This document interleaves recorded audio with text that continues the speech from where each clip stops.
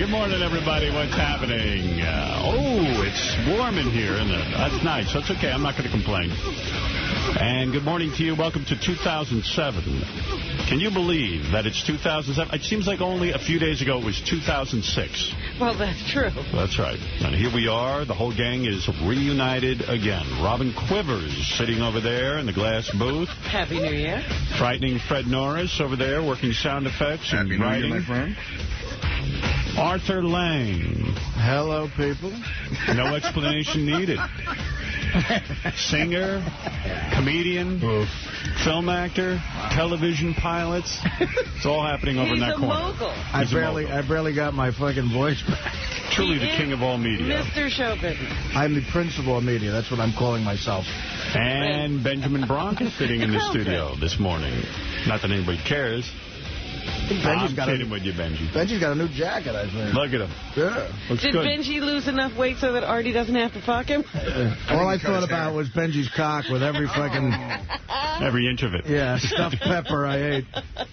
Well, it's a one-year anniversary here pretty much at, at 1907. Well, not quite. Yeah, year two, man.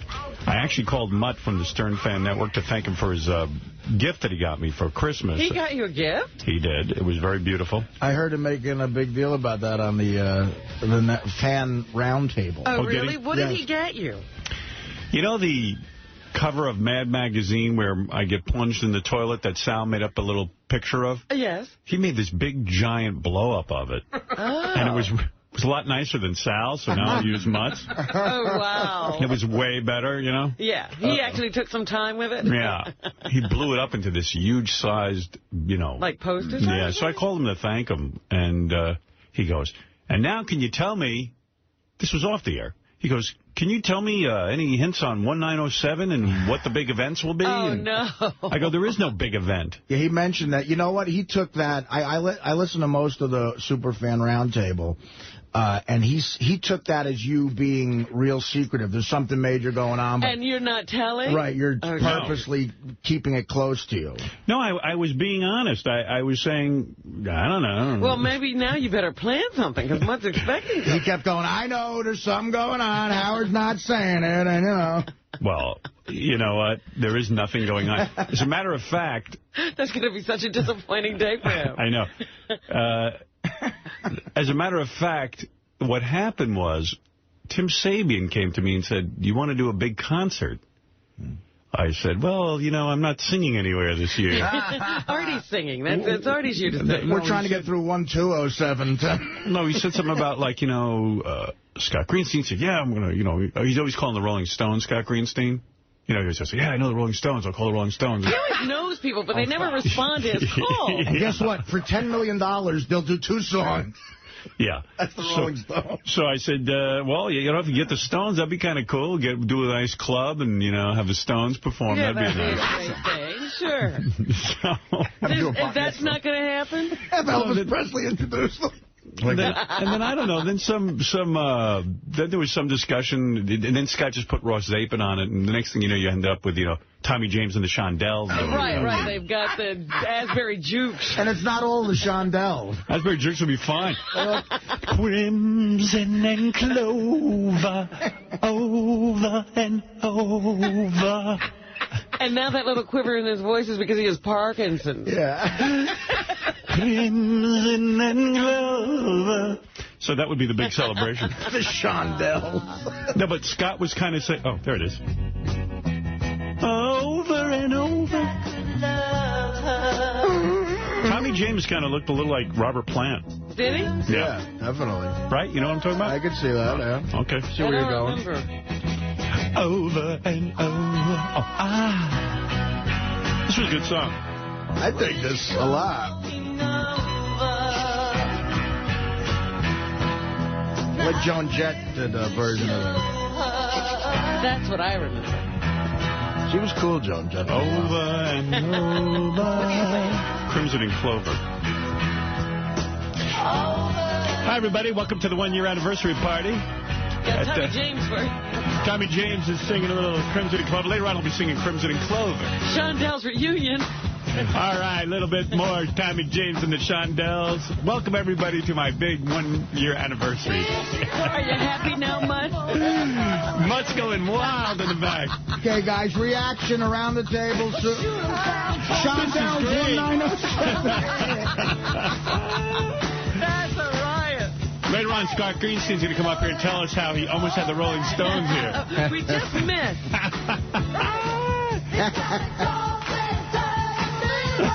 Joey Booth's reaction to Tommy James and the Shondells. I think it's bullshit. I think Howard should have had a much better anniversary. Since I stopped drinking, I'm not funny anymore.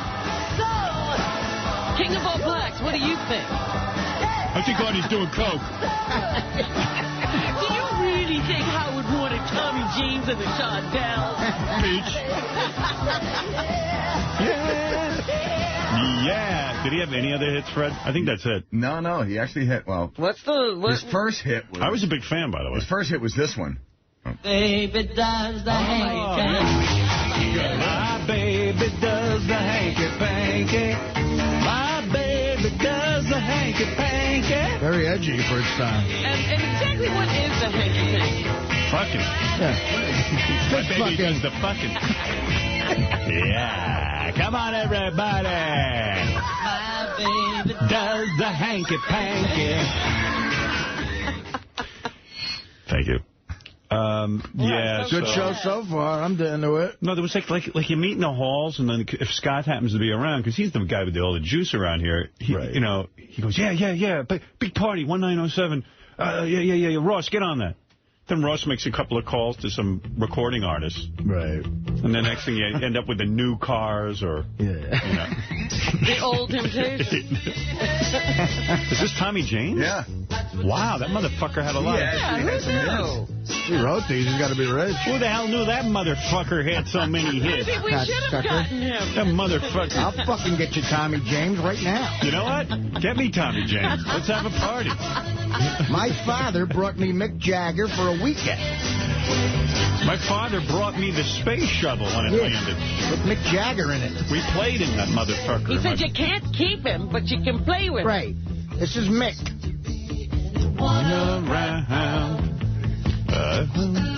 This was remade. Can I give you one of my stupid facts? The guy that wrote most of these songs is Joan Jett's manager. Clear your voice. I can't. Come on.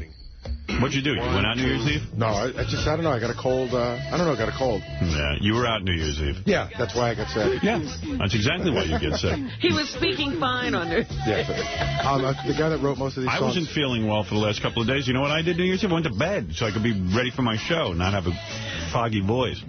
The guy that wrote most of these songs is Joan Jett's manager, which is why she re-recorded a lot of them. Oh. So he keeps making money off So it. he's the one who makes all the money. Kenny Laguna. He did. She did Crimson and Clover. I think she did like 2 or 3 Tommy James songs, but he wrote them.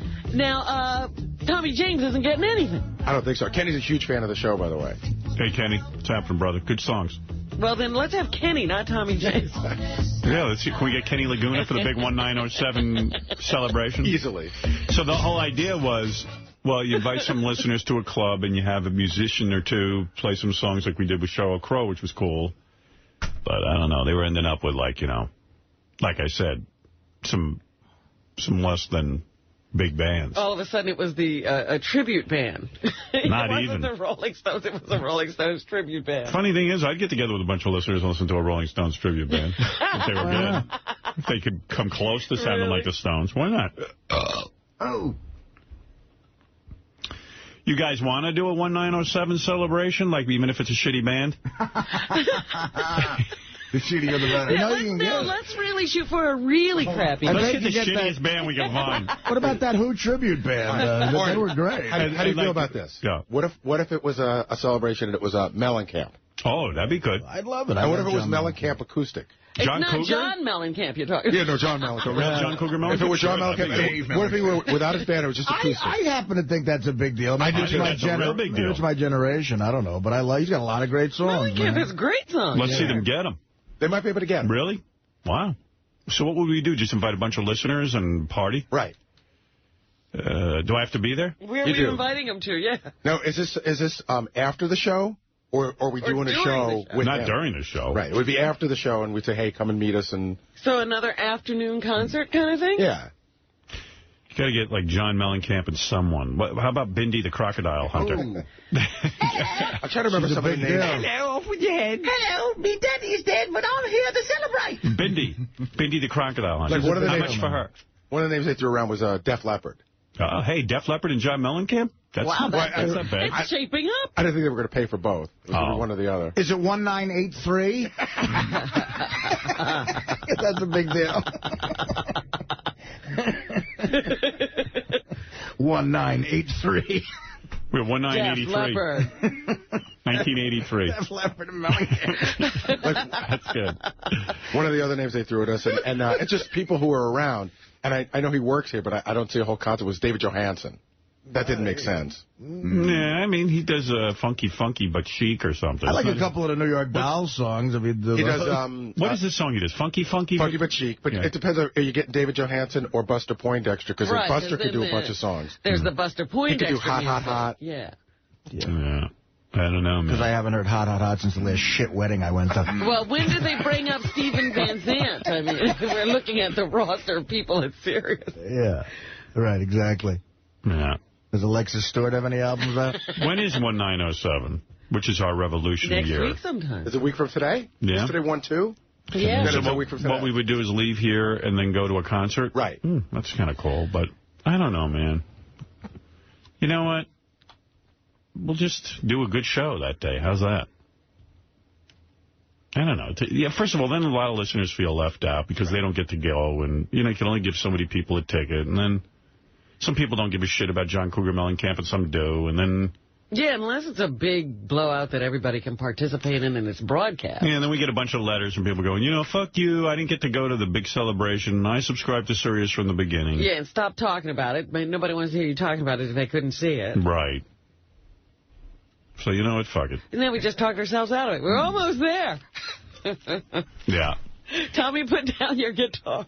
Mike, you're on the air in New York City. Welcome. You were the first caller of the 2007 year. Hey now. Hey now. The Kimmel performance, awesome. I loved it. Thanks. Most people thought I was really in Los Angeles with him. Well, was it? Get out of here. Yeah, everyone Everybody was fooled? And I said, well, what did you think? I was tongue-kissing Jimmy? I thought that technology was pretty impressive. I mean, I knew you weren't there, but I mean, it was impressive. The funniest thing I did, though, they didn't show. I smashed that picture he gave me. Like, I took it and smashed it up. I didn't see it. What picture? He gave me a gift of a picture of him, big, giant picture. And, Did you do that live? Or? Yeah, well, no. It was taped earlier in the day. And I was bumming out because it took them so long to get that effect going. And I was just like, I want to get the fuck out of here. Oh, so you had to wait around for special effects? Yeah, well, they made it look like I was sitting right on set with Jimmy. It was pretty impressive. And I'm glad I sat around and waited. But it did look good. It looked kind of cool. But yeah. And they did have an audience in a place in Los Angeles somewhere? Yeah. Just to see that happen? Yeah. That's funny. Yeah. Hey, dude, you got to be impressed with your stature there, man. I was very pleased to do it, but... An audience gets together to see you not even there. They're looking at an empty room. Well, I did a trifecta. I did the Letterman show, then I did the Conan show, which I didn't get to talk to you about, and then I did the Jimmy Kimmel show. And it was like... It was still a lot of radios, you think? I wonder, because I was under, I was under pressure because everyone... Like, whenever they come up with marketing strategies around here, the main marketing strategy is Howard will go on Letterman and promote. So this year I put my foot down. I said, I'm not doing Letterman. You guys buy a bunch of TV commercials, Then the TV commercials came out. They barely put my name in them. I went, what kind of fucking marketing strategy we'll is that? show you. We won't put your name on the commercial. Yeah, but I was like, well, since I'm the guy selling them radios, Right. They've determined that the major difference in the consumer's mind between XM and Sirius is that one has Howard Stern and the other doesn't, and they're not sure which one has Howard Stern. Why don't you fucking put my asshole and face on there? It seems that you would want to try to link the two. Yeah, it might be a good marketing strategy. So I started seeing the marketing strategy. I said, well, I guess I better go on Letterman. And everyone goes, yeah, you need to go on Letterman. So I'm in your exact tell. I'm doing Letterman tomorrow. Oh, there you go. So, oh, you're kidding. It's tomorrow. Yeah, and then I'm doing Conan next week, and then I think I'm doing Kimmel the week after. Oh, good. You're kidding. Well, then From Miami. Jimmy, I'm doing stand-up at the Miami South Beach is having a comedy festival. I think Jimmy's doing a week of shows down there, so I'm trying to get on that. I think I could do it. Yeah. So I'm doing a similar trifecta. But you're doing yours in like 3 weeks. He did it all in 1 week. That's too much stuff. Big difference. That's too much stuff to do. Hey, Howard. That's too much small talk to make. But I didn't see the Conan. I heard great stuff about it, but I loved Kimmel, and the Letterman was great. Well, it sounds like you were 3 for 3. The Conan was great. I saw the Conan. Well, it was hard with Kimmel, only in that I wasn't in the room with him, and I couldn't... It was really interesting, It was interesting effect that we tried to come up with, and Jimmy's guys were great. Happy to be there with you involved with it. You could tell. Yeah, and Jimmy was great, and, you know, it was... And Conan show was a lot of fun to do. Yeah. I had a real good time doing Conan, and Conan comes back there, he talks to you a little bit, and, you know... He's way friendlier than other guys. Yeah, and he even thanked me. He said, you guys were really shitty to me when I used to come on the show, but... You were the only ones who would have me on. I know. He doesn't come on anymore. I remember the look on his face the last time he did the show. Those were classic appearances. He walked out a little disappointed at, you know, not having the status, not to be goofed on. Yeah, he said to me, he leaned over during the commercial because I really want to thank you, you know, for always being so, you know, he goes, you were shitty to me on the show, and you guys were really mean, but no one else would ever have me on any shows. Yeah. And you guys at least had me on, and I went, oh, you're welcome. Because, you know, I was just like, wow, that was sort of weird. But, you know, and then I felt bad because Conan's a nice guy. And you know, he always does a good interview with me and gives me a lot of room to do my things. So. And he is a fan of yours. You're going through a phenomenon now where you're being a guest on talk shows hosted by fans of yours. You know, that must be kind of an odd thing for them. Speaking of promotion, can I promote my site? Yeah, hold on, but you were talking about, so everyone came to me at Sirius and said, well, you should go on Letterman, like that's going to sell 10 billion radios. Right, all you have to do is go on Letterman? That's it. That'll do it. So I go, well, in that case, if I don't go on Letterman and they don't sell 1 billion radios, then I'm a piece of shit around here. Right. When you're on Letterman, Letterman's getting the favor done. You know what I mean? Yeah. Like more people are watching Letterman because you're on. Right. It's got nothing to do with you. Yeah, Jimmy sent me a note. Said it was the highest ratings I think we ever had. I'm sure. Yeah. So anyway, I said, you know what? Fuck it. If I'm doing Letterman, I'll go do Conan. And Jimmy's been after me to do it, and I feel like a shithead because I know Jimmy personally. I said, well, I'll do Jimmy's show too. And I said to Jimmy, though, it'll be really lame if I'm just on some screen. So Jimmy's guys came up with the whole thing about, you know, we worked with them, and they came up with this great thing where you sit there and you look like you're on. And then I leaned in and I could make out with them and do, you know, weird shit. Yeah. Yeah, it was kind of hard to do because I couldn't really talk to him. I couldn't hear him. Yeah, always with that long-distance stuff, you have a little problem. There were so many technical problems. I couldn't hear a thing. So, are you totally against going to L.A. ever? Again? I wasn't against it, but I wasn't going to fly out there just to do Jimmy's show. Right. You haven't been there in a long time. I mean, I was anxious to start vacation. As far as how it's concerned, L.A. doesn't exist. Right. L.A. got blown up at 9/11. Actually, you probably haven't been since 9/11. I haven't. No. So, like, I'm not going to L.A. That's because... where the plane struck. Right. It's gone. Well, I don't know how long it took for them to figure that out, but it looked really cool. You guys looked like you were having fun. It was a good interview, you know. It was cool. It was fun. And then I was reading on the Stern Fan Network which appearance was the best. Which was the vote? There was a lot of debate, but everybody liked all three, so that was good. It sounds like you were 3 for 3. Yeah, it was good. It was good. I don't know. I just go on and talk, and I had a good time.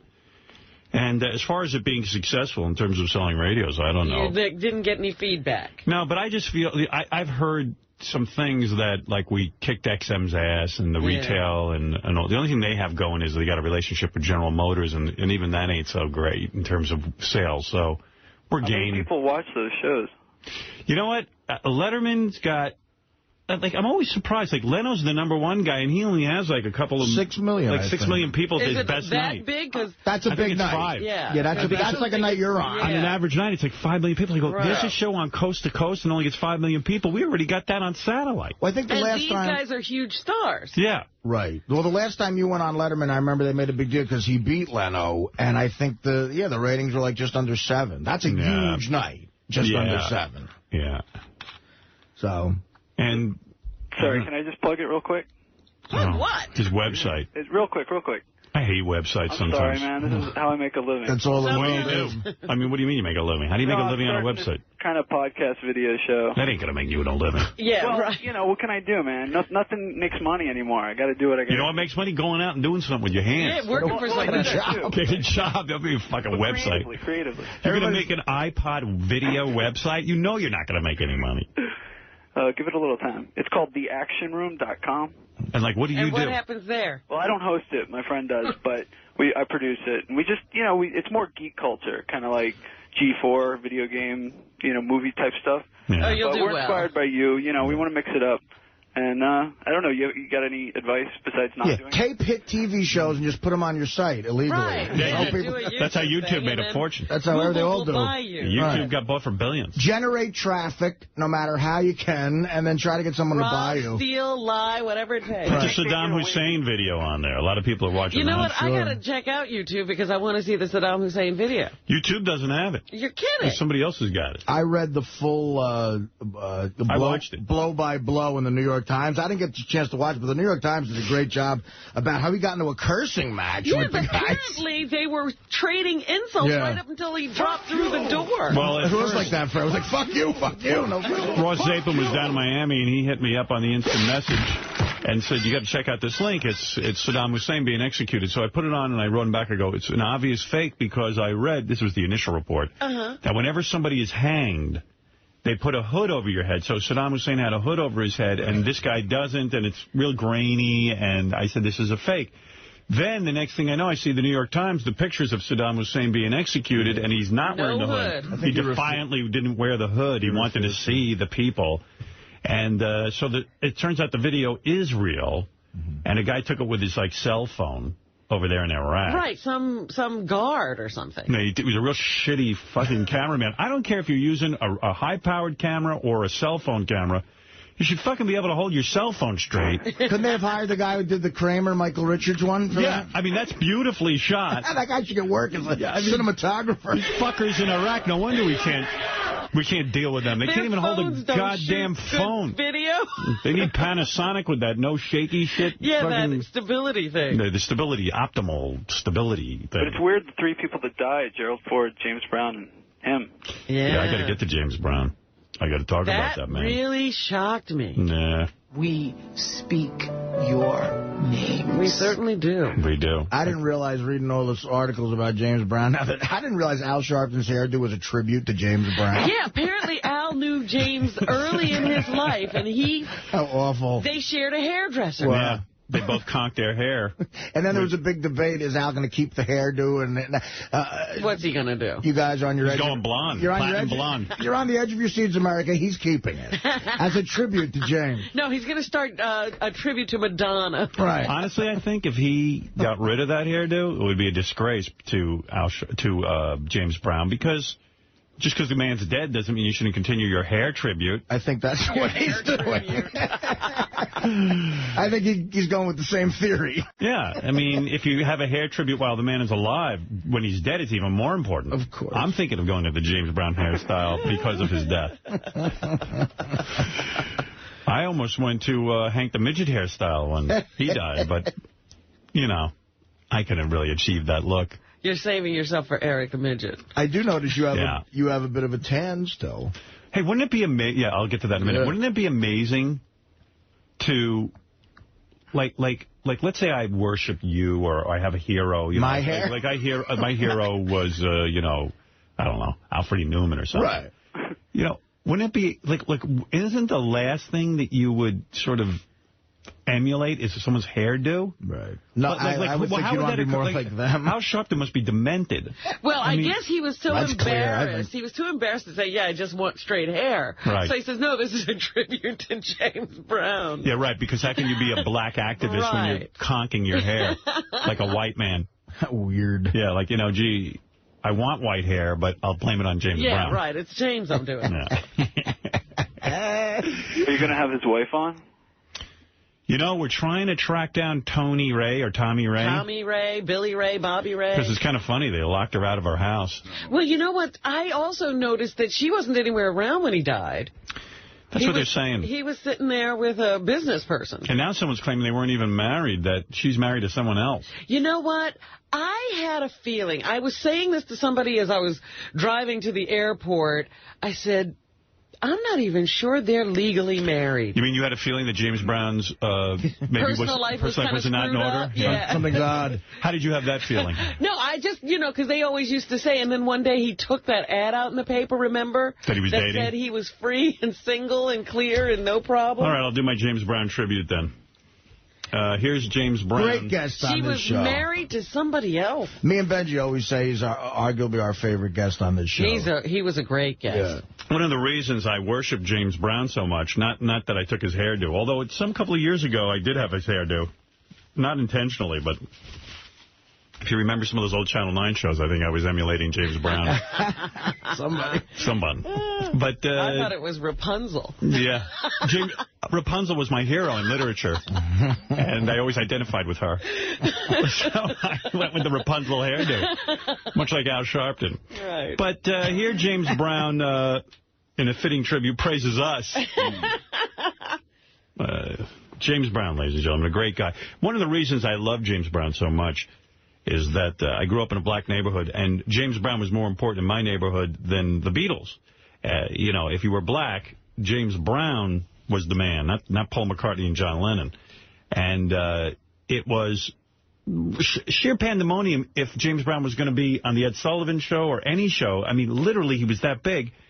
And so he became very important to me, and I always enjoyed his music. I mean, he was the only guy I could think of in music that could take the word hot pants and make a hit song out of it. Well, yeah, we used to say, James, you say anything to James and he can write a song about it. Just feeling good. Yeah. He made popcorn, the word popcorn into a song. And hit me, popcorn. And then he made popcorn versions 1, 2, 3, and 4. Yeah, popcorn had a lot of issues. It's like that great Eddie Murphy stand-up bit where he goes, "Ah, that's a James Brown lyric." Didn't ever go, "Ah." Right. Yeah, hot tub. That was the Eddie Murphy bit. Oh, that's right, when he got in the hot tub. Hot tub. Make yourself, ah. By the way, great and Dream. I took my mother and sister to see Dreamgirls, and he's the only reason. I mean, God forbid every broad sang as good as that chick. A chick singing when they're mad at you like that. She sings every time they're mad at you. Right. That would make me want to shoot myself in the head. And I'm sure people would appreciate her, but God, is Eddie Murphy great in the movie. Yeah, everybody was talking about his performance. He's good. Yeah, my dad called me up when I was on vacation. I went to Mexico. That's why I look a little bit tan. You look good. My daughter goes, "You're so lucky you're tan." And I said, "What is lucky about tan? I spend the entire vacation hiding from the sun. I wear a hat. I sit under an umbrella." You must get some, because you do look... I don't know, for some reason... If you walk anywhere, at that time of the year, it's so warm down there and the sun's so bright. Right. Yeah. I guess you get some color. Yeah, so I look a little bit healthy right now. But you know what? I was down in Marco Beach for a little while, and, white people are going to ridiculous lengths to stay out of the sun now. Yeah. Now that's their excuse for wearing the goofiest. Yeah, right. Melanoma. Oh, my God, my hat is so goofy. I wear a big, giant Woody Allen kind of hat. Oh, no. You know how dumb he always looks? Right. But except he wears it indoors. He wears it like the Knick game. Well, in the 70s, he just didn't take it off for a while. Yeah, well, and then Dick Cavett started wearing the Woody Allen hat. Now I'm wearing it. You've gone to the goofy hat, too? I'm wearing the weirdest, goofiest fucking hat, but I don't give a shit. I look like a fucking scarecrow, I swear to God. Why are you out like that? You know that hat on The Wizard of Oz that the scarecrow wears? That's what my hat looks like. Well, that's what I was saying. I see these big floppy brims that, you might as well put a beekeeper's net around it. It's so wide. Yeah, well, you know what? I've seen my dad and my mom, especially my dad, go through some of those skin cancer things on his face. Brutal. And they dig in, and I'm just like, you know what? Yeah, it just scares the shit out of you. And I'm like, you know what? I don't care about being tan. I got a good-looking girlfriend. That's the thing. Like old Jews and old Italians, sun worshippers. I have uncles who are just sun worshippers. Yeah, like bronze, right. Oh, I mean, so you look like big fake white teeth and the tan. And it's unreal. Yeah. Well, anyway, so I went down to Mexico and had a nice week. That's cool. Then I had a week with the kids and, and various things I had to take care of. So I, You know who I met there in Mexico? Who? You know the guy on the TV show Heroes who plays the older brother, the politician? Oh, yeah. That's, what's her name's husband? Natalie. So yeah. I'm sitting by the pool, and someone comes up and bothers me, and immediately, like, oh, what the fuck is this? Like, oh, no, not here. And then it's... Adrian Paz. Yeah. Well, it was Natalie Maines who bothered me, and I said, oh hey, Natalie, that's cool, From the Dixie Chicks. That's cool. Yeah, they're nice. They're nice when they come up here. She was down there? She was down there, and then I didn't realize her husband was on Heroes, Adrian. We kept telling you that. She said he got a job, and I said, yeah, he showed up on Heroes. Didn't register with me, that was her husband. Yeah. So I was talking to him. He's a real nice guy. I was trying to teach him about that internet chess site I go to. He's a chess player? Yeah, ICC. Chessclub.com. Why wouldn't you take out a board and start playing with him instead of telling him how to... I don't know. Yeah, I'm not going to sit by the pool. It's kind of gay. I got my book, Chess for Dummies. Somebody gave me a gift. Good. You're getting ready, huh? Maybe by August I'll be ready to challenge. Can I be honest with you? There are 2 beginner books, and the best one is Idiot's Guide to Chess. Oh, yeah? Yeah. All right. Better than Chess for Dummies. Chess for Dummies is not great. I'll go from dummy to idiot. Chess for Dummies is dummy. Idiot's Guide to Chess is the best one. All right. I'll check it out. All right. And you can actually play chess after reading that book? No. Well, it gives you a beginning understanding. My goal before 190 or 1910, I guess, is to have a bonding game of chess with you. Oh, great. Let's see what happens.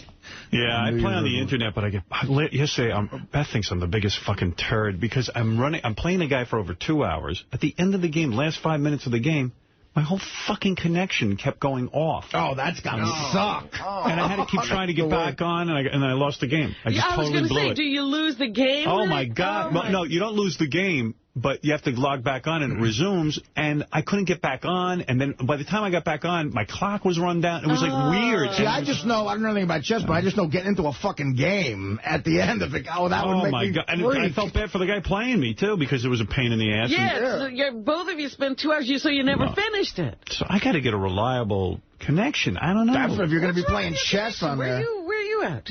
I don't know. I don't know where I'm at. I don't know. That you can't connect. I don't know. I'm fucked. Fucked.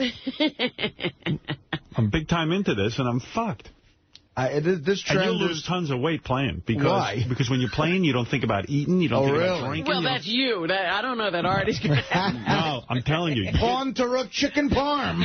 No, you'll get so lost in it that you literally will not even think to eat. And I got to say, that sounds so wonderful to me, to get that lost in something that has nothing to do with work or earning money. You're acting as if Artie will develop the same love for chess. You might. You never know. I'm hoping you do. I am. It's therapeutic to me. It sounds therapeutic. But that is not necessarily going to be the case. It is the greatest game ever played.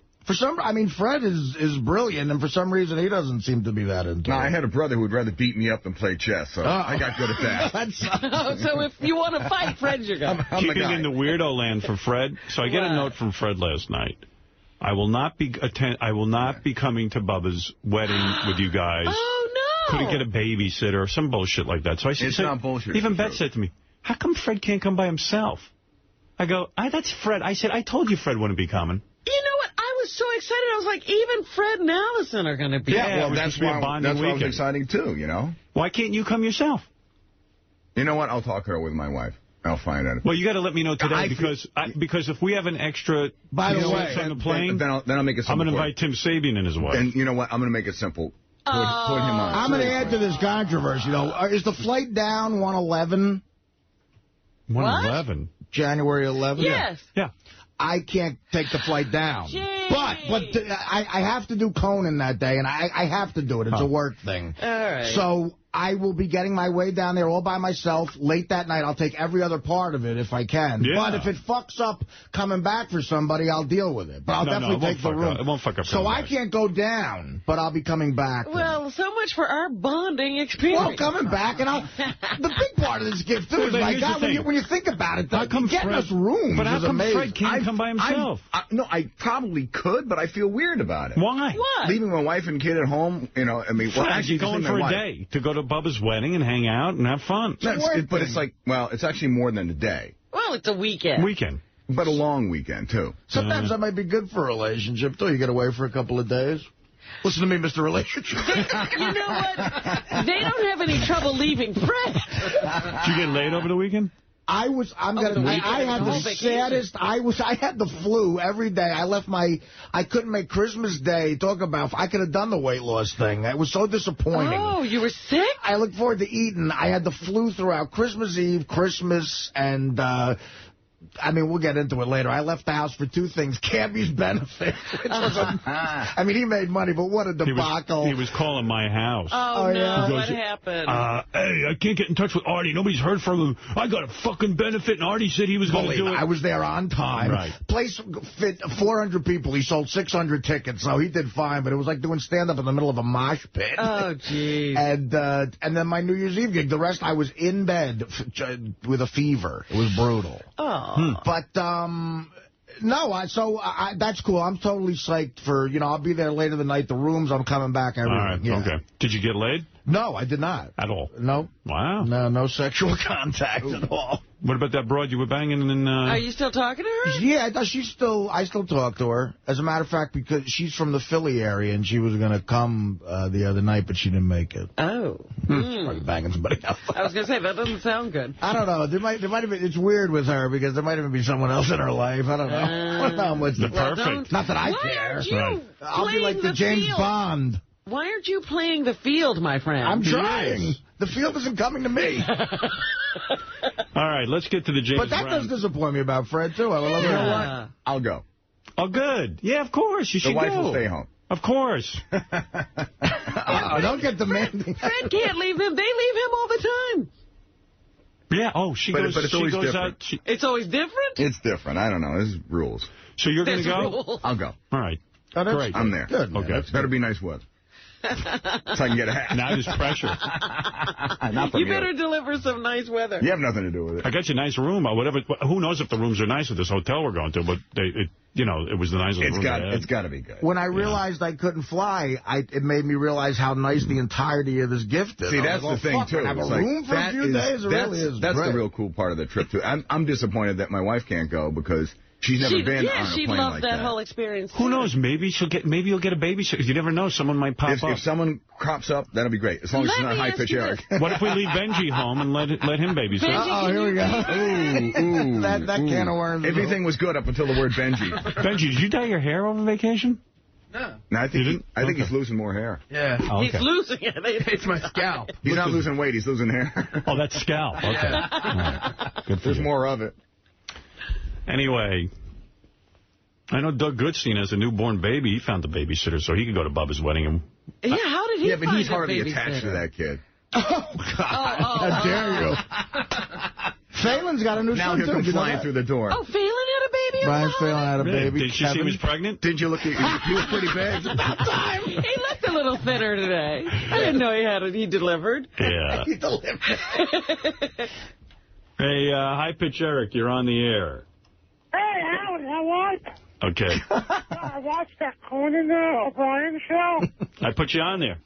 Yeah, I saw that. Oh, what'd you do with him? Oh, did you have a clip the or Daily something? Law. Yeah, I showed the U-Lock. Oh, that's great. Got big laughs. I'm sure. That's great. Everybody at Stanford Network loved that video, too. Yeah, it was good. And I watched the Jimmy Kimmel show. Jimmy loved that Rapper Granny video. Yeah, they showed as much of it as they could. When you mention High Pitch on one of these talk shows, forget it. I see how he is with other people in his world. I've overheard it. Oh, God, he becomes a diva. Oh. He's really like, he's arrogant. I was mentioned. Yeah, he's like, well, whatever, you know. Well, that must have been big for him, too, because he's a huge Jimmy Kimmel fan. Remember, he had that whole crush on him. No, I mentioned him on Conan. He was actually on television. Like, you saw him, too. Right. It was disgusting. You didn't play him on Kimmel? Because that would have been the ultimate. Nah. I played him on Conan.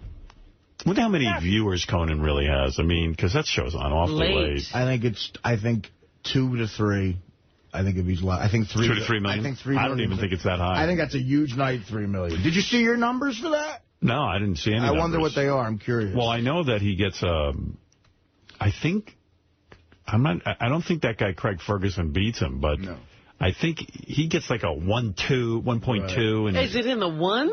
Yeah, it's late. I mean, I don't know. I don't understand how the ratings work. In other words, you would think at that time of night he'd have all the ratings. Because Craig is unwatchable. You know, I mean, nice guy, but I've tried to check that out a couple of times. That show is unwatchable. He's one of those guys, he seems like a nice enough, witty guy, but you go, why would I watch this over anything else? Yeah. But for a while, I know Jimmy was actually losing to Ferguson, but now Jimmy, I think, is beating him a little bit, but behind Conan. I think Conan's like a solid 2-something. Yeah. You know. All right.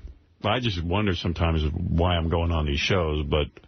Again, there's no Ed Sullivan show these days. No. I mean, you went on Ed Sullivan, you would sell radio. Everybody saw you, right. I mean, well, network television isn't even what it used to be in those days. Now, again, you're helping them.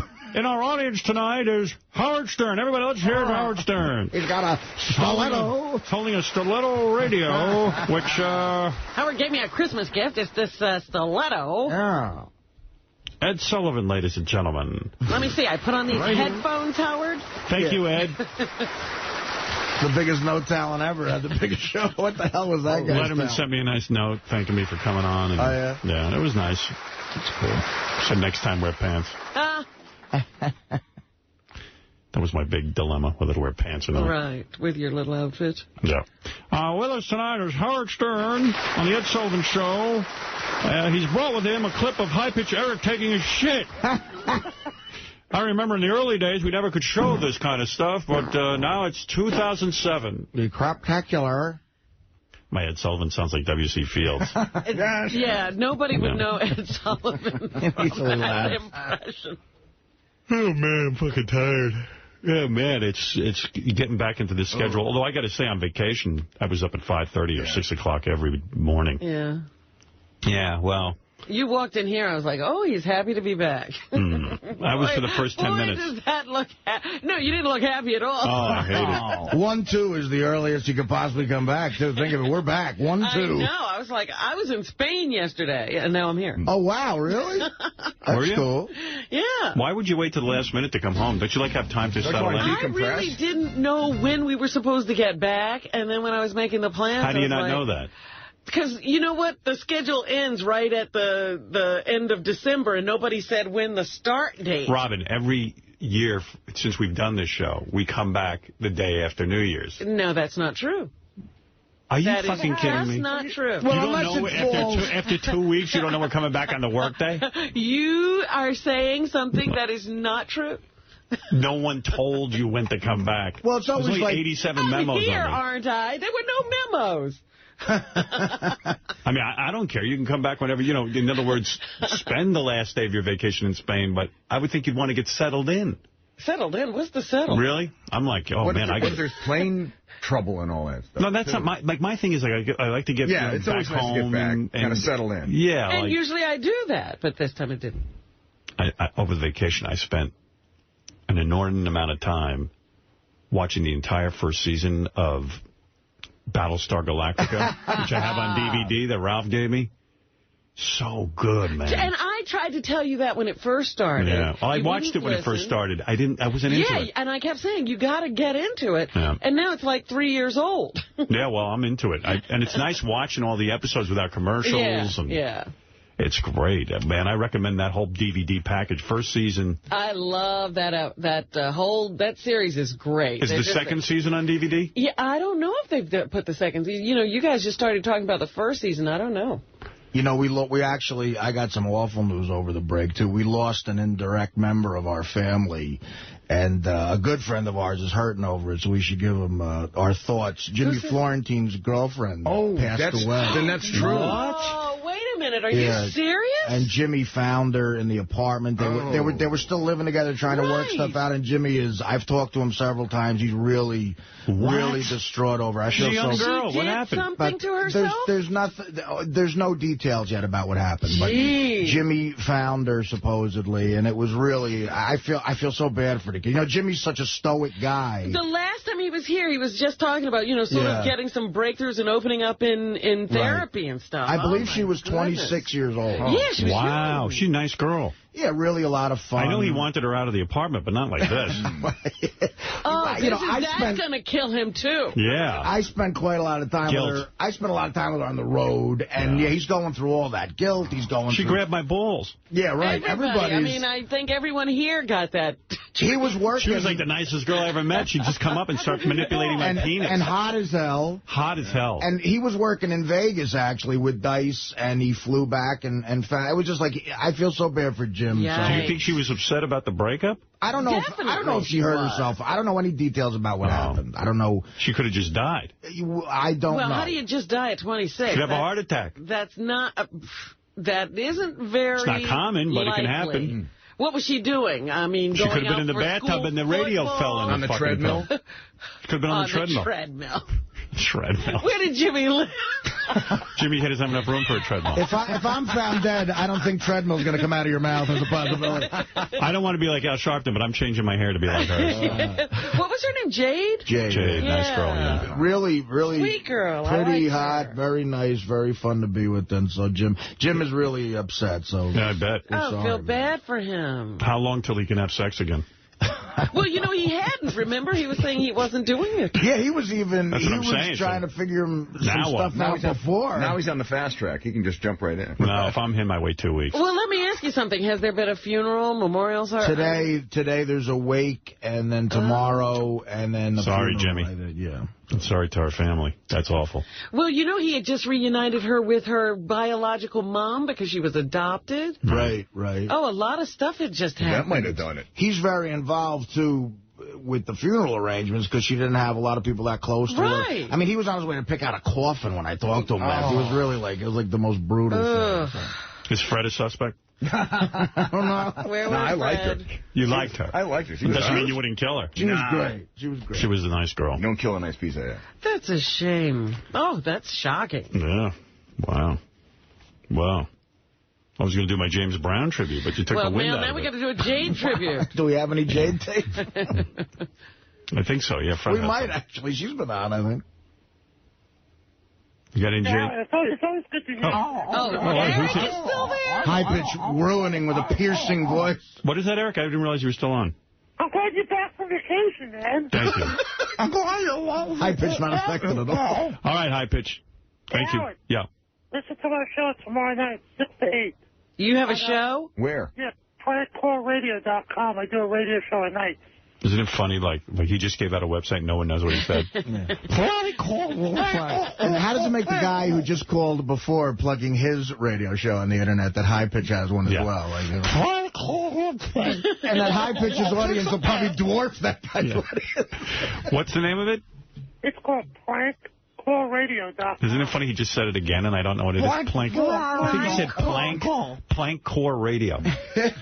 Did you say plank? Plankton Radio. If we talk about boats. How to clean the bottom of. I talk about barnacles. What is it again? It's PrankCallRadio. PrankCallRadio.com. Yeah. Prank. Yes. Fucking retard. You can't even understand you. I was eating something. That's why my mouth was full. What are you shoving in your mouth? Romaine and boneless spare ribs from Sun. Still don't know what he said. What did he say? He said, Romaine and boneless spare ribs. 6:48 in the morning. Where were you to get I feel like Jack LaLanne talking to High Pitch. At least he didn't say human remains. Yeah. Yeah, like you're critiquing what he's eating. In about 15 minutes, you're going to be hitting the vending machines. The same thing. One of the listeners sent in this picture. It's great. Here's, he said, well, now that Artie isn't dating Dana, right? Who's he going to be dating? And then it's a big picture. It says Happy Holidays, and I sent out a picture of me and Beth. And here's Artie with his new girlfriend. It's a giant devil dog. Wow. I'll tell you what, she looks good in black. It looks like a big tuxedo. Oh, yeah. You're like goofing on him for eating lo mein. Well, he's the only guy I think I can possibly goof on. You unhealthy fuck. I bet you load. You're such a load. You're such a load. You eat lo mein, you fat fuck. Why don't you have something nice? Why don't you have like a chicken parm or something? What about regular breakfast? Can't believe you're eating a whole bowl of ribs, you pig. Why do you have Famous Amos with a donut? I'm hungry. Why do you have a Hawaiian punch today? Come on, live healthy. I can't believe Jade has gotten high pitch of lives. Yeah. Yeah, you're thinking she had a heart attack. Right. Yeah, high pitch of that heart attack. Get a heart attack. High pitch is usually going to explode. You know, I was reading this book, Why Do Men Have Nipples? It explains weird shit. And that's funny. I was just reading the same thing. Yeah, and it said, I was taking a shit. That's when I read that book. That's the best part. And it says, you know when people say they explode, they ate so much I'm going to explode, is it possible for a human being to explode? And the answer is no. But people have, very rarely, but people have been known to blow up their, like, gastrointestinal, their stomach. Oh, the stomach will blow up. Yeah, you can literally blow out some veins and shit or something. That great, I don't know. Monty Python movie where the guy does explode. Yeah. That's what they said. Can you literally explode? And they go, not like that, but you could burst something. Well, you know, I think remember that movie 7? Yes. The first victim, I think they gorge them to the point that they do that. Right. Yeah. Well, so high pitch is on prank something. Prank call. Prank call. Backslash net. Yeah. What'd you eat? What radio you on? Romaine. What are you doing today?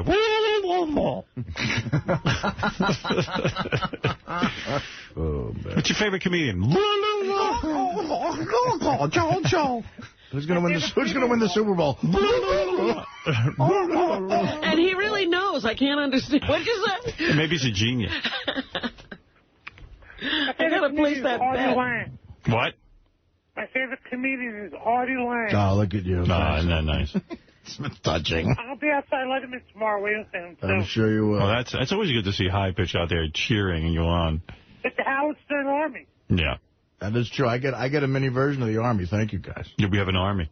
Like Bubba. And Bubba has an army. I spoke to Bubba. I called him. Wish him Happy New Year. Yeah. Nice. How's he doing? Is he ready for this wedding? Is he nervous? Does he talk about it? Yeah, he's ready. Yeah. Wedding jitters?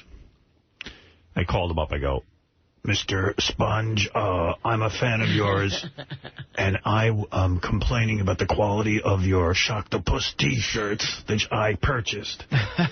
He goes, who the fuck is this? What's your deal? No time for this bull crap. I'm getting married.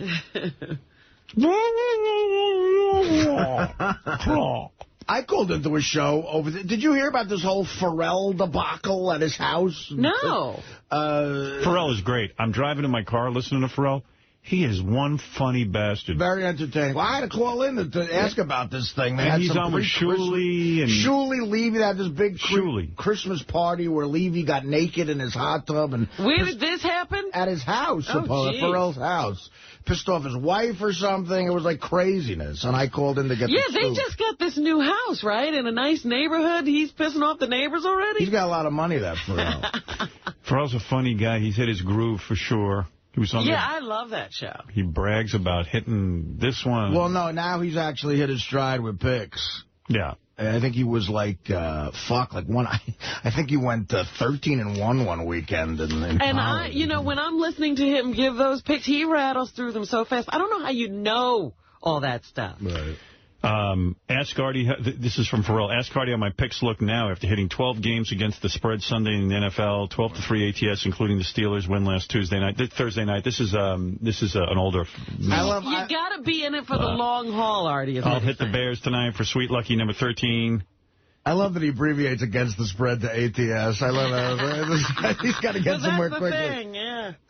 No, look, the guy hit a stride. I'll give it to him. And he picks him in an entertaining way. I did, and the Yankees got rid of Randy Johnson. I thought he was insightful about that. I like his show a lot. Yeah. I was going to do my James Brown sort of tribute thing. Well, there's so many things on the table. Now there was a big party at Pharrell's house. And some nuttiness happened. It was just like, and listening to him describe it, I had to call I love living through some of Levy's crazy stories, because Levy's like my own personal Jerry Springer show sometimes as well. All right, let me. Howard, to the nice brown tribute. All right. Thank you. Yeah, I know what to do. Don't Eric worry. is still there. Thank you, High Pitch to Cordova. Thank you, High Pitch. Howard. Love you. Thank you. You're the man. You too. Okay. Not really. But I do like High Pitch, Eric. You do? Not really. Yeah, I do. No, you don't. You like the idea of him. Yeah. Did anybody actually make any New Year's resolutions? I didn't. I forgot about it. And I made one that if I can somehow do this, my life will change. No soda. No soda? If I could somehow do this, I swear, it's an addiction I have at this point. You got to see my garbage is filled with Pepsis and Coca-Cola. If I can cut soda out of my life, I think I'll add years to my life. I think I'll drop weight. Will you include Hawaiian Punch and stuff like that? Or is that considered juice? That's sugar and stuff. Yeah, that's soda. I can't substitute it with that. You know, it would be all that shit. Everything carbonated coming in a can. Is under the title of soda. Yeah. I have to. I'm so wanting to. I doubt I'll do it, but that is my thing. I said it out loud. Right. Yeah. No but more you soda. said it out loud here. Right. Well, I've watched enough dieting shows and makeover shows that I know I know you drink like 6 or 7 sodas a day. It's an addiction. It's insane. That if you stop the soda entirely, you're knocking out almost 2,000 calories a day. And I'm totally one of those guys in that neighborhood. Well, if he's drinking 6 or 7, that's more than 2,000. Yeah, I'm being conservative. Yeah. And then you add that up for the week. That's Every almost meal I have 10 million calories. Yeah. You're now in negative calories. Yeah. Dude, you skip a soda, just one soda a day, you'll fucking be ahead of the game. I'm trying to do. Yeah, cut it in half. No, but you probably have to kick it cold turkey. And the diabetes thing you got to worry about with soda. That's the other thing. My old man was diabetic, so I'm all fucking worried about that. So that's why I said definitely no more soda if I can do it. So. Yeah. Well, I made one resolution. I want to run the New York City Marathon. Oh, my God. No. Don't. Just to see if I can. I mean, it's like one of those things. That sounds impossible. You can't 26 point whatever miles. I'll hand it to you, Quivers. You do come up with these different projects. God bless. Can I tell you something? Here's the answer. You can do it. You see these old fucking ladies in wheelchairs do it. How long will it take? The fact of the matter is it's just going to be totally annoying to do. And you know what? And you end up gaining weight, too. Get out of here. Everyone I know who runs these marathons, they eat like a fucking horse. A lot of pasta. They're like, I can eat anything I want. Oh, stop. The chick in my movie, Cara Buono. Yeah, she was here. From the movie till when... Now, she was in good shape for the movie. She runs every year. It's so annoying. My God, did she get in by the premiere? She was rock hard. I go, what are you doing? She goes, I'm getting in shape to run the fucking... See? But she gains weight from muscle, she said, actually. Right. She gets, and it's a ton of carbs and everything. And whatever. So, don't do it, please. Oh, here we go. You're not going to be able to do it. Again. I'm not going to be able to do it. Thank you. You'll do it, but you'll do it half-assed. Your time will be like 5-something hours. It's well, that would ridiculous. be good for me. 5 hours to do 26.4 miles? At least you could walk it in 5 hours. I could not. Don't do it. It's a waste of time. You know? See, I was feeling all good about that. I'm like, hey, you set yourself a goal that seems impossible to do it, Robin. It's annoying. And you accomplish it, that's a great thing. Everyone will be annoyed. Do it.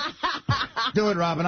You know what? I'll have a liter of soda in my hand while you're crossing the fucking finish line. We'll cheer you on. I got a big day, too, for me, actually. The Beer League DVD hit stores today. Is that right? Yeah. All right. 1209. You know what? I saw it in one of those, like, some of those entertainment columns. Really? They were talking about your DVD going. Tons of Going extras. to DVD. Yeah. Oh, the extras are amazing. Extras. What do they say on the roast? The only extra that Artie should have on his DVD. Who said it? Oh, shit. It was a great line. You know what? I was driving in my car listening to the Artie They replayed my roast yesterday. It was the after show was even funny. It was a great day. Anybody remember the line? The only extra Artie should have on his DVD is... I remember almost all of them. I'm trying to think. It's a good setup. Oh, it's so good. And I think it was either Lisa Lampanelli or Rev Levy. Somebody said the only extra Artie should have on his DVD. You don't remember the punchline? Is no, I never do. Extra cheese? I don't know. No. It was way funny, like you wouldn't expect. Not a food reference. Anybody remember it? No? Okay. I'm trying to think, because I heard most of it yesterday, too, driving around. Yeah, Gary's usually good at that stuff. He doesn't. Yeah, it hit stores today, and sit-down interview with Ralph Macchio. Nice. How's that fucking sound? Yeah. I think the punchline to the joke is the only extra that Artie should have on is an apology. Is it something like that? Yeah, something like that. Yeah, it was good. That was an apology. There is one. I taped one. It was an apology. I want to apologize. It was good.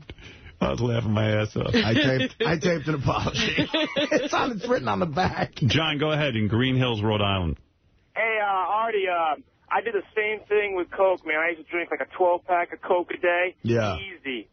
And I stopped it. Fucking cold turkey, went to seltzer with, like, flavored seltzer, whatever. You want to know something? I got a hint for you. This guy's right. I've been drinking. Dropped like 15, 20 pounds. I'm sure. I've been drinking, I take Perrier, and I put a spritz of, like, cranberry juice in it. And, of course, there's no way to kick of soda, but it does taste good. And what's with Perrier? Is that not no sugar? It's carbonated water. It's no sugar. Yeah, but it's good with a little spritz of cranberry juice, and you know what? It tanks you up. And I'm actually afraid of going through withdrawals. Like, that's how crazy addicted I probably am to it. No, I did, too. I went through for like a week or 2 weeks. I was, like, having problems with Coke, and I was like, shit, I need a Coke. Right. And you just get past it, you know, like now I'm like, fuck it, you know. I didn't deprive myself of Coke. I had like one every like 3 or 4 days, but... Well, it does have caffeine in it. Difference. Yeah, that could have something to do with it. See, but not today. I had a coffee. I mean, everything is... I mean, I have to have coffee. I can't get... Nobody's saying you have to kick everything. Right. We know with you. One thing at a time. Exactly. You know what I mean? Exactly. Nobody's looking for a miracle.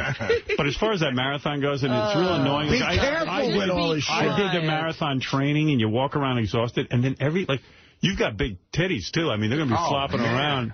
I get worried for her. I'm like, what's going to happen? You're going to kill her knocked in the head. Like a Kennedy. I'll get beaten. That titty will bang her right in the head and knock her out. This is why all the Kennedys go. They get all these rich activities, and then they fucking end up... Can I tell you something? So when you run, you know, like if you do anything over 8 miles, I did like 12 miles a lot. Uh-huh. So I'd come back bloody from a 12-miler, and I wonder why... Bloody? Yeah, I wonder why there was blood. And the blood was like I wear earrings. Yeah. Just the repetition of going up and down, my ear would start to bleed. You're kidding. Like literally weird shit starts to happen. Wow. That would freak me out, knowing that there was an earring in my ear jogging that much. That ever freaked you out like that? Like no, you never think about it. But then with the 12 miles is what does it. Whatever you're doing wrong kind of gets exaggerated. Right. Like my nuts would hurt, my fucking everything would hurt. And I just don't, Robin's big titties. It's just going to be... Yeah, it's going to be, oh, my God, I have a titty problem because of the repetition of it being jostled. Her nips are going to hurt her. Oh, my nips used to bleed. God. I'm sure. Well, I know Gary used to have that problem. Yeah. Remember Gary with the irritated nipples? My nips are bleeding. And, he was gross. He had Band-Aids on his nips. The great irony is marathon runners look so unhealthy. They look gaunt. Right, yeah. They look like they're near death. The experts, the professionals. I used to see guys I'd run with. They would cut 2 big holes by their titties in their shirt so their nips wouldn't get rubbed. Oh, that's gross. They'd be running with their nips out. You know what I did? Power walkers are even worse. I would rather die of a heart attack at 40 than ever look like a power walker. Power walking is the gayest thing. And not only that, it's exaggerated walking. It's not even good for your hips. It's so dumb. Run, you fuck. When I was having the nipple problem. Just run. Run or walk. Do something. Right.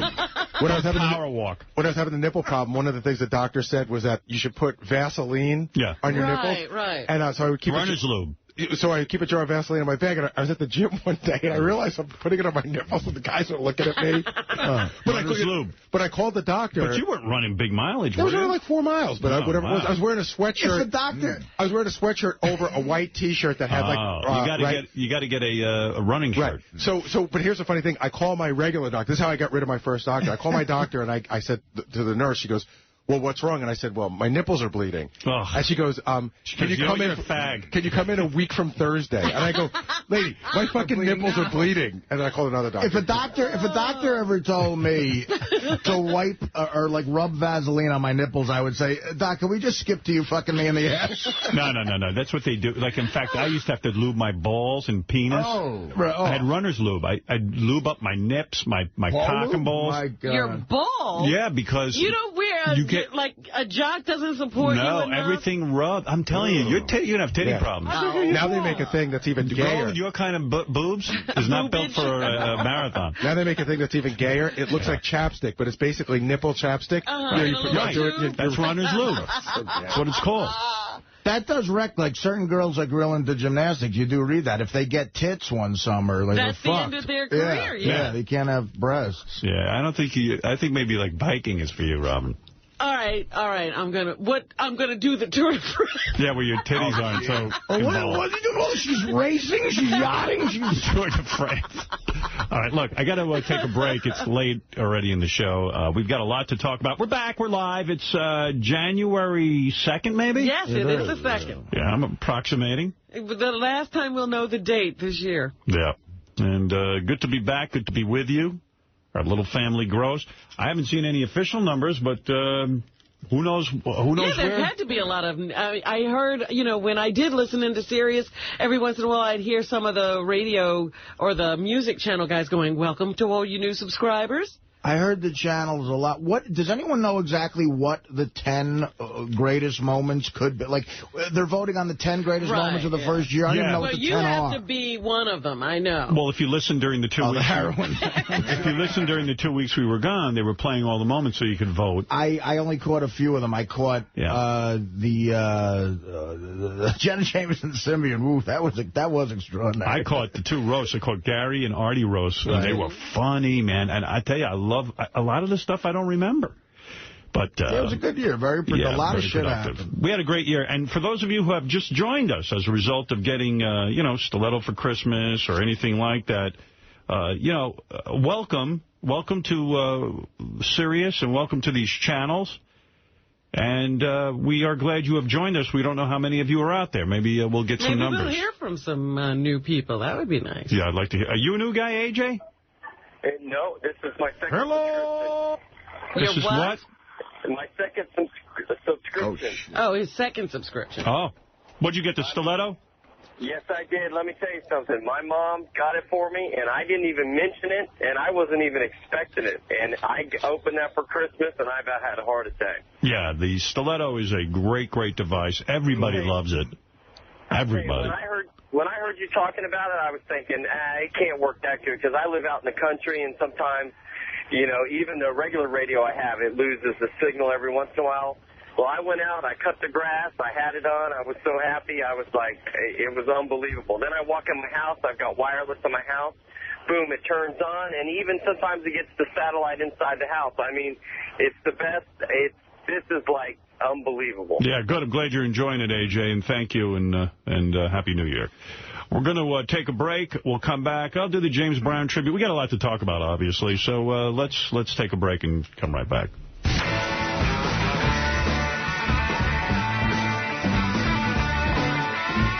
I heard that. What? Oh, are we on? I didn't realize. The song remains the same, right? Yeah. I was quoting the song remains the same.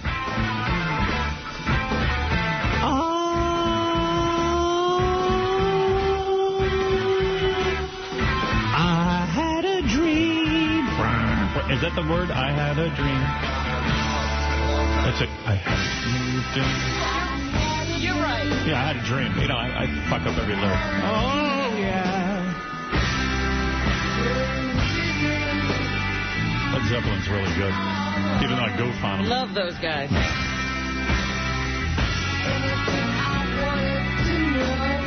Jimmy Page looks like a mushroom.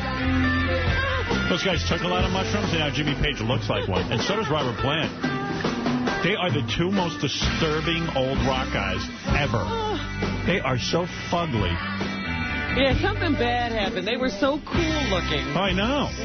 Girls would drop dead over Jimmy Page and put on those wizard pants. He looked like Mickey Mouse in Fantasia.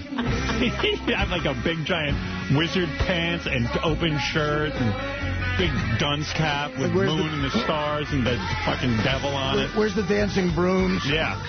Now he looks like his face folded upon itself.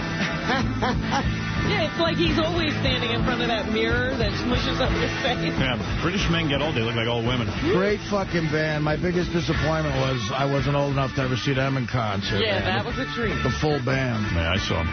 I did too. In the 70s? With Bonham and everything? Yeah. The last tour, I had to leave early. I had to go work on morning radio, and I went with Ted Utz. And we were scared. There were so many quarter sticks of dynamite being dropped down on people's heads. There were guys wearing military outfits at this concert. What city? New York, Madison Square Garden. Oh, the Garden. Yeah. It was scary. I mean, people were dropping M80s down on the crowd.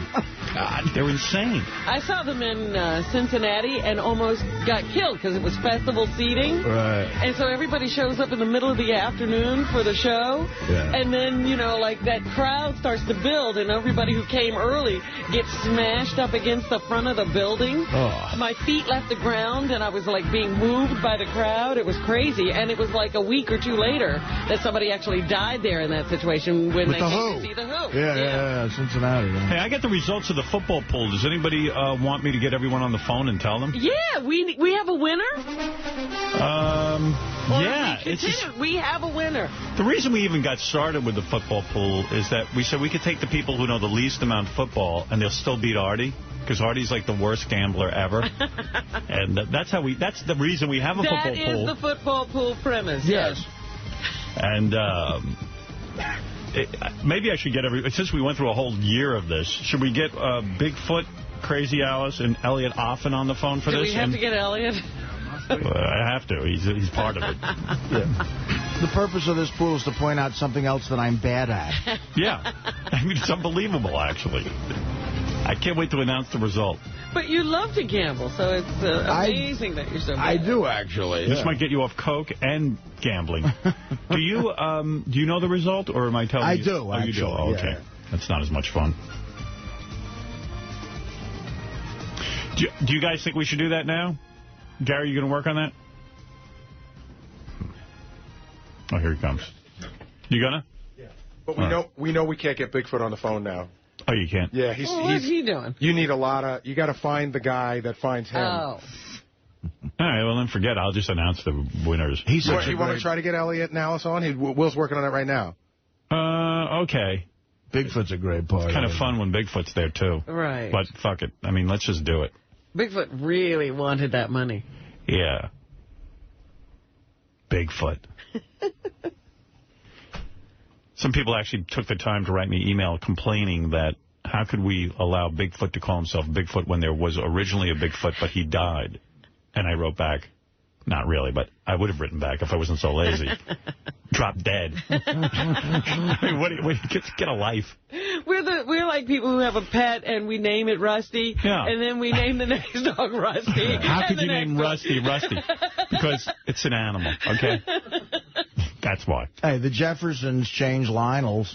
They changed the whole person. Yeah. See Lionel died? I did, the first That's another one. guy who died. The first Lionel died? Lionel Jefferson and I died didn't while we realize were away. He created a show. He must have had some bucks. He created, what fucking show did he create with another guy? God damn. But it was a popular show, so maybe he had money from that. You got to create it by credit. That's cash. And it's a show that's, Good Times. He created Good Times? That's what it said, yeah. Wow. Are you sure? That's what it said in his bio. See, I thought he was a loser. Well, I don't know if he got the Larry David Seinfeld deal, but it said he created Good Times with another writer. I bet you made a lot of money because Good Times was in syndication. It's been in syndication forever. Holding your head above water. Great song. Making the way when you can. Temporary layoff. Good times. Easy ripper. Whatever. Good times. And we're lucky we got them. Good times. I see you're a rock star now, man. What are you doing? Artie did a New Year's show, and they aired it on Sirius, and Artie sings at his New Year's shows. He did 3 songs, but you know what's weird? I had so much fun. Over the radio, though, you can't hear the band, so all you can hear is you singing. So you're just screaming over the... I looked at the situation, and I said, there's no way this mix could be possibly right. Of course not. No one actually put the energy into it. They did, though. It's just it's hard to... It's impossible to mix Artie? The radio guy should get a good mix going. I was going to say, it's at a place, it was at the Tower Theater where they did a David Bowie concert, so I'm sure it's possible. Let me see. Let me hear. You talk about, God, 3,000 Philly fans, huge Stern fans, big serious people that you could tell they all love it. It was just Artie doing Glory's Days. And this is funny because you just don't even hear. That's going to be awful. You can't hear the music. Yeah.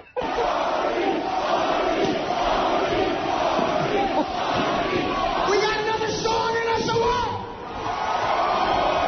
Another song. You guys like Bruce Springsteen and the East Street Band? Yeah, drunk. where are they? He's so drunk. I'm drunk. It's New Year. Yeah, we like Bruce Springsteen and E Street. I got some Glory Days. Oh, you mean it's Artie singing? I thought Bruce Springsteen was coming. 2007.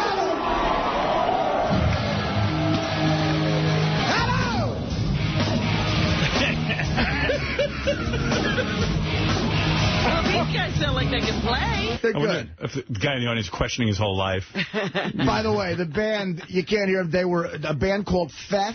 P-F-E-F-F. Leave it to our guys not to do a check and make sure that you can hear Artie's band. The music. They were a great band. Thanks, Feff. Big fans of the show. Thanks for coming out. They were great. I had a friend with a great baseball player back in high school.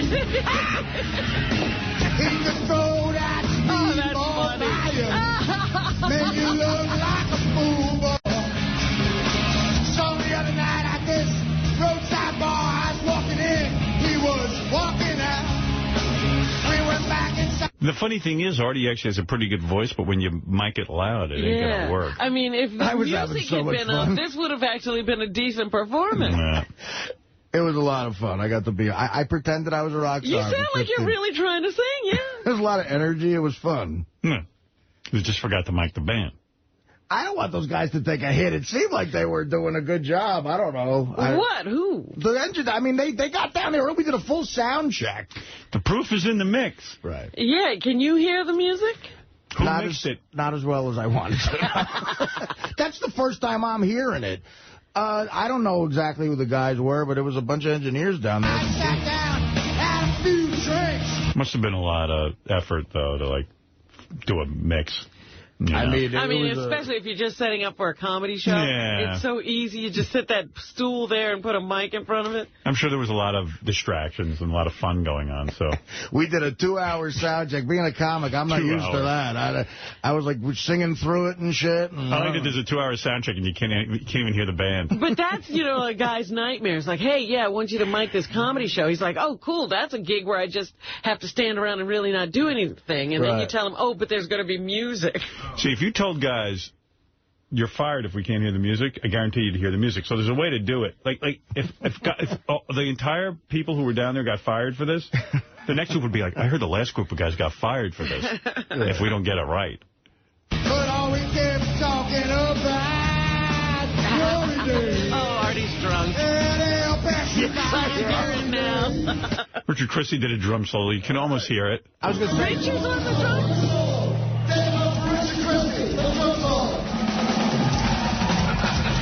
And the guy up on the stage is Dan, the song parody man, who evidently had a major role in Artie's New Year's show because Dan knows something about music. He got the band. Yeah. When I gave him a full set. Right. They sang your song. Right, Robin's he told me he was Bunghole. going to do some of that stuff. Welcome to Robin's Bunghole. Well, here's Richard's drum solo. He was wasted. Gee, you can hardly hear it. This is the first time I was going to say, where was he playing? Underwater. I hate drum solos. Yeah, it's the worst part of any song. Actually, Richard was doing it from his house. He was in Kentucky. Then they opened the window. You can almost hear it. Listen to that. Richard Christy on the skins. It's loaded. What song are we doing? And then he just started doing it again. Richard wouldn't stop. He can't. He's drunk, too. And what do? Like, you stand there going, how do I tell him to stop? Well, then this was towards the end. I wanted to end it, you know. Kick back into the song and end it. Yeah, here's a live version of Welcome to Robin's Bunghole. Oh, man. Who sang it, Dan, the song parody? No. This guy who I think is the singer of this band, Feff, who does an amazing Axl Rose. This is the Axl Rose sound-alike. Guys are telling me that it's really weird because Dan comes out and grabs a microphone and says, who wants to hear Welcome to the Bunghole? So they all say they want to, and then this other guy comes out and sings it. And Dan just stands next to him tapping his foot while it's going on. Oh, jeez. What the fuck is Dan doing on stage tapping his foot? I play the foot. He wants to be recognized so bad, Dan, that he just stood there. Because, I mean, he probably wrote it and everything. Right, but he doesn't sing it. He's kind of like Carlos Santana, you know. He's got to get a lead singer to sing. He's like Pete Townsend. He's worse because he doesn't play any of the instruments. He's not in the band. Well, give the guy a guitar and let him fake playing. You know, I mean, he's standing there next to the guy because he wrote it. You know, Burt Bacharach doesn't come out with Dionne Warwick just because he wrote it. He looks like he's waiting for a bus while this band Dolly Parton wrote And I Will Always Love You. Right. But when Whitney Houston's singing it, she doesn't stand next to her. It'd be like Cole Porter standing next to Frank Sinatra. Right. Oh, here's the guy who wrote it standing next to me. Dan there was a bar stool on stage, and he put like one leg up on the bar stool while this guy was singing. Oh, fuck, that's funny. And he had his laptop on stage. He'd go over and press a button, and a Robin sound effect would come up. So that's different. Oh, that's what he was playing the sound effect. Oh, then he's not well, there was like one sound effect, though. He walked over and pushed it, and that was it. Hi, I'm a douche. What do we got? You want to go into... These guys were playing Welcome to the Jungle before. I want to hear Welcome to Robin's Bunghole. What do you say? Crowded. All right, here's Welcome on stage. Who's that guy? Right. I know Artie and I know like maybe Sal, but who's that? Well, everybody got a segment. It was me, Levy, Richard, Dan, and Shuley, and my buddy Paul hosted it. So Dan went out, and he had like 15 minutes to do whatever he wanted. I thought he was going to do mostly songs. He did some stand-up first. Oh, no. Who did? Dan? Dan does stand-up? He's trying, he's starting, but that wasn't received well. But then he went into these songs which people love. Right. Stick to the songs. Right. Welcome to Robin's Bunghole for Sirius Island. All right. I'll listen to this. Oh, my goodness. Oh, there you are. So There's he Dan. did that. Now he's standing there. But actually, listen to the bands here. They're really good. Yeah, they're good. You can hear them better. You can hear them better now.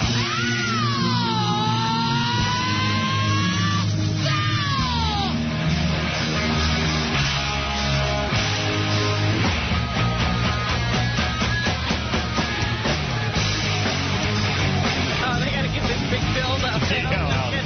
Why not? It's my favorite place. It tastes like meat and vegetables when you sit down on the base. And I don't give a damn if it's dirty or clean.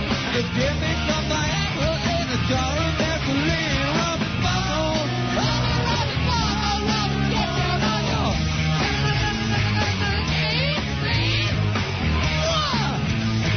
I feel your feet so sweet. Robin Bunghole, it's every day.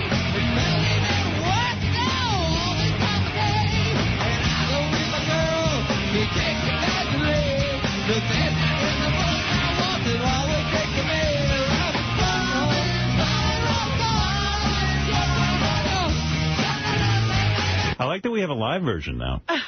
Yeah, we could go to that. Dan had this one. And I'm just thinking of the visual of Dan standing there. Wait, I got big smile on his face, all proud of That's himself. all he did. And he had this one cool rock star move. Here's Shuley, yeah. He had this one cool rock star move that he would point out into the audience like somebody was like waving to him or something. He'd be like, "Hey man, I see you. What's up?" Wow. It's so gay. He was pointing. He's like, "Hey man, what's up?" Yeah, I love you too, man. He did do the rock star point. He did, remember? I was driving around listening to you and Pharrell on the replay. You guys were funny together. Dude, I love doing his show, man. Yeah, He you're has good so with much him. fun, man. You're good with him. We pranked him. We freaked him out. You're funny on there, man. Thank you, man. You do a good job. Man, thank you. I got a bunch of email about your sign-off that you created, the Shalom Biatch. Oh, yeah. What do you say? I say shalom. I used to just say shalom, everybody, but then I throw in a biatch. I'd be like, shalom, biatch. This guy got me thinking, like you're part of the news department, Right. and you're trying to sort of like get your own little thing going during the news, and it's supposed to sound like real news. It's not like I have a website with a bunch of pictures of everybody up on it. Who has that? Lisa G. Yeah, but you know what I mean? It's supposed to sound like why should you have your own sign-off? What if everybody starts coming up with a But sign-off? you know what he's like? He's like the comic relief of news, like one of those I'm like the kooky Chauncey guys, who goes out and does the goofy stories. No, maybe he shouldn't be so fucking goofy. I can't help it, dude. Look at me. What else am I going to do? Yeah, I got to read this to you. It annoys people. Here. Getting a reaction. That's good. Got like 50 pages. Oh, here. Can you please prohibit Shuli? How do you spell your fucking name anyway? S-H-U-L-I. Oh, yeah, he's S-H-U-L-L-Y, Shuli. Can you please prohibit Shuli from doing that totally awful and aggravating Shalom Biatch?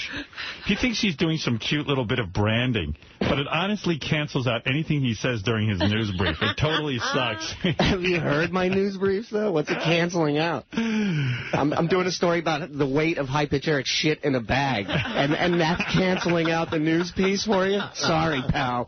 Sorry. It's not like I'm doing it in a story about Tikrit or fucking the Green Zone in Baghdad. It's about, Siobhan's fake pussy, and this guy's mad that I'm saying shalom at the end of it.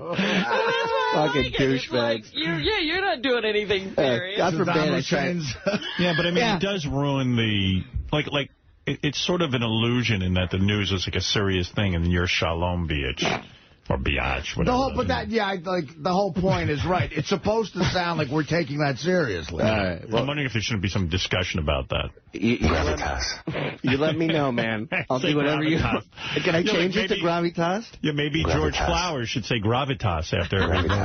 Gravitas, ladies and gentlemen. Gravitas. Oh, wait, Dan, the song part of me wants to defend himself. Hey, Dan. How's it going, everybody? Hey, heard you had a big New Year's. Yeah, I don't even really need to defend myself, but in my defense, I was out there for Robin's Bunghole because I had just done a song with Artie. Me and him did a duet, which was great. I mean, yeah, but dude, during Bunghole, you really... Why did you have... Artie didn't stay. Yeah, Artie left. Like, why would you stand there and point? I know. I was playing the Robin. As they said, I had to run over to the laptop in the beginning. I had to fire up some sound. Nobody else could do that. Robin, I had to run your entire orgasm during the end of it, which was great. What is that? Shuli describes you pointing to various people. What was that about? I think that was my one fan in the audience. He said, Dan, I love you. So I pointed back to her. I said, Dan, I love you, too. There's one guy who kept moving around. Yeah. Yeah, but no, it was a great time, and if I can defend the sound guy, man, they brought in a completely separate sound company from what they normally use. They did. Sound good move. Well, then they should have hooked it up to the radio broadcast. Well, you know what the problem is? The sound guy adjusts the sound for the dynamics of the room, and then it gets handed off as like a direct feed to Sirius. When we do like whatever. You know what? Yeah. Excuses. It's got to sound right. No, but this is a live concert broadcast. You bring in two completely different sound companies. Everything gets whatever, and the guy does a fully complete different. I hear you do stand-up now. Yeah, what's some of your stuff? Shuli, is it bad? Let me tell you, I really think that they like me in Philly because I heard that in Philadelphia language when the crowd chants Artie, Artie, Artie over what you're saying. That means. How bad was he, Shuli? Well, I mean, look, Dan hasn't been doing stand-up a long time, so he's not great at it. But he's had some rough moments here and there. What's this note I got? Tell Dan to do his philosophical joke? What is that? Dan, do your philosophical joke for him. I have no idea what my philosophical... Oh, come on, dude. You know the joke. I'm happy to fill your esophagus if you have time after the show. But, can I say one thing, though? One nice thing? Richard fucking killed. What does it sound? Dan, do the joke where when you say something to a girl about philosophizing. Philosophy. No, that was a long time ago. I said to a girl in real life, I don't want to get philosophical. No, she said, don't get philosophical on me. And I said, I'm not going to. I just want to fill your esophagus. It was just an awful fun. But let me tell you, Richard kicked fucking ass. Not just a drum solo, but his stand-up. He did more time than I ever seen him do before. All right. It was great. Hey, Howard. Everyone loves a drum solo. Real quick, Dan, do the Steve Irwin jokes, because those are really good. Oh, thanks. Come on, that was the day after Steve Irwin died. Yeah, and that was clever. It was the day after. Go ahead, do it. Let me hear it. It's passé. I'm not going to do it. I can't even remember. Was it really bad, Sal? The night that I did it. Now, next time what was his joke? You ever go in your house and you can't find the dog shit? That's what the audience looks like when Dan's on stage. Like, where did that come from? Who stepped in it? You know, the thing is, this is real funny. I think you throw me out on the Wait. He does have a great Ronnie joke. Do the great Ronnie joke, please. Please. I'm not doing my act on the air. Come on. It barely works. Dan, it's not an act. Just do the jokes. I'll be there before the show's over. I'll be happy to beat the piss out of Sal. Just tell me your material. That'll kill me like the rest of the audience, Dan. Hey, Sal, where were you? Getting pussy whipped on New Year's Eve? I pretty much was, yeah. All right, Dan. But this is the second time that Sirius approached me with a gig about putting it on the radio. And again, I'm not exactly Marconi, but I just tell them, look, guys, it's very hard. Like, you got to make sure it just sounds good. Otherwise, it's going to sound like noise. And, right. You know what I mean? No, the music's got to be mic'd the proper way. It's a whole different scene when you're Mike. We got that. Thanks, Dan. All right, I'll see you guys. Dan, the song parody man, big part of the show. Thank you, Dan. I was just going to say, I did a show with him in Florida, and as he's on stage one night, and he's bombing bad, and this guy walks up to me out of the corner, and he goes, who wrote this shit for him? And I go, who the fuck you think wrote it for him? Who's running up going, I did? Yeah. Nobody. I go, he wrote it. Wait, what do you think? A writer? Yeah, there's nobody standing on stage with him. Who wrote this shit? Bob Hope's writer. You know what's great about these guys? They're like, oh, your stuff's great, your stuff's great. They just want you to go up there and fuck up. Right. But, Dan, when did you think I didn't have, listen, and I didn't have a great set. I had a good 7-8 minutes in Philly, and then next thing you know, they turned on me like crazy, man. They just went after me. You had like 2.5 good minutes, and then they fucking devoured you. But like a pro, you went through your entire set. You didn't cut it short, and you just went through your material. Is that really like a pro, or is that just stupidity? It's like, if I'm bombing, I'm getting out of there. I gotta say, no, that was professional. Shuli got it the worst out of anybody. The crowd was just like, they were like evil, and I mean, he did stay up there. What are you gonna do? I mean, and I got him back at the end. I pissed them all off in one shot, which was good. You're funny on those roasts, so just say, hey guys, I was funny on the roasts. No, you know what? It just some of my act requires people to just pay attention for like 10 seconds, and when they're that loaded, they just can't do it, man. No, not that crowd. You don't have any time there. Yeah, you got to remember, you're in Philly. Do you get big money being in Artie's show New Year's Eve? Huge money. Really? No, Artie takes good care of me, man. Yes. Artie takes good care of absolutely. Sal's dying to know what you got paid. I'm Really? never telling Sal. I don't want that. Well, when did Dan decide that he wanted to be in stand-up? I've been dabbling in it for about a year, and of course I can do pretty good in the small clubs, but a crowd like that, it's a totally different scene. How much material would you say you have, time-wise?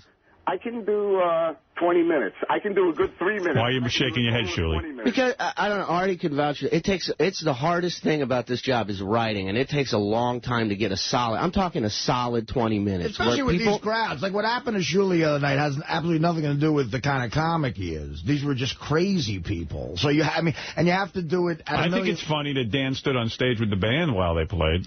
And they loved it. That's his thing. That could get big laughs. I was also doing the backing vocals on Robin's Bunghole. I had the wireless, and those 2 times during the entire Not true, Shuli? I cannot confirm or deny that. All right, thank you, Dan. All right. I like that he just stands there. Is Alice on the phone? Or I guess no one's on the phone for this. The football pit? Football pool. Hey, Howard, yeah. We had Alice on. She hung up. We're getting her back, and it looks like we're about to get Bigfoot on. All right. What about Elliot Offen? No luck. No luck. Elliot, okay. no luck. Well, maybe that's our luck. Thanks again, Artie, for the New Year's gig. No problem. Thanks for coming. Shalom, biatch. Yeah, maybe. I wish people would have heard it. I wish people would have heard it more. Shalom, biatch. Okay. Well, here's the results of the football pool. The $25,000 prize. $25,000, man. That's a lot of money. That's a lot of money. The $25,000 prize for our football pool is provided by BetUS.net. Call 1-800-79-BET-US or go online to BetUS.net. Do you know the results? No, I don't. Okay. These are funny results. Now, the whole point of the football pool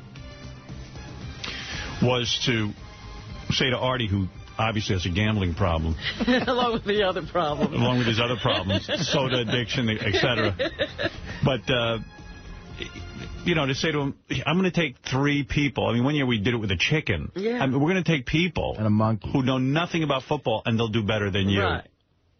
And sure enough, they do. This is unbelievable. Oh, here's Bigfoot. Okay. Bigfoot, hey, hold on. Let me make sure you're in there. You in there? Yeah, I'm here. Okay, and Alice is... Getting her. We're getting her.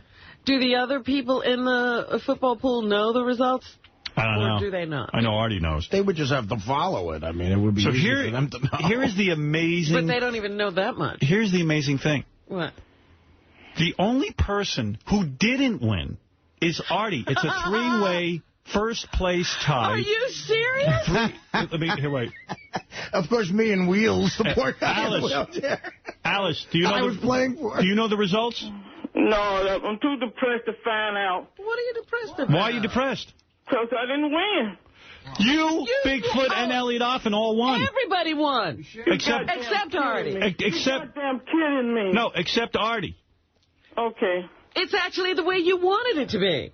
Well, it's a new year. I don't want to fight with Artie no more. All of the freakishly ugly people won. Bitch, you cocksucker. I thought you said you stop fucking with me, you cocksucker. But isn't it great? You're such a loser in the gene pool and a winner in the football pool. Meet your big blip ass. See how big you are really in person. You make sure you have some room for me to get in that studio if you're so goddamn ugly and fat. Just finish the word person.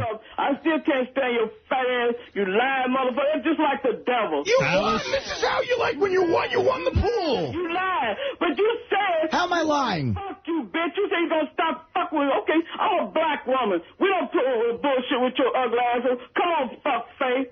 Who the fuck you think you talking to? Bigfoot. Yeah. You win. Right, Bigfoot. You won. I won. Elliot won, and won Alice won. You split the $25,000 three ways. 3 ways? Yeah. That means you got $100. Okay. Bigfoot, you're talking to Big Mouth, the other winner. Hey, Bigfoot. What? You're talking to Big Ass. Yeah, I'm right here. Okay, Bigfoot, when you come in studio, can you kick that ugly cocksucking faggot for me? The 300-pound one? You got to hear this. You got to hear this. Yeah. This was based on whoever had the most wins. Alice, Elliot, and Bigfoot all had 7 wins. Bigfoot had the least amount of losses. He had 2 pushes and 8 losses. Oh, wow. Alice had 10 losses, and Elliot had 10 losses. But because it was based on wins, yeah. it was a 3-way tie. So you each get a check, I believe, for, is it like $8,500? $85,000. Yeah, something like that. No, not 1,000. No, I like when Bigfoot does math. So Bigfoot had the least... math very well. Bigfoot. Wait, let me guess here. If you got $25,000, 3 goes into 25,000 8 times. It's about 8 point. It's 80. 8.2, 8.3, somewhere around there. It's 8.333.3333. We're not basing this on the best record. Shut up, bitch. You shut the fuck up. You flew up the studio. Shut the fuck up, bitch. Not you, Bigfoot. Come out the faggot. Bigfoot, you won over $8,000. I won over $8,000? Yeah. Wow. Now, when he comes down to New York to get it, he might just make it back to Vermont. Alice, that ain't bad payday for you, over $8,000? No, it's not, but I thought I lost. You want $1 for every pound you are. Shut the fuck up. When I come up there, you better stay away from me, bitch. Bigfoot and big chins. Like you. I like cocksucker. You better stay out of my face. Did your mother die over the holidays? Did your mother die over the holidays, bitch? Alice, what are you going to do with the money? That's out of line, Alice. You know what? I'm going to have a hitman and shoot the fuck out of that cocksucker next to you. That's out of line. Bigfoot, what are you going to do with the money? I'm going to try to get my own place it is. That's good, Bigfoot. I'm not going to spend it foolishly this time. You're going to power to you. Yeah, last time, what did you spend it on? I spent it on my Cadillac and some stupid broad. Right. Yeah, I know. Tell me about it, Bigfoot. I've been there. Hey, Alice, you should use the money to widen your door so you can leave your place. You are the one that used mine on horns, bitch. That loser that don't have Dana no more. Did you suck dicks over the holiday, bitch? Alice, widen your door with the money so you could squeeze out. I told what I'm going to do with my $85. I'm going to hire a hitman to kill your ass. Oh, gee. Now, what are you going to do with the other $7,500? If you're not dead, I'm going to get you killed all over again. Listen to it. Listen to Bigfoot carrying on in the back. He's having a genuine reaction. He's excited. He's talking to the young girl he trapped last night. That fucking fat, Bigfoot, I can't stand that ugly thing, that 300-pound fat fuck. He doesn't know what you're talking about, Alice. Talking about that thing, that 300-pound thing on the left side of the house. Let me hear Bigfoot. He's having a genuine happy reaction. Okay, go ahead, Bigfoot. This is the happiest thing that ever happened in my new year. You actually, Bigfoot, had the best record. You had 7 wins, 8 losses, 2 pushes. By far, he's got the best record. This is the best thing that's happening to him in the new year. But Alice and Elliot, because they had 7 wins and you had 7 wins, it's a 3-way push. So you guys get to split the winnings. And Artie, again proving my point, he knows nothing about football. What was his final record? 4-13. A sack of shit, that's what he found. That's what he wanted. Hey, Alice. Bigfoot, first of all, since you won, be a good guy. Let the girl go today, just for today. You a girl? Oh, I didn't know no mean. Man, you can't get along. You're a woman. Alice, don't take this the wrong way. Shut the fuck up. Shut the fuck up. You know what? Alice, don't take this the wrong way. Shut the fuck up. Well, congratulations. Shut up, fatso. Congratulations to... What, Alice, Bigfoot? you won money. What are you doing? What, Bigfoot? Everybody knows my mailing address down there. Yeah. Where's Elliot? Why he not on the air? We couldn't find him. We can't get him. We can't get a hold of him. But, I talked to him yesterday. Yeah, sometimes he's hard to get a hold of. All right. All right, but anyway... I wonder what he'll do with the money. I don't know, but I'm sure everyone can use it, so I thought... Chop up Artie. How dare you make these threats? Shut up. We're mailing it to Fat Smelly Fuck. I want to see your ugly ass in person, Hitler. You spoke to Elliot yesterday, Alice? Yeah, man, he was on the phone talking a few minutes, and I got very depressed. I didn't feel like talking anymore. And you felt like you didn't win? Yeah. What, did you think Elliot had won? Hi, sweet thing. How you doing, Robin? I'm good, and Happy New Year to you. Did Elliot know who won yesterday? No, man, Elliot was dead the same thoughts. We thought we fucking lost. No, it's a three-way tie. How dumb could you possibly be? Shut up. Shut up. I told me how it hit me. You were betting on something on national television. Shut up, whore. Shut up, whore. Now, see, you better stay the fuck away from me. Why were you depressed yesterday? Because it was another New Year's of you being enormously fat, ugly, and alone? I was staring last night. Look at how I was staring last night. I saw your face. That's why I got depressed. All right, Alice, congratulations. Bigfoot, congratulations. Okay, you take care. All right. What is that? You got my mailing address? Well, hold on. The guys will get it.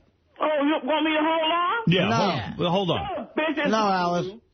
Hang up. Shut up. No, bitch. Put down the ham. I want to hear the hitman. I'm half Italian. I want to hear the hitman. And when he comes, I'll double his pay to kill you. You cocksucker. All right, hold on.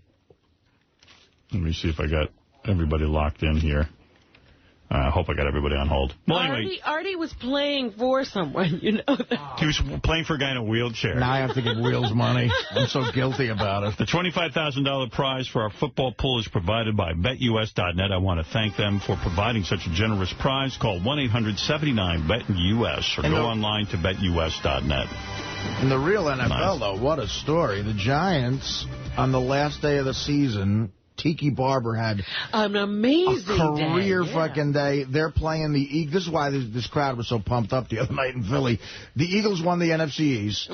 So the Giants and the Cowboys have playoff berths, though, as wild cards. And the Giants play the Eagles in Philly next week. Oh, boy. To see who advances. It's going to be an insane game.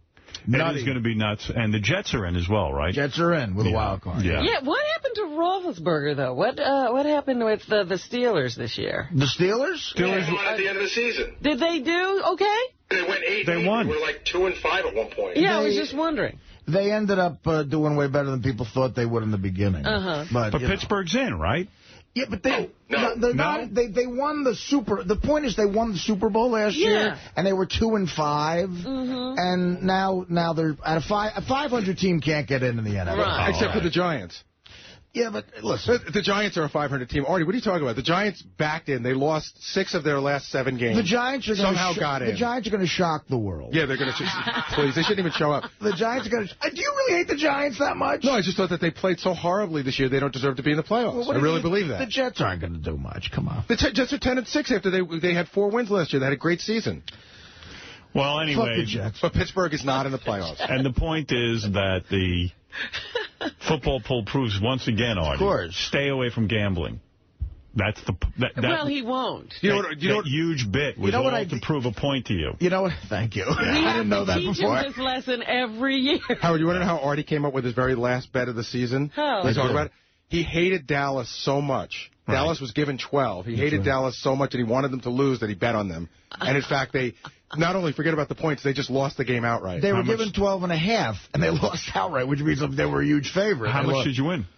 I'm saying no for the football. No, for our football pool. For the football pool. But technically, it's weird because people say a true mush because knowing that I wanted that to happen, it would have been weird. But I think, look, the Eagles are a touchdown favorite next week. It's going to be hard, but at least the Giants, it's a Giant-Eagle big game next week. It's fun to. And who are the Jets playing, guys? The Jets are the big story. They're playing New England. The coach of the Jets used to be Bill Belichick's assistant. Right. They played twice this year. They split the series, and there's this whole rap that when the games are over, Belichick won't shake his hand.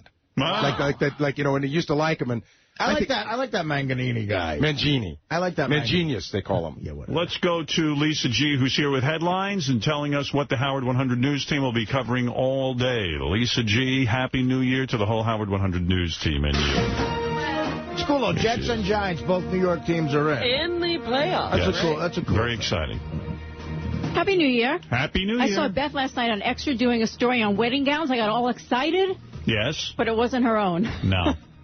But she did look beautiful. There you go. All right, big day today. Artie Lang's DVD. No big wedding for Beth. What? Meanwhile, Lisa pounding that point home. Booker called me. He's engaged.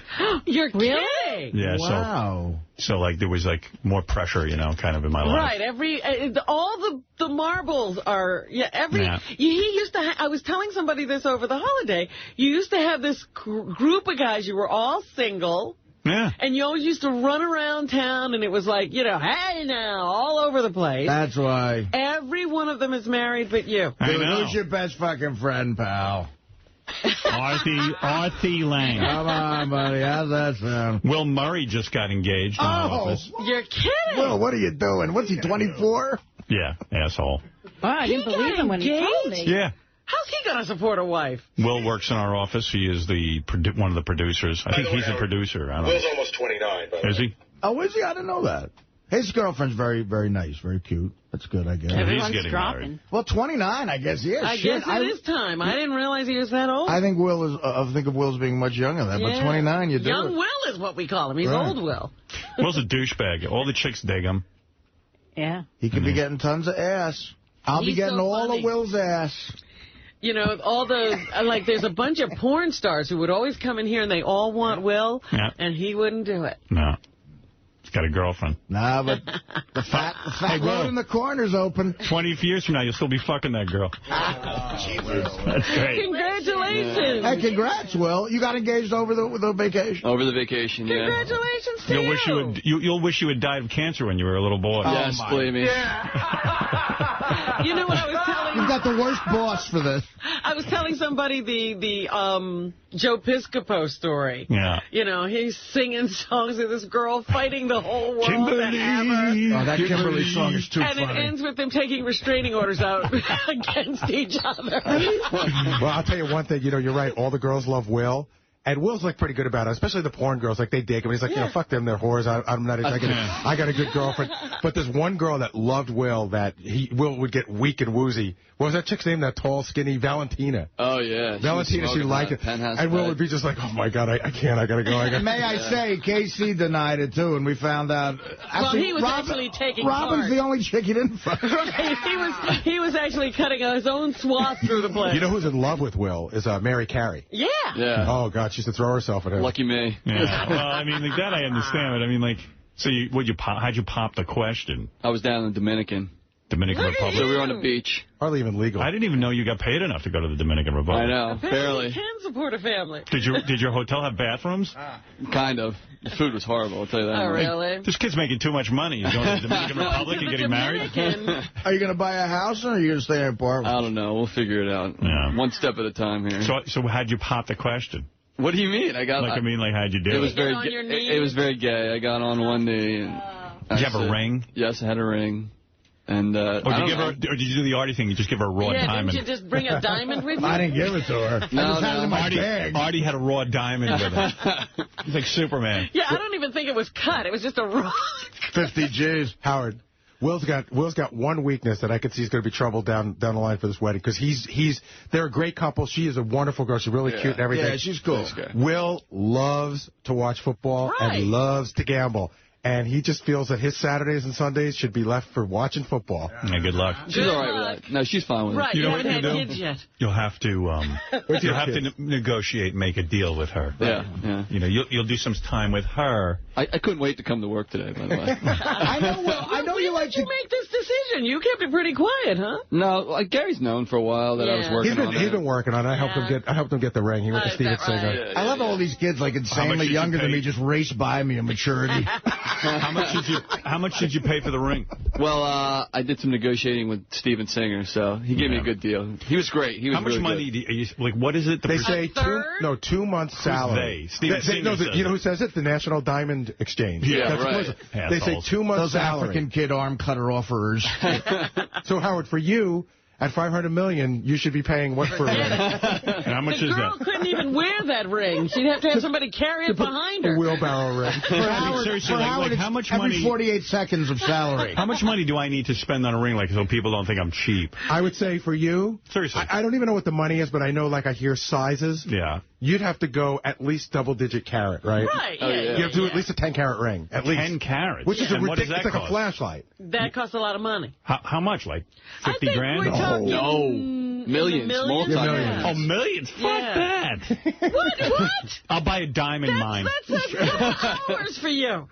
Yeah, right. It's a great Beth walking around with a hat. $1 million ring. You know what? That would just be obnoxious. Howard, $1 million might be on the low end for the ring. Really? I swear to God. You're insane. Well, yeah, we're talking millions. Right, and you can't go. You have to go to another.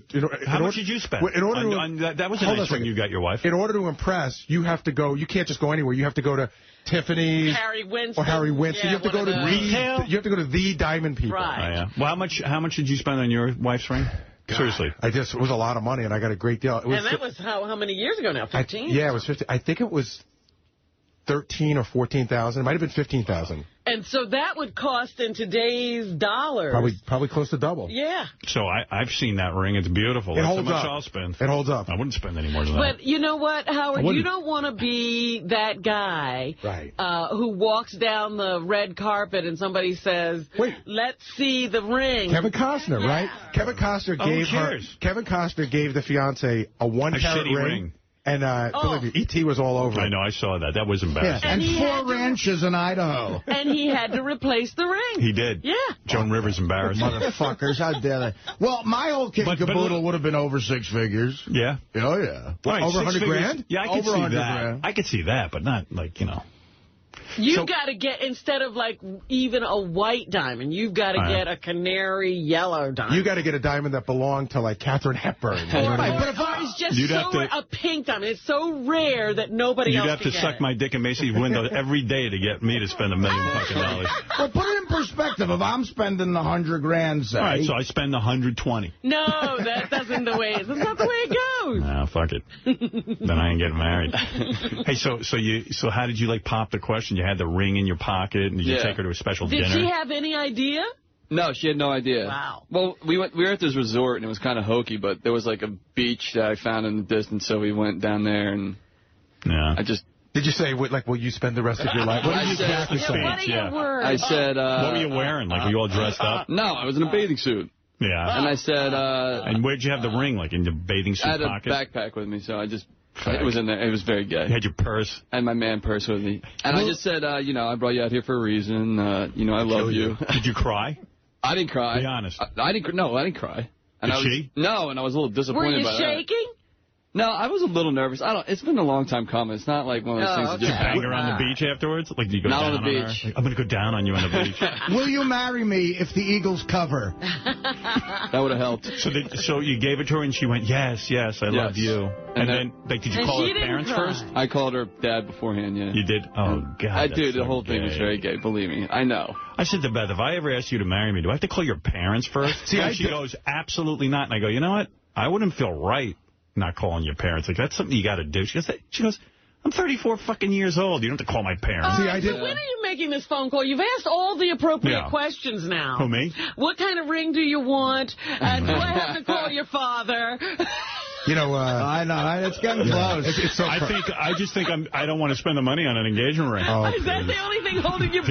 Yeah, I mean, that sounds retarded. I didn't call. I didn't ask my father-in-law. And, like, afterwards, I sort of got shit for it. Oh, yeah. But we were 31 years old. Shit from who? I don't know. My wife sort of thought that it would have been a nice gesture. But it's like I don't know. It isn't even asking permission at that point. It's just sort of letting the guy know. We were living together. I know, but it's like a tradition. I was defiling her on a daily basis. I didn't want to think about that. But you want to know something? It's... Do you have 2 daughters? Do you want a guy to come to you first? Or does it matter to you? I guess I do. Do you I have care? 3 daughters, by the way. I'm sorry. But yeah, and the thing is, too, that I think if you're going to call the father, you should call the mother, too. What do you think of that? Well, you should call the parents, you should call the family. Some people, it no. should be... I bet you just called the old man. I just called the dad, and then her mom called me back, actually, and said, I'm good with it, too. So I felt bad. Me too. Yeah. Wow, I'm in, too. Yeah. I understand you want to take my daughter's hand in a wedding. I was more nervous about that than asking her to get married. Talking to him. So gay. I know. The whole thing is so gay. But, you know, don't you see it? What'd you say to the dad? What did you say? I said, I'm planning to ask your daughter to marry me. Oh, you're such a fucking con artist. Why don't you just tell us what you really said? Like, give us the whole blow-by-blow when you're on the beach. Of what? You said to the bitch. That's what I just said. Have I ever met your girlfriend? Yeah, you've met her a couple times. She's at all these. She's very short. She'd make a big impression on me. I'll be honest with you. Hey, Why should she be trying to make an impression on you?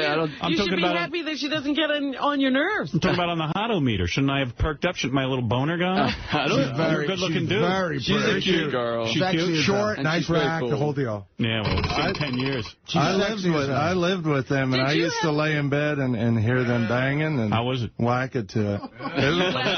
So you had threesomes It was with them. good, yeah. Does Will make a lot of noise? He does. No, yeah. I don't make That's what turned noise. me on. No. She was making He didn't make as much noise. Would she, like, be whimpering and shit? They were trying to keep quiet, but I got a pretty good ear. Oh. Yeah, you heard, like, She's got a moaning and monster. stuff. So hot when a chick makes noise. You know what? I couldn't marry a girl who didn't make noise. That would be a deal breaker for me. You better fucking will.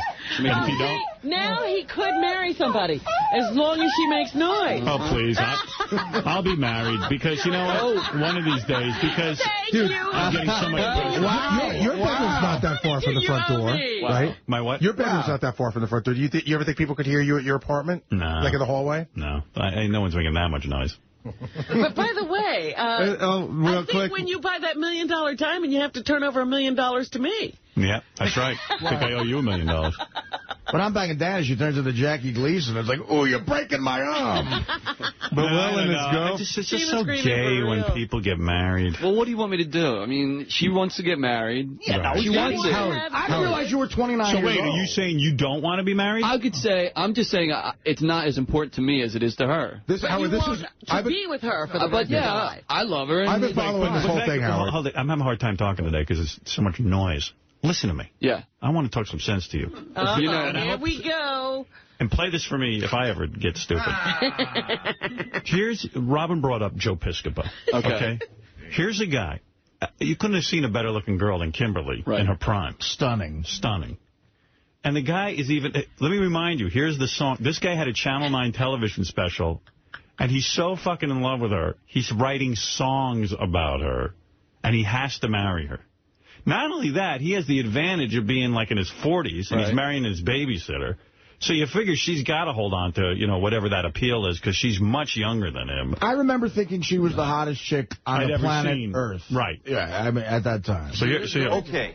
I asked this audience is mostly from New Jersey, and again, I know we broadcast to most of the audience is actually in New York, but I was going to do something for you tonight, and I'm going to ask you to stay with me. I wrote a song for Kimberly Driscoll, my fiancée, right? And I got to tell you, I would never do this on, like, if it was like, like a national HBO special or something like that. So I'm going to ask you, it's a straight song, there's no jokes. I know my mother likes it when I sing. So are you with me on this? Can we do a song for you, like a song? Yeah. We're with you. Stay with me. This... Total asshole. This is for... I was so hesitant to do it, but I feel at home among family and friends. So listen to this mea culpa. What pussy does to you. Yeah. For Kimberly, and we're going to rock it with Ira and the guys. Stay with me, guys. You set on this? Here we go. Now, keep in mind, now he's getting a divorce and there's restraining orders involved. Okay? So how do you expect this to work out with you? This should scare everyone off. I burn inside for you every day. Funny already. I don't know what to do, don't know what to say. You know I need you, girl, desperately. Rhymes with Kimberly, that's I need you, Kimberly. Gives me the chills. Kimberly. He wrote this. Guys, you got such a boner. It's all wrong. We know it's all right. I know it's all wrong. We just begun to fight. I don't understand fighting all right. Oh, yeah. We were meant to be. Kimberly. What's your girl's name? Tracy. Tracy. Working here, girl, they're trying to pull us apart. Forces working. Her parents were concerned. Evil forces. That's Mom and Dad.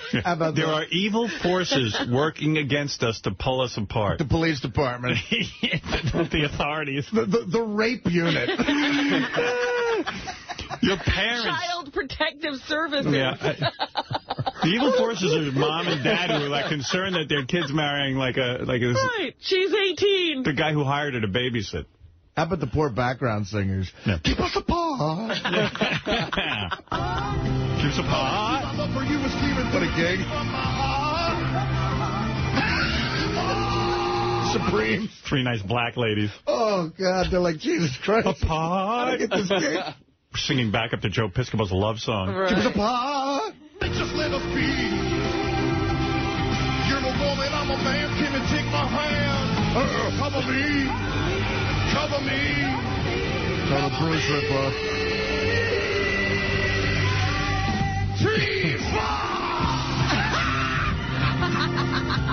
Oh, the douche chill.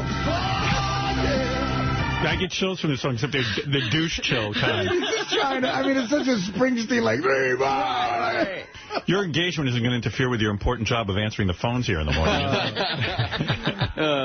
Thank you. I can't believe she'll marry you if you just answer the phones here. We got to come up with something more important for you to do. He's a producer, this kid. No, he Make it up. He does a good job. He answers the phone 90% of the time.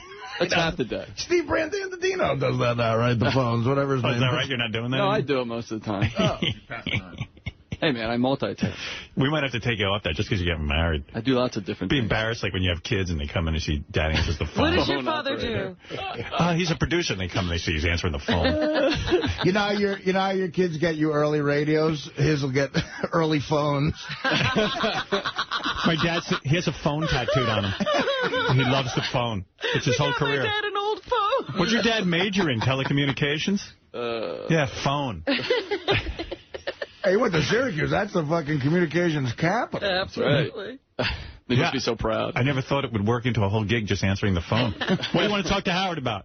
What do you want to talk to Howard about? Hold the line. What do you want to talk to Howard about? What'd you say? What do you want to talk to Howard about? You don't know what a nightmare that job is, by the way. Then when you have kids, you can go into their school and they have, like, dads come in and tell what they do. What's your dad do?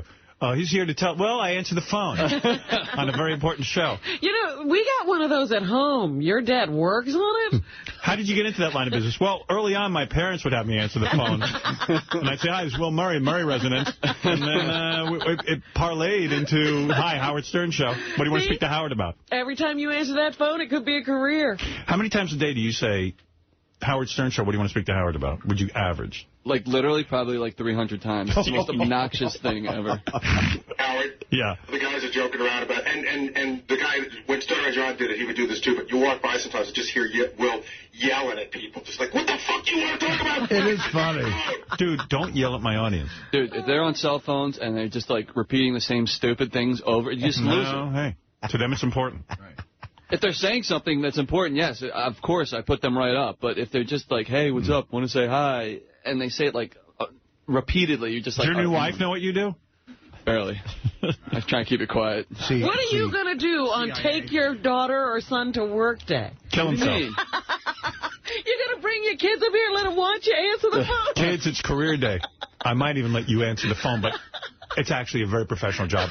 You're going to have to leave this to a professional. See, Will, this is Howard and Robin being evil. You have to spin this. You're a producer in the biggest radio show ever. No, wait a minute. His kids could do his job. I doubt it. Dad, let me get this straight. You say, if the person's on the cell phone, you do hang up on them, right? Didn't Howard just admit he's getting married? No. Didn't that just happen? I think I heard it. I said I'll probably end up in the same boat someday. And Robin's right. Okay. How romantic. Howard, I think that's one of the more interesting things, too. I think Will gets sort of bummed out sometimes that you don't really know what he does, because he does a lot more than anyone. What does he do? We know that. He's a producer. He does all the research on the guests. He helps me book guests. He does a lot. I mean, he goes on the internet and copies down what they say about them? He reads their articles. He cuts and pastes the guests? No, he does the pre-interview. I know what you do. He's great. Yeah. He's one of 5 guys who's read Anthony Kiedis' biography. Yeah, right. And Will's good, like, you know. He really digs up the dirt. He digs up shit, and then he gives it to me, and I get all the praise. And you get all the credit. And I get all the credit. You got It's a all date good. set? What's that? You got a date set? Next spring, I think we're going to go with. Spring of 08. Of 08. Oh, we got a long time to wait. Are you going to invite show people, or are you going to keep it private? No, I think we'll invite everybody. Well, I wouldn't. Well, we'll see. No, I wouldn't unless you want to be goofed on. Why not? Come on. What are you trying to ruin our fun? Well, I don't think it'll be in the city, so I don't think anybody will come anyway. Can you do it in Miami so Howard can fly us there? Right. Are you the kind of guy who can't bring his work home with him? In other words, like, when you're home, do you never answer the phone because you have to answer so many phones here? Like, I wouldn't do... I try to quiet down myself. Yes. So, like, is there a rule in your house, like, you know, your wife always answers the phone because, well, your fiance? Yeah, you're going to have to say that. Wife, dude, Mrs. Murray. Hi, Will's not working right now. You know, if Will answers the phone, it's professional. And Will only my ear answer gets the phone sore if it's really, really important. Yeah. Like, do you answer, like, seriously? Shut up. If you happen to have a friend named Howard and they're over, are they allowed to have people call you? I want to speak to Howard. Or does your wife have to say, what do you want to talk to Will about? It's not my wife. Does she ever get turned on when she sees you answering the phone? She goes, like, look, watch him answer the phone. It's so good. Oh, yeah. He's like the best phone answerer. Exactly. Will is getting it level red. Level red. Good idea. This is what. Fuck the marriage thing, level red. I can see from call waiting or, a caller ID that it's Mom on the phone. You answer, Will. You're so good at it. Watch my husband on the phone. He's going to go answer the phone. Just watch him. This is what turned, he's so sexy when he's doing his job. Sometimes Will use the hands-free while drinking water to show off. Are we done? Yeah. So you went on the beach in the Dominican Republic and you just, like, go. Drop to your knee. Did you drop to your knee? One knee. Did you have a speech? No, I told you. It was easy. She knew exactly when I started talking what I was going to say. Pretend Lisa's your fiance and just drop to one knee and give us the speech. Seriously. I told you what it was already. Let me hear it. Come on. Turn around, drop to your knee. I didn't drop to the knee first. I was like, I brought you out here for a reason. I love you. Look at her. I love you. It was the only proposal Lisa's ever got. I love you forever. Yeah. And will you marry me? That was it. When did you get on your knee? Fucking nincombe fucking poop. Here's the ring. To give the ring. Did she cry? She was a little teary, but not really. No cry? Yeah, I was like, what the hell? I thought you were going to cry about this. Yeah, they got to cry. That's why I did it. Yeah. Probably said, wow. It's all good. Both families were very happy. So. Did she inspect the ring and say, oh, you did a good job? Okay. She loved the ring. So. I mean, if it was based on reality, based on what you're telling me, because you're also not, like you're so gay about it, I'd be like, I brought you out here for a reason, honey. You want to get married. I don't. So I'm going to marry you.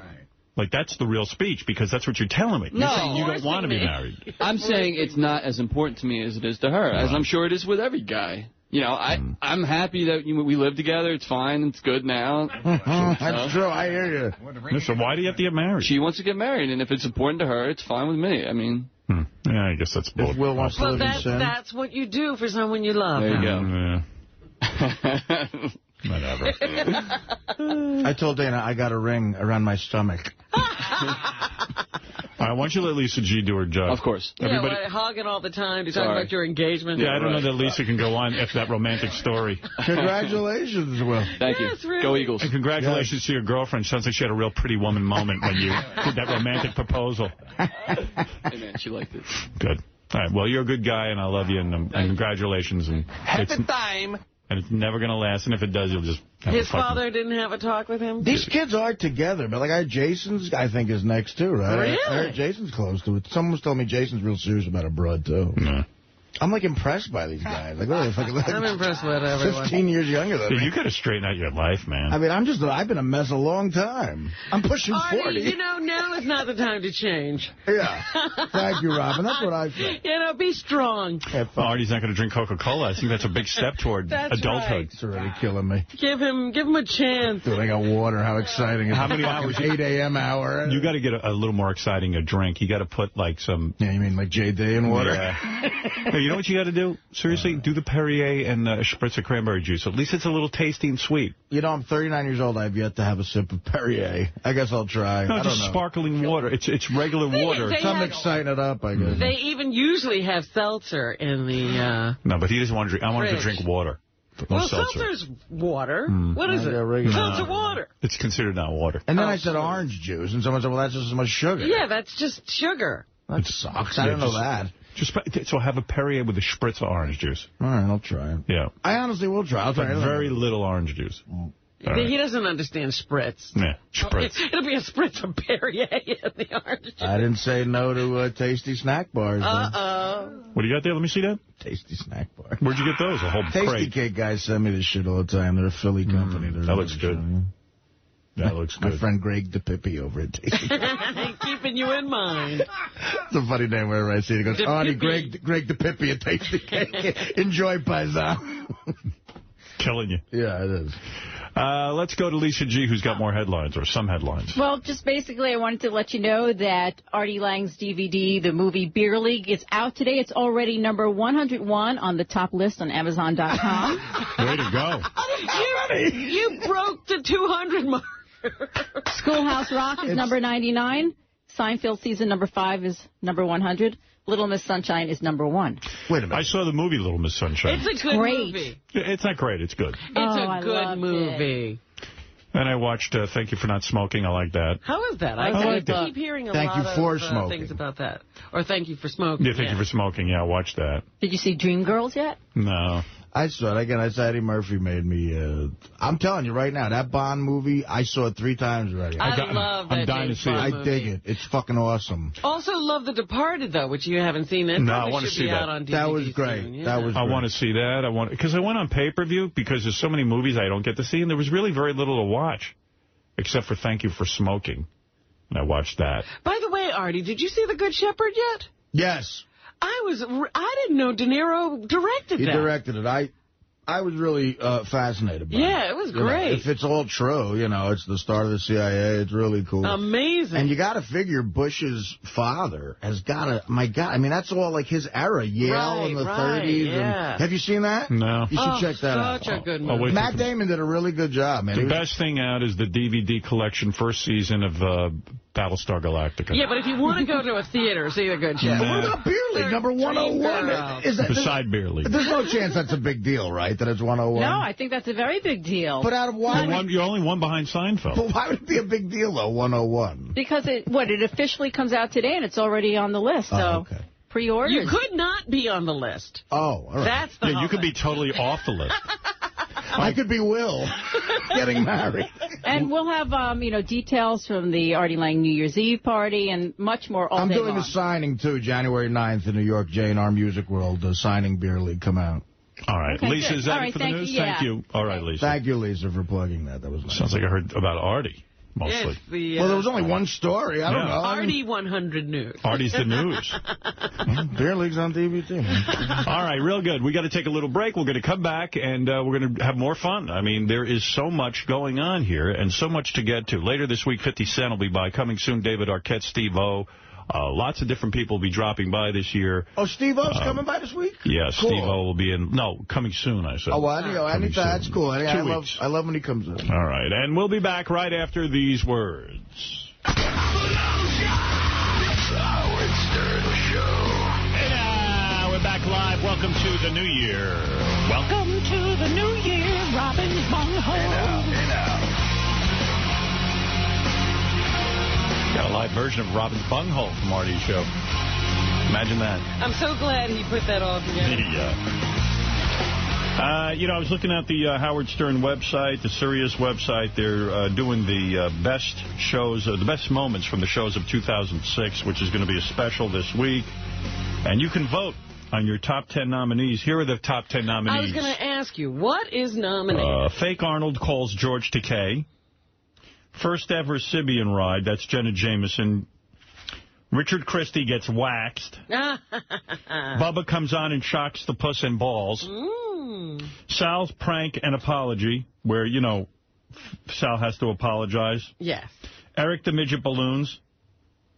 And these are all fan picks. The original air date was June 27th. It was Eric's first reaction to the idea of having balloons tied to him so we could float him through the studio. You got I'm sure it went over big. Yeah. JD's techno song, when JD got his iPod stolen.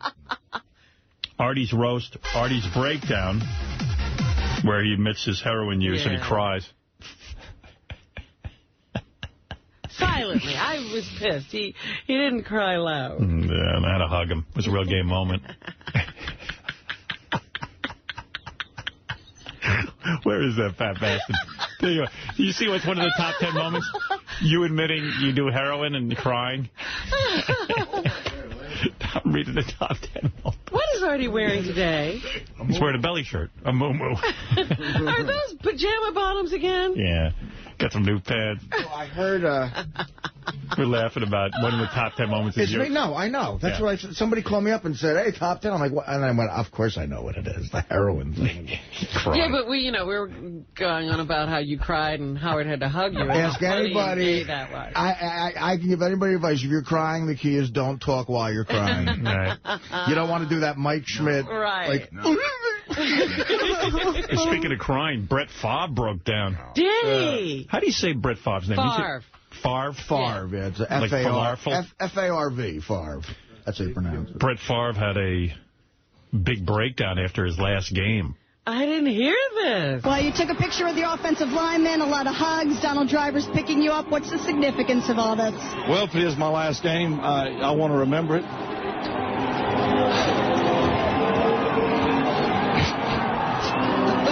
Stuff.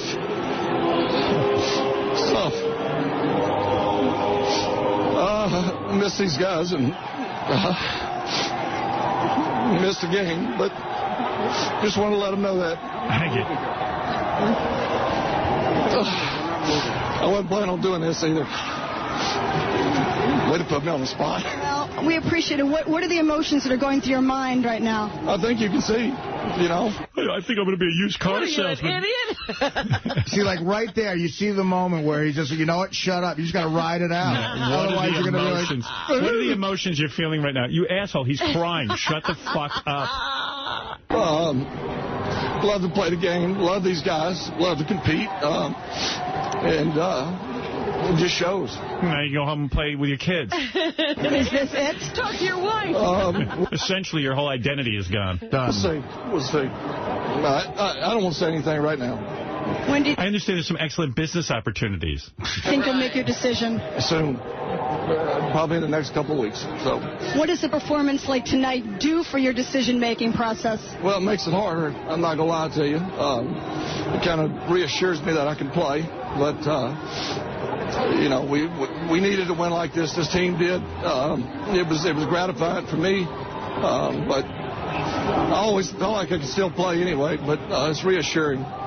One last question. Are you a fag? No. No, you are a fag, but how big a fag are you? That's a guy, that's insanely great, like, first ballot Hall of Fame quarterback, and he's just weeping like a... The day he's famous, too, a few years ago, the day his father died. He went to the funeral, and that night had, like, the greatest game of his career. Well, it kind of sucks because, really, being a football player, your whole big thing in life is over by the time... For most guys. Most after 5 or 6 years. In general, yeah. Especially football. I mean, you can't hang in that long. Yeah, that is a tough one because, your body gets broken up. How old is old Brett? Brett Favre is probably 38. All right, so 38 He hasn't cracked 40? Probably. I don't know if he's 40 yet. I bet, again, though, 38 He's got to walk around at 38. He's 37. Now at 38, he's walking around going, he used to be Brett Favre. You just got to know he's 37? Yeah. Yeah, so that, I mean, quarterbacks, man, that's over the hill, unfortunately. Well, for a guy with his name recognition now, he could probably go into a broadcast booth somewhere. And be okay at it. Well, look who's going out on top now is that Tiki Barber. He had probably the best game ever. Best last postseason, last regular season game. No. But he's like a good-looking guy. He could do movies now. I've seen him at a club. Like, he sits there, like, on a big throne, and, like, stares out, doesn't say anything to anyone. And I'm like, you know, in 2 years, when you're not Tiki Barber anymore, that's the tough part of retiring. See, that's why these guys are crying. Listen, let's move on, because I got a lot of good stuff. Did you want to say something, Gary? Was it more sports bullshit? All right. This is good. Here's a woman from the Today Show, Natalie Morales. What's she doing? Well, she screws up, and she's supposed to be saying the annals of neurology, so you can imagine. With some promising new research in the fight against Alzheimer's, scientists have discovered a pattern of 23 proteins in a patient's spinal fluid that seems to identify the presence of the disease. The study's being published today in the Annals of Neurology. All right. All right. You dope. Here's a Fox News guy. I don't know his name. He's supposed to say the word title, and he's talking about this hot piece of ass, like one of these Miss America types. Great. How do you spell title, Robin? Well, it's a T-I-T. Yeah, exactly. With all that money that was sent to the tsunami survivors. Well, she lost her tittle thanks to her title. Jesus. Oh, God. Oh, the Internet, what they're going to do with this one. Oh, God. Well, the former Miss Nevada could take Donald Trump to court. Yes, ladies and gentlemen, in a quest to get her tiara back. And some legal analysts are saying she might have a case. I don't know if she'll have a case against David Asen. Maybe. And legal Twitter comes analysts calling in a Motor City. Heads up, Detroit. Here's a guy. Reminds me of the joke, 2 pickets to Pittsburgh. Here's a newscaster that messes up the word Lebanon. All right. What does Lebanon sound like to you? What does it become?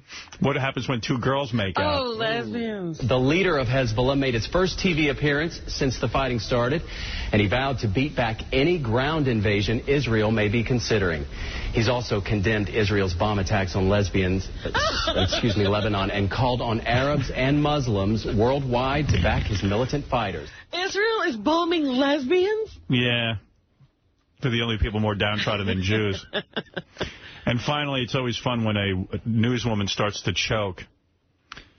This is pretty good. They literally had to go to commercial. She could not get it back. She couldn't pull it together? Yeah, this is uncomfortable. We're following a breaking story out of Iraq. Saddam Hussein could be executed within a matter of hours. At least that's what one Iraqi official is telling Reuters. Excuse me.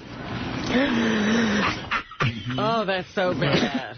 Just look up. Boomer Nation is brought to you by... Going back to commercial. I don't know the name of the chick. Wow. You know, we were asking on the air before we went on vacation if Richard Christie's dad ever eats roadkill. Uh-huh. And he did call in on the voice message with an answer. The answer?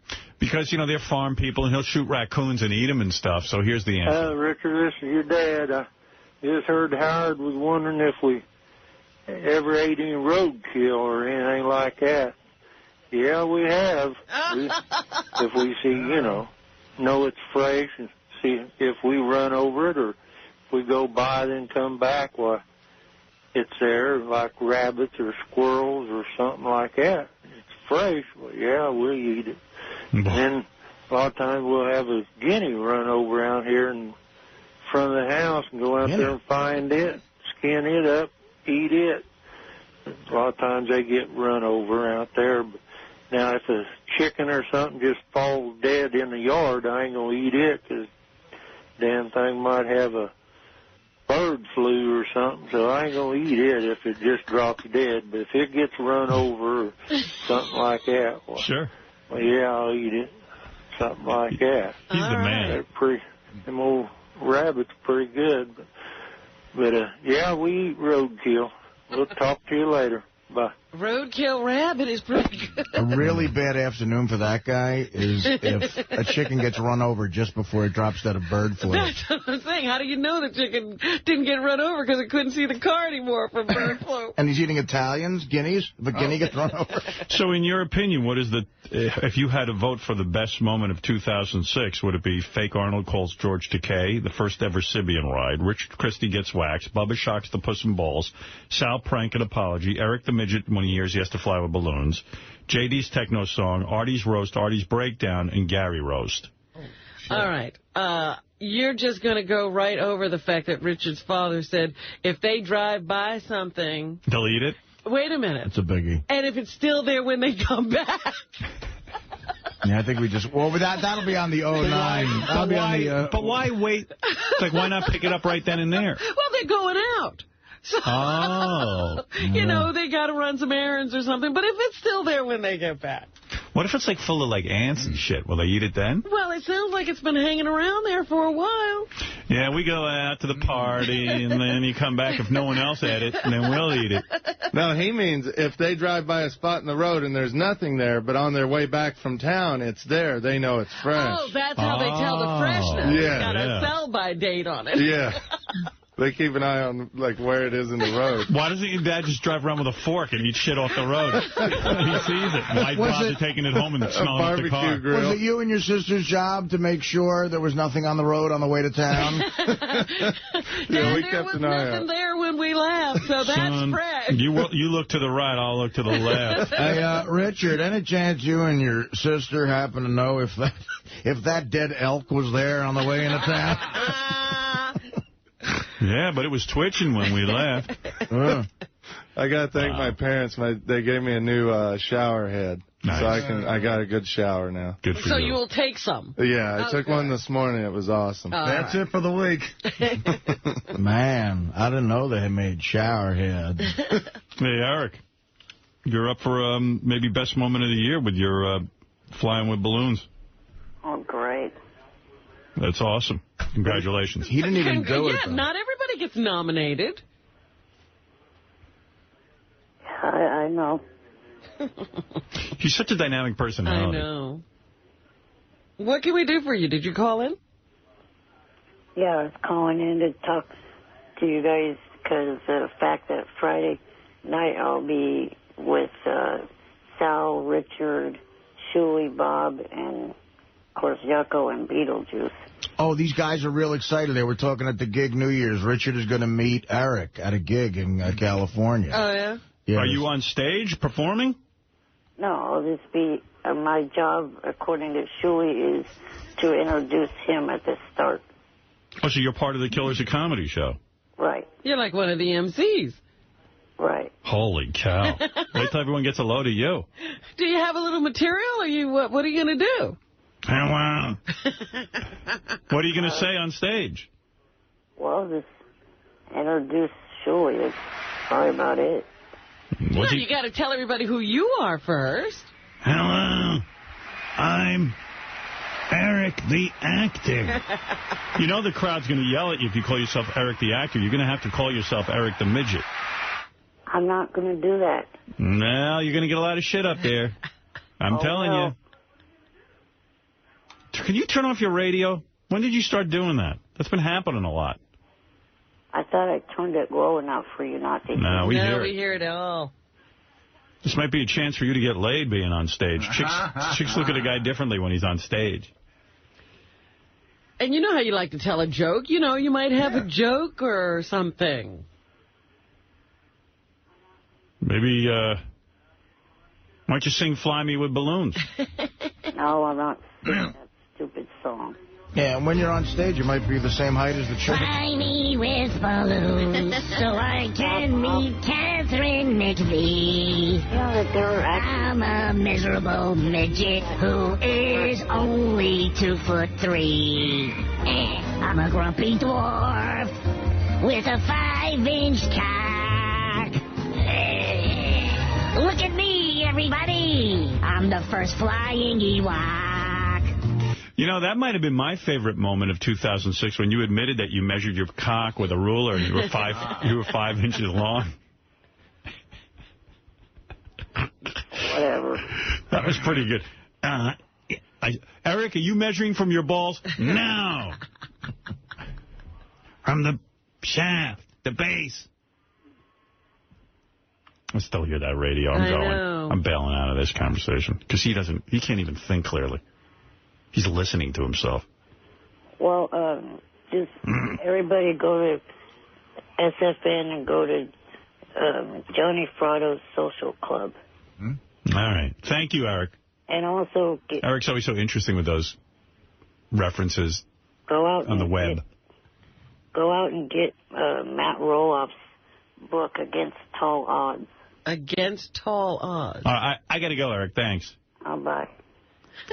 Fucking 900 plugs. I don't even know what they're all about. Yeah. That's all I hear. Can you imagine him going up on stage and just, who's he supposed to introduce? Julie. Here's Julie. Oh, that's going to be a great show. I'm Eric. Yeah, Steve, you're on the air. Yeah, welcome back, everybody. Happy birthday, Howard. Oh, thank you. Yeah. I was watching Dick Clark, and the guy was slurring on this New Year's Rockin' Eve, man. It sounded like a retard. Yeah. What was up with that? When's this guy going to quit? Yeah, he's got Was he better this year than last year? It was horrible. There's a lot of... Dick Clark had a stroke, and Dick Clark's whole gig is talking, I mean, he's a host. And he moves things along quickly. So, now you've got Ryan Seacrest. Doing the heavy lifting. Doing the heavy lifting. And it's Ryan Seacrest. I can't stand when he talks. I'd rather hear a guy with a stroke than hear Ryan Seacrest, because Ryan Seacrest, he just he's got a little bit of the yuck in him. Right. He's got a little bit of the radio thing going. And Dick Clark now, it's just horrible to I mean, it's just, you feel like, when you go to the hospital and visit your great-grandparents before they drop dead, your parents force you to go? It's kind of like that, and it's really depressing. It makes you just fucking feel like the whole world is ending New Year's Eve. Now the whole country has to go through the visiting the grandparents thing. It is an honor for me to co-host this show. Do you hear? That's Ryan Seacrest. It is an honor. It is an honor. Like, nobody says honor. The only radio guys say honor. Fucking radio guys. It is an honor for me. It is an honor. Just say it's an honor. It's an honor for me. And say it in a regular voice. Yeah, you cocksucker. It is an honor for me. I'm a professional radio announcer. Fuck. Asshole. It is an honor for me to co-host this show, which has become a tradition all around the country, as you know. A true television icon has made it that. We're so happy he's here once again with us. Ladies and gentlemen, Mr. Dick Clark. Thank you, Ryan. This year looks like it's going to be the best. Eric the Midget talks better. Oh, gee. This year's going to be the best New Year's ever. Yeah, sure it is. Not for you. For everybody but him. New Year's ever. And I think about when I started here 35 years ago, it's hard to believe how far we've come. There are more cameras, more music, more people. It's still the biggest party in the world. And I can't wait to bring it to you. Don't go away. It's going to be great. Coming on right up. Jesus, could you have a more depressing? And why does he do it? I don't know. He can't give it up. Ego. It's got to be. I mean, what else is going to be? It's all that pussy you get from being on TV. No, it's just like it's one chance to get outside. I bet you have to stay in his room the rest of the time. Yeah. I'll go and say, just wheel me out. He spends, according to what I read in the Inquirer, most of his days trying to figure out how to walk again. Right. So, I mean, this is exciting. Yeah, and it's great. You get to be 90 years old and you're doing what a 2-year-old does without thinking about it. And most of the kids watching just want to see, Christina Aguilera and stuff. They don't even know. Yeah, why is that old guy croaking at us? Like, who is this guy? Like, how come he's talking so crazy? Probably think he's high. Really? What's he on? Give me some of that. I have a friend who does PCP. He sounds like that. Maybe this guy's into methadone. Some really good stuff. There's a weird guy on Special K. Now here's Dick Clark with the countdown. 10, 3, 7. Hey, he mixes it up pretty well. You go, Ryan. Unbelievable. The electricity in Times Square. And I'm going to send it to the boss. Dick, take it away. Look at Ryan Seacrest chomping at the bit to get that Dick Clark money. He can't wait for him to just that's money get to out get, of there, yeah. I'm going to send it over to the boss. Dick Clark's like, 3, 2, 1, Happy Easter. Thank you, Ron. We're coming up on the new year in 30 seconds. Dick Clark hates Ryan. Dick Clark hates Ryan Seacrest because it's really his gig and the gig he used to do. And Ryan's making, making him feel horrible by talking so well. It's getting louder and louder. We're about to say goodbye to the old year in 20, 19, 18, 17, 16, 50, 14. No, they let Dick Whose idea was it for him to count from 20? Probably his, because that's the big moment. Just his moment. He's not giving that to Ryan Seacrest. He could have started at 10. Gee, I've been in radio quite some time now. I count down so fucking well. But Dick wants to do it. I'll just wait. John doesn't say, here's Johnny. That was Ed's. No. Counting backwards is Dick Clark's specialty. 15, 12, 11, 9, 8, 7, 6, 5, 4, 3, 2, 1. Happy New Year! Oh, Everybody, here's Dick and Carrie. Dicky Time Maine. Dicky Time Maine. Dick had a 9.5 with a 22, and Carson Daly had like a 4.5 with a 10. Wow. So Dick Clark doubled his ratings. Dicky Time Maine. And then Dick Clark sang a song. Oh, no. Stop it. Yeah. Oh, him and Kirk Douglas? And where is that? I don't know. It says purple, but... GP2 and White, Howard. Oh, here it is.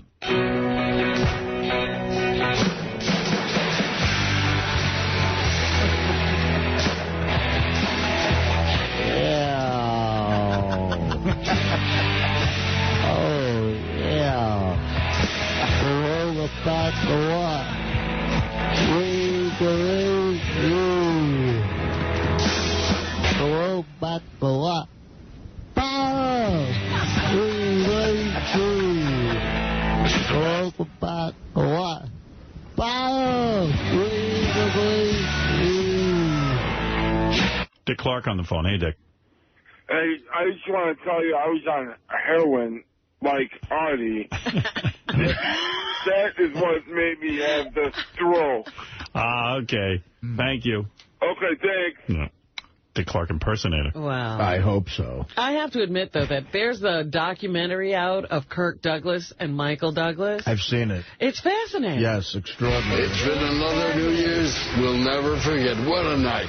Here's Dick Clark and Ryan Seacrest in studio together. It takes so many people to make this event happen, and they do it like clockwork every single year. I'm glad to be a part of it. I hope you have a healthy and happy New Year from the bottom of my heart. And now, bring him in here. What's this complaining about rain? What? It's a beautiful night. It is a gorgeous night. It's warm. You're starting to sprinkle a little bit. Look at Ryan showing off how well he speaks. Yeah. Waiting for you to be out there in the snow and the sleet. With the temperature down to 0. You want me to be abused out there? Listen. And Ryan pretends like nothing's wrong with Dick. And what great banter. Yeah, that's right. The rain was pretty good. Yeah, I had a really nice night out there. Basically, what Dick Clark is saying is, you think you got problems? Yeah. You got a little rain? You can blame that rain? This is funny to me. Hey, yeah, okay, sorry. I didn't realize. It's an honor to work with you, Mr. Clark. Tim, partner, it is just a pleasure to work with you on behalf of all of us. Happy New Year. Great to see you. Dick Clark, ladies and gentlemen. Nah, one of a kind. You're not kidding. Yeah, now he is. He talks like nobody else. Used to talk like everyone else. He's one of a kind now that Cliff Pallet died. It sucks. Dick's a nice dude. He always called into our show. Yeah, he was great. He doesn't call in anymore. But you really ought to check it. You would love that Kirk Douglas, Michael Douglas documentary. Yeah. Not for me. Oh, I'm telling you, love it. I'm into Battlestar Galactica. Interesting. Season 1. You don't realize all the stuff that Kirk Douglas did. Ladies and gentlemen, here's America's oldest stroked-out teenager, Dick Clark. The fucking drag. That's when you wish, like, the stroke just took you, you know? It's like, right. Why so leave unfair. me here to run around like this? So you're going to learn how to talk. But you know what? Michael Douglas says the stroke was a blessing for his father. Yeah, okay. Because it put him at peace for some reason or other. But by the same token, he did things. I was like, man, Kirk Douglas was amazing. There was a director who once fired Michael Douglas from a movie. So Kirk went out and bought the rights. and hired his son back. That teaches your kid what the real world was. Nice dad. My dad didn't even want me to work with him in the recording studio. The best part about that thing is when they concentrate on Eric, you know, the half-brother, the kid who died. Oof. What a black sheep. That's tough. Here's Dick Clark making a crank phone call. Wait. I got this in a second. Lady Restaurant, how can I help you? I want... you want to pick up deliver first? Yes. You want to pick up deliver? Yes. Pick up or deliver? Yes. What do you mean, yeah? You want to pick up or you want to deliver? I want to you to take, to my apartment. You mean to deliver, right? Yeah. You want to give me the order? Okay. What kind of order you want to get? Thai soup. What kind of soup? Thai soup. 1 pound, right? Yes. 1 pound soup. And Tiki Dang Main? No. And Tiki My Dane. Hold on, I'm sorry. Oh, you're killing me now. Yeah, hold on. You're killing me, you know. Hold on. I'm hungry. Yeah, what kind I'm hungry. And anything else? Tiki My Dane. Hold on a second. Hi, can I help you? Yes. I want to order. What do you like? Doo-doo say can. Huh? Cookie by can. Doo-doo. Go order. I'm sorry, I can understand you. Come on, you know. Maybe you'll call up to the... Oh, no, you're killing me. Hungry. I am hungry. Dodi Fayed. No, I want it now. Chicken and shrimp combination. And Tiki by Main. Tiki by Main. Come on. I want to eat and you're stucking me. You're fucking me. You're fucking me now. Tongued up. Fucking stitch you. Tongued up there.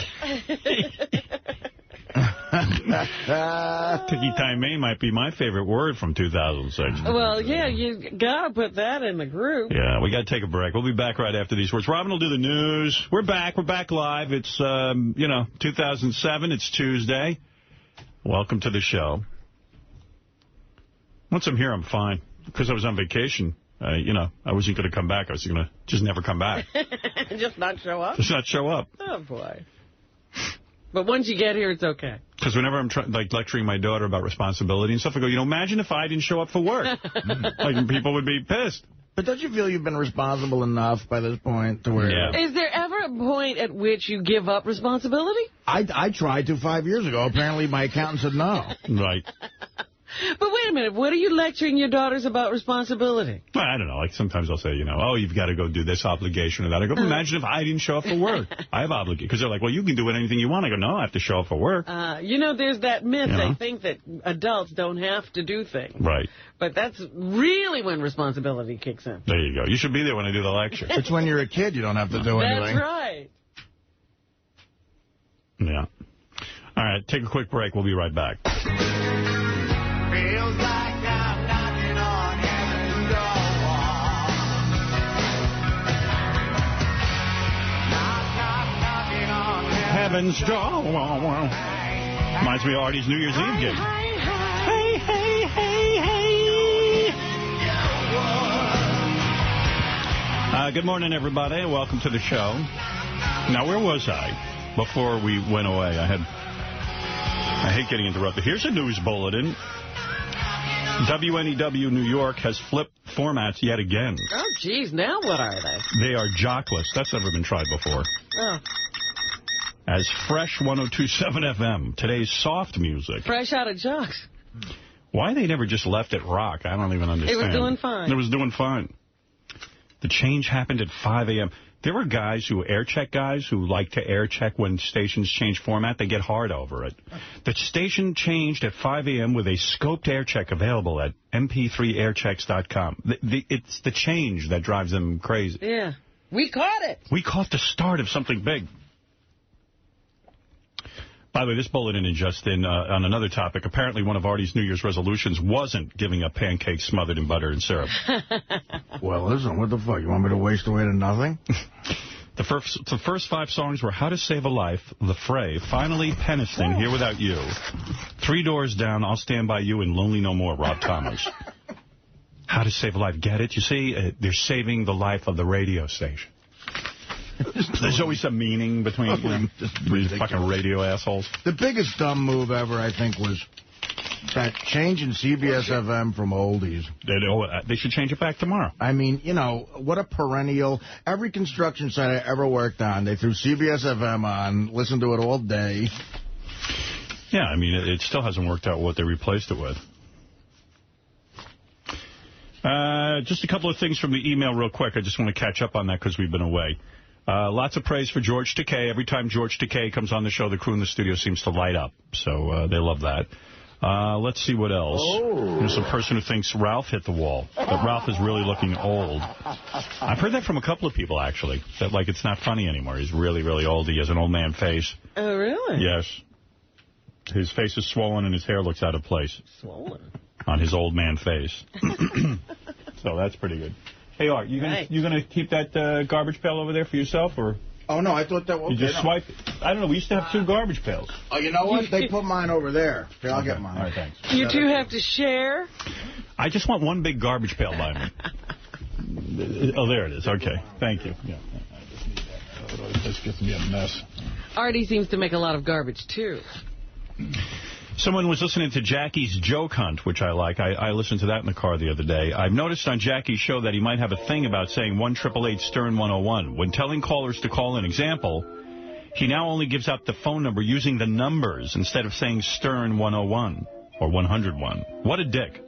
It's not the first time. Go back on the other shows. You'll see he prefers to say only the numbers. Check it out. That's an interesting psychological observation, quite frankly. Yeah, I think so. You're fine. I don't know. I have to go back and listen, but if it's true, that's very interesting. Like, you can't say Stern 101. Why is that? Why do you think? I don't know, but Tim, get on Jackie's ass about that. Make sure he says Stern 101. I want to hear the words. Stern 101. What does he say? He just gives the numbers that would correspond to Stern. Oh, 100 and 101. No, he'll just say call 1-888, whatever Stern is on your... Oh, he'll say, oh, you're kidding. That's what he's saying. What? No, I've heard him sort of explain this before. Like, he says Stern 100 or 101, and then he'll say the numbers for, like, people that are stupid like him. Oh, okay. Oh, okay. But this guy's claiming sometimes he just says the numbers and doesn't say Stern 101, JD. You don't know. Okay. Here's a question for Fred. Fred said something in a bit on December 13th during the news. He said that Rosebud was a reference to a woman's clitoris and that he wasn't joking. It kind of got brushed aside, but could you ask him what it meant? I always thought it was about the sled in the movie, of course. You were joking, right? No, I was not. What are you saying? No, it's that was one of the reasons that who was the guy the movie was supposed to really be about? It was Hearst. Randolph Hearst. Right. Well, apparently his girlfriend, he had a nickname for her clitoris, which was Rosebud. Mm-hmm. And that's why that was in the movie. He just wanted to say it to embarrass them. Oh, so it was another jab at Hearst. Right. It was another jab at Hearst. Some private info. A lot of people like Martha Stewart on our show. One guy didn't. He says she's boring. Get this cunt off the air. Her sorry fucking ass should be rotting in jail. Fuck her. She would take the shirt off a homeless person's back if she could make a buck off it. Everyone else loved her. I always loved her and wished to live graciously. She was great on your show today. Here's another one. Martha Stewart. I've been listening a long time, 19 years. I think the Martha Stewart interview was one of the best fucking ever. I hated her with a passion till today. I admire her now. If she did take a shirt off a homeless person's back, I bet she'd make something wonderful out of it. I wish you could ask Martha about her company policy on bananas and Diet Coke. Both were barred from her company when I worked there. They were on a list of silly foods, and you could be fired on the spot. We got quite a few emails from people who also don't like her professionally, like they worked with her. Oh, really? Here's another one. Loved it. Martha Stewart interview, best ever. I've seen Martha interviewed hundreds of times, and yours by far was the best. She should have been on your show a long, long time ago. Keep up the good work. It certainly interested the tabloids. They practically rewrote the whole thing. Well, I want to say something about that. I was reading one of the tabloids. I think it was Star Magazine or one of them, or Globe, and literally word for word, an entire 2-page spread about our interview with Martha Stewart, except they make it look like they did the interview. Right. And buried deep down inside, it says, according on the Howard Stern show. And really, I mean, I don't mind you reprinting the interview, but how about in the headline, Howard Stern gets another great story? Right. I mean, if I'm writing your newspaper, and then there was the whole Pam Anderson thing and the same thing. There was about 5 stories all in one magazine, literally 5 of their stories. And there's only 25 stories. I wrote 1/5 or 1/6 of the fucking magazine, however it works out.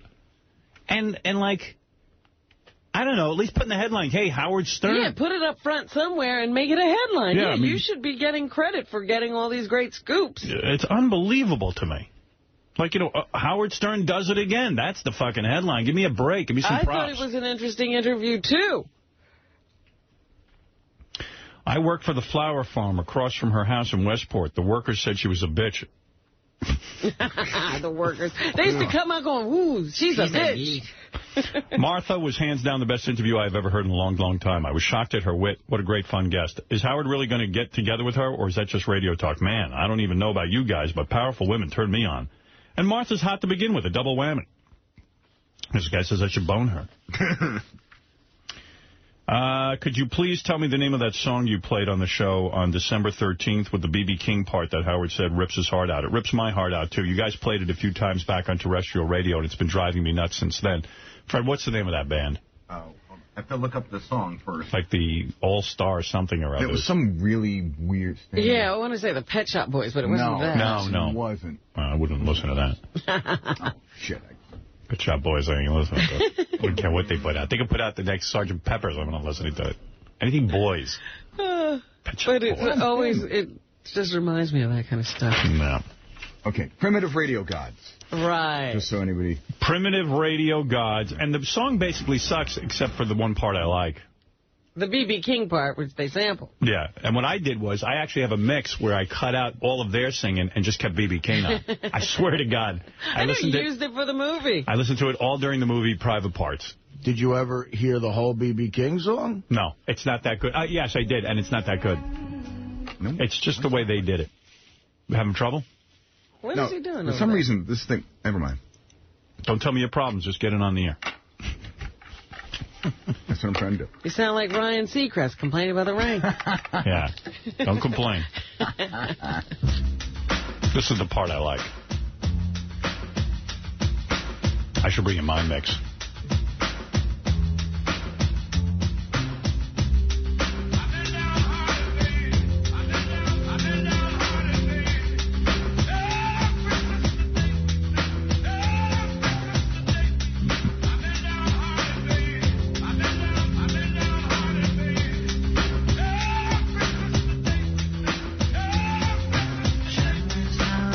Part's wimpy.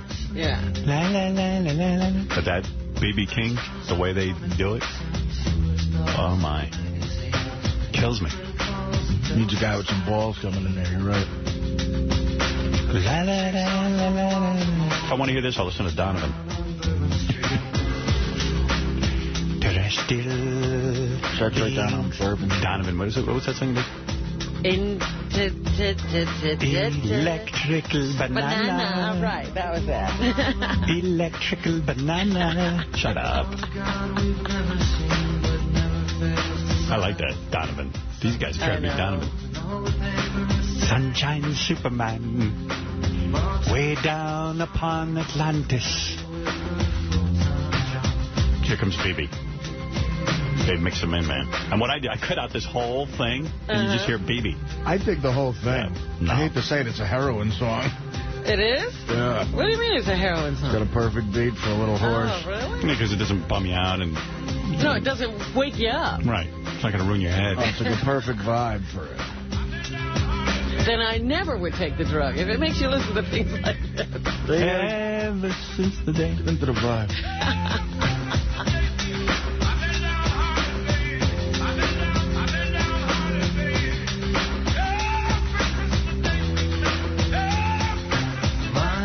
My psychiatrist wanted me to bring this song in. Why? Because he wants to hear what makes me so sad. Oh, really? He goes, well, what is it? He goes, what is B.B. King saying? And I go, I don't know.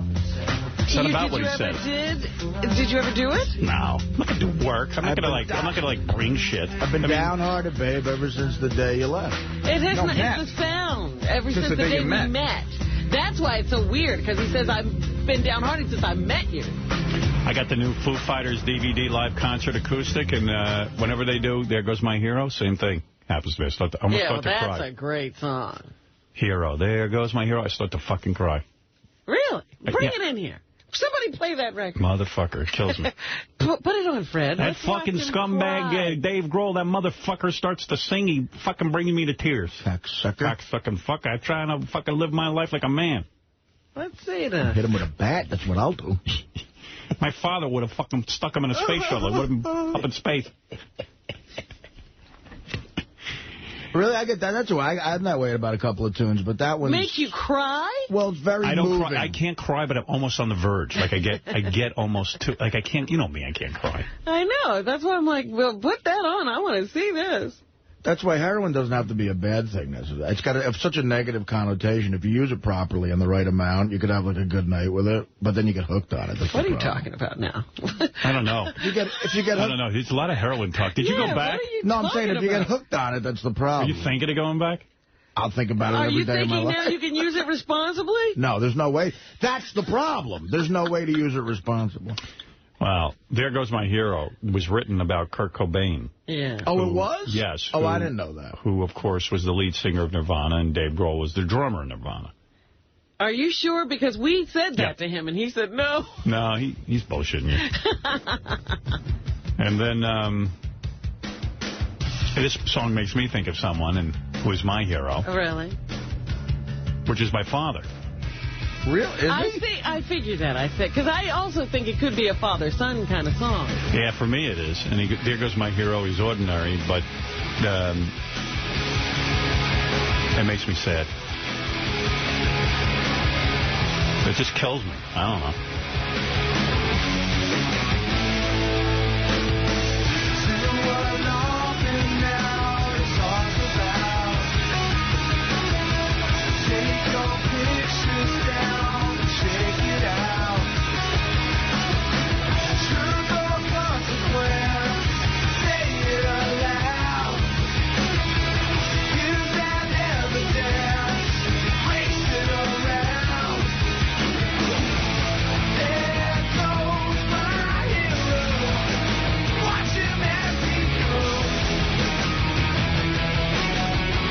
My father would, get in the car every day and drive for 2 hours and support our family. But this isn't what the song is about. Doesn't matter. This is what it does to me. The song is really about how your hero, once your hero becomes tarnished, the first time they do something that lets you say, but they're not heroes, they're fuck-ups. I mean, I don't want to get that deep into it, See, I don't analyze. That's why I love this song, because you can actually listen to the lyrics. The lyrics are great. I can't listen. I don't understand why. I have a song that totally reminds me of my father, but it's got nothing. I just remember him being in a van when I was working with him, singing the song. Oh, yeah? So it's really got nothing to do with the lyrics. As soon as I hear the song, I see him. It's 1979. I'm in the van with him, and he's singing. It's Night Moves by Bob Seger. Really? Oh, shit. I ain't playing that. That's a great tune. I ain't interrupting this for that. For the Night Moves? Talking about the Night Moves. Bob Seger's got a lot of good Reminds me of being in Detroit at a shithole radio station. Well, we all play have that different fucker every memories 15 minutes because Bob Seger's from Detroit. I remember that just being one of his rides. forgotten song. I just remember having to play it. Come on. That was not one of my favorites. Horrible. It's one of his biggest hits. Doesn't matter. That doesn't mean people have any taste. Well, my old man used to sing it. There's a lot of songs. Like the song that makes me think of my grandfather, who I love, is Right Between the Eyes by Graham Nash.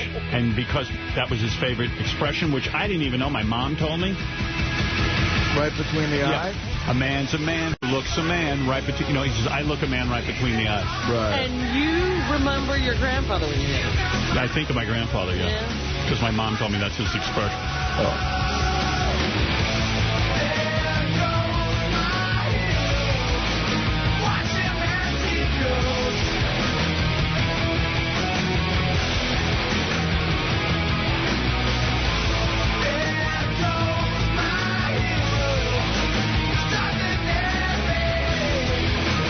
That's good.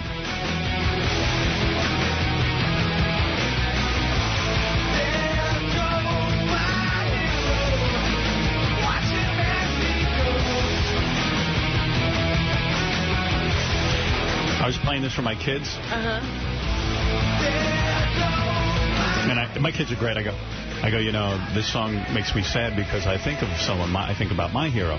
And then they didn't even ask me who my hero was. They just completely ignored me. Isn't it great having kids? Yeah, I thought like maybe we'd have a moment, like about me. They weren't interested. They were like, we hear enough about you and your fucking ass. Oh, my God.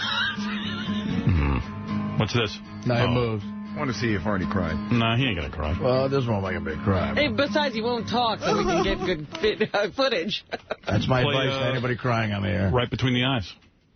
Graham Nash wrote that. We get 2 seconds of Night Moves? You guys are motherfuckers. Show's not about you, okay? That song's horrible. 30 seconds of it. Play it for yourself when you want to think of your Take a poll. I guarantee. Nobody wants to hear Night Moves. I guarantee people like Night Moves. They did a poll and says no one likes it. Everyone hates it. Everyone hates your dad's favorite song. It wasn't his favorite song either. Right. It reminds me of him. Right. Yeah, he didn't even like it, and it reminds you. All right, Graham, let's get into this. Do you know this song, Rob? Oh, I forgot he did it on our show. I didn't even remember that. I don't remember this. A lot of requests for this one? Too many. Really? Oh, seriously? Yeah. You thought you were unique. I feel like I'm the only guy who wants to hear this one. Last time I played this was at the Meadowlands in New Jersey. And a lawyer said that it was his favorite tune.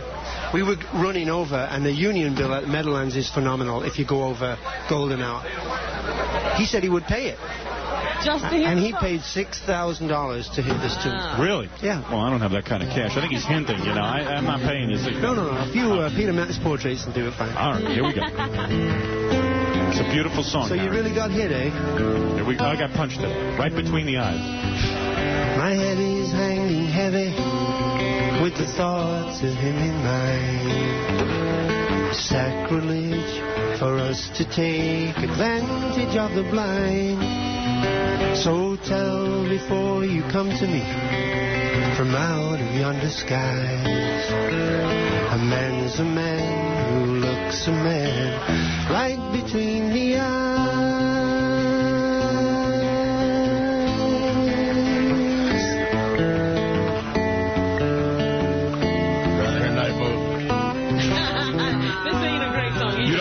Oh, my God, I love this song. All right. Do you like this song, Fred? I think it's a great song. Yeah, me too. I also like Night Moves, so that might take So that's, don't take his word. Just been up that street. I won't play it then. Bunch of assholes. I'm trying to think. I'm like, no song reminds me of anything. No, I don't know. I get affected by music. Hey, I'd be remiss in not telling you I found a new favorite condom. This condom is made especially for women's pleasure, but it turns out my pleasure was enhanced as well. Was enhanced by the condom? Well, why was it, what was it about the condom? First of all, I received these as a a Christmas gift from, I want to say Brian Phelan, maybe, but he also gave me ass wipes for my ass. How thoughtful. He gave me a double pack of, wipes for my tuchus. Phelan gave to me. And do you think he gave you the condoms as well? Yes, he did. I'm almost positive. And they are the most fantastic condom if you got to wear one. Right. First of all, you feel... accept condoms from other people, huh? Yeah, from Brian I would. Yeah? You don't think Brian's putting holes in your condoms just to set you up? I don't know. Maybe. If he did, he did. Good joke. But he'd have to live with that. The fact that a kid would be miserable from me. But these are called Elexa condoms by Trojan for women's pleasure. E-L-E-X-A. Elexa. And I am telling you, this is not a commercial endorsement, but it is the best. What did it do for you? I have more sensation. Yeah? More, I don't know. Beth likes them better, too. I think it's just thinner, and and I love it. I love it. So now you're a Trojan man. I'm a Trojan man. I used to wear, I forget what the ones I wore. I forget, too. But these are talk better. About them. I don't even remember. Now I'm into these Alexa condoms by Trojan. Well, good for you. Those are my faves. I dated a chick in L.A. once who said she loved this certain brand of condoms. Oh, yeah? And then, this is actually a true story, and she said, but I don't know, I don't love it as much with, since we've been together. And I'm like, well, maybe it's because I'm wearing it. Yeah, of course. And the condom's still fine. I said it jokingly, but then I think something snapped in her head. Well, clearly, I like the other guy. The other guy had a better dick. I wonder how it happens that, that they're talking again that XM and Sirius might merge. I think that's like a rumor that somebody floats every once in a while. But it happened even stronger. Like, there's a whole bunch of articles that came out that this is definitely happening. And Really? But it's not, as far as I know. But then again, I'm the last to know anything around here. And they're saying that Sirius's subscriptions are up 80%. What does that mean? Up 80% of what? From a year ago. And that XM has increased its numbers by more than 30%, but because basically they found out the consumers basically feel that the satellite services are the same, more or less, in the consumer's mind who don't have it. Right. Those who don't have it. And like satellite is a big monolithic one thing. Yeah, and the survey says that the only thing that they see as a difference is one has Howard Stern and the other one doesn't. Right. And they're not even sure which one has it. Yeah, I have people say all the time, yeah, how's it over at XM? Yeah, right. They don't know, and they don't give a shit because our world isn't their most important thing. Right. They actually have lives. Those bitches and bastards. Yeah. So that's it. But you don't know for sure. I don't know. But anyway, the fact of the matter is that, just a short year ago, XM never would have dreamt of a merger. Now they, of course, have to because we've come on so strong. A guy in Business Week, they love to make... This guy wrote an article called The Worst Predictions of 2006, and they quote me saying, satellite radio will succeed, trust me, it's a lock. Howard Stern, December 22nd, 2005. And by the way, I am very proud of that prediction. And the guy is trying to make me look like an asshole for saying the Sirius stock is down, and Howard Stern's employer is down more than 40% since he began broadcasting. Down what? In the first 9 months of 2006, Sirius lost nearly $900 million. Excuse me, asshole. Here's the bottom line, and this is the truth. Satellite radio as an industry is the fastest growth industry and selling more, except for maybe iPod. They are on fire. How could me saying it will succeed? Of course it will succeed, and I stand by it, and I guarantee you'll be eating your fucking words if you think I'm wrong. Satellite radio is succeeding. That it's selling faster than when the cell cable phone was introduced? That is true. So this asshole who wrote this, BusinessWeek.com, doesn't know what the hell he's talking about, and I still maintain that quote will be proven correct. Yeah, give you time. You didn't say when. Yeah, I mean, give it just a couple more years. Oh, boy. I don't know.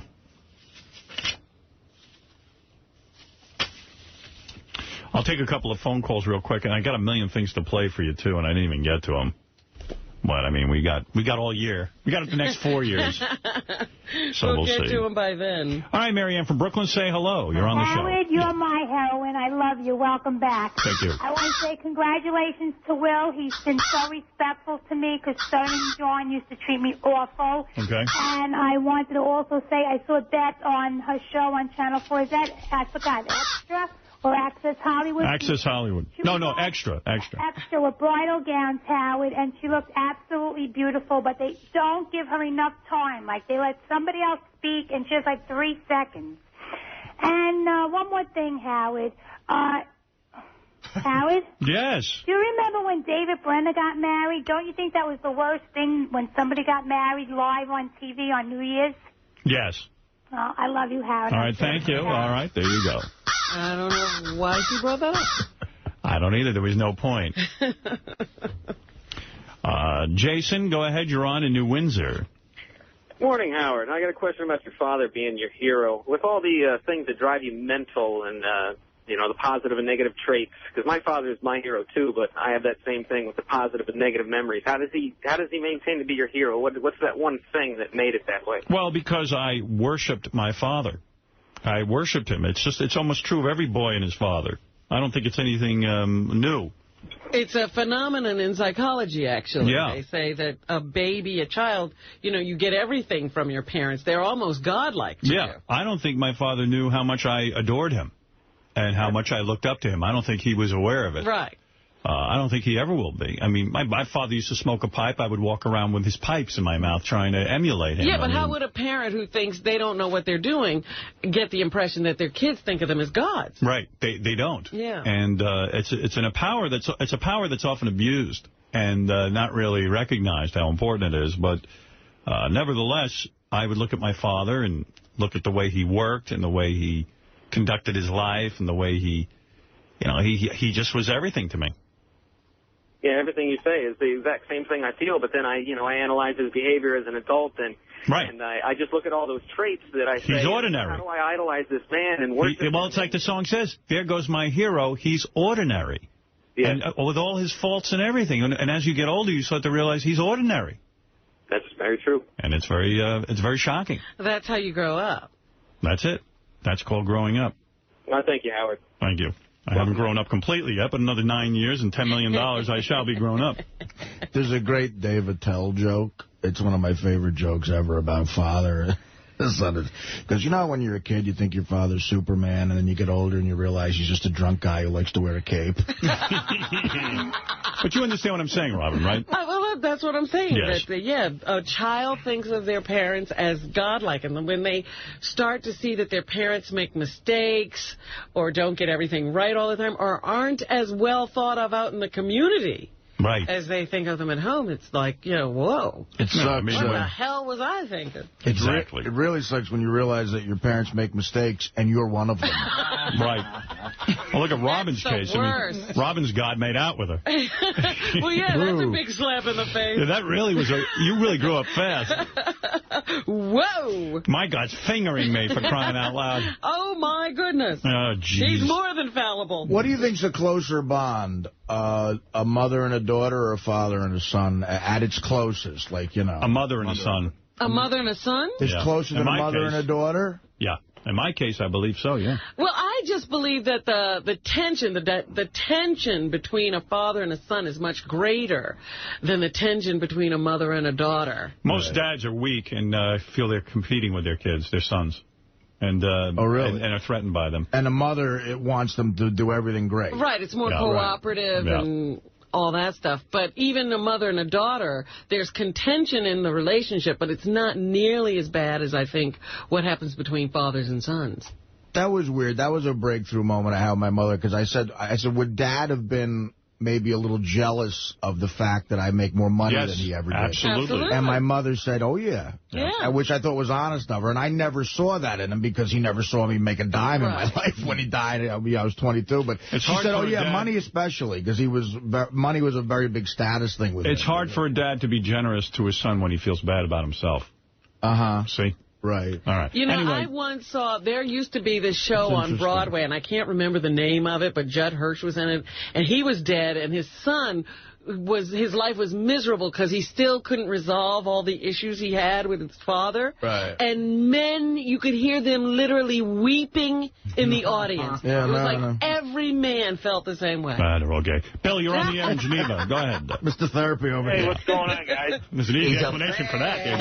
They're gay. They're gay. Bill, go ahead. Show they're gay. Yeah, I just had a comment on, you're talking about XM and Sirius joining possibly or whatever. I just want to say, well, one thing, Happy New Year, everybody. Glad you guys are back. I missed you guys. But I just recently bought a Chevy, and they got XM in it, obviously, and they give you a free subscription for 3 months or whatever. Right. And I tried listening to it, and it just absolutely sucks. I mean, I'm into, like, hard rock and, you know, some of the classic rock, and they just don't have crap for music on there. I'll tell you what, when I first joined the company, I read, they did tons of independent research where they hired an independent research company to sit there and evaluate both programs and both companies. And they, they survey audiences. And people who had both said Sirius, there was no comparison. Sirius was a much better product. Unfortunately, the general public doesn't know that the distinction between XM and Sirius, except for the fact that I'm here at Sirius. And some of them don't even know that. So, in their mind, they think they're both the same. Right, and if they've got one or the other, they think they're getting it. If there was a merger, I would have to pray that the people running this, Scott Greenstein, Mel Karmazin, the programming people, the people you never even hear about, the guys, like I love Coffee House and all, even the softer stations, some of them I like Channel 9. You would hope that those are the people that will stay in place, and what we'll do is just, like, sort of phase out the XM people so their crap won't, get in on us. Right. I mean, like you said, there's absolutely no comparison. I've had you guys for, I got you guys last Christmas because you guys were coming here. I lost you. I used to listen to the Nerve out of Rochester, and you guys, with the big Clearwater bullshit that went down there. Yeah, Clear Channel. They dropped you guys. Yeah, Clear Channel. They dropped us. Yeah, I was no good. All of a sudden, I was too dirty. Yeah, and the only time I ever got to hear you is when I got closer to the city, like Albany and that, 'cause I was working construction, and I'd always pick you up whenever I could. But now I drive truck for a living. I got Sirius Radio in my truck, and I listen to you guys every single day, all day long. I listen to the whole show. Great. Well, awesome. I'm glad you're with us, Bill, and thank you, and have a Happy New Year. Let me see if I can't get one more person here. I got a full phone line here, and... Oh, okay. All right. Here's Gary the retard. He's complaining. He says he doesn't get on enough. Yes, Gary. Happy New Year, Howard. Thank you, Gary. Yeah, okay. Since February's my birthday, can you try to get me back there for my birthday? February. When is his birthday? His birthday's in February. February 14th, I believe, right? No, it's the 28th. The 20th. Oh, that's right. Leap year. Yeah. He's retarded, but he knows everything about leap year because of his birthday. Yeah, he's 7, right? He's 7. It's really weird that Gary the retard is 7. No, I'm not 7. I'll be 55 in February. Yeah, but you've only had 7 legitimate birthdays, right? Yes. Your brain is 7, we're saying. Oh, look. I've been sitting here listening to you. Your retarded brain is 7. Your retarded brain is 7, Artie. Your retarded birthday's in February. I want to go out and buy you movies just to see what it looks like. Oh, thank you, Gary. It's available now in stores. Thank you. I want to go out and buy it and see what you look like. He'll show you. I'm going to buy your movie. Well, Gary, I'll find out. I'll find out if we can have you in here, okay? Fuck you, I'm buying your movie. What? I said, I want to come back to say give Artie a bad time. All right, Gary. Thank you. Have a Happy New Year. Happy New Year. You too. Get to the store, retard. It's funny with Gary.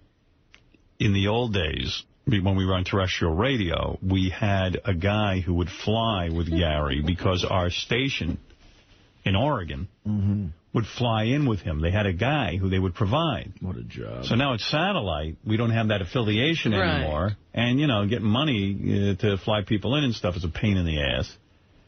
So it's a whole big deal to get like a Gary the retard in here. I mean, we can do it. Speaking of retards, Wendy the retard sent me the Christmas card, and you're looking at it, and you go, Wendy looks kind of pretty, and then all of a sudden you realize it's her sister. Oh, Wendy's they put in the her back. sister on the card and hide Wendy? Well, Wendy's in there, but you realize, you got to see this family picture. She's like Carney Wilson in the Wilson Phillips video. Look at this. Yeah, exactly. There's 3 sisters, and you look, and you go, wow, this sister's kind of hot. But you think it's Wendy at first because they kind of look alike, and then Wendy's all in the back. Like in the tree. The family. Let me see that closer. Yeah. Oh, that's hilarious.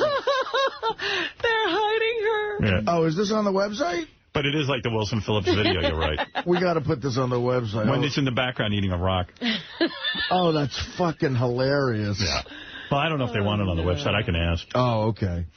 Wendy. To Howard Stern, I love you. Howard, love Wendy the retard. She's in the back. She looks like Graham Nair. Yeah, right. This is from Christmas card from Jillian Grace, the girl we got into Playboy. Oh, yeah, how's she doing?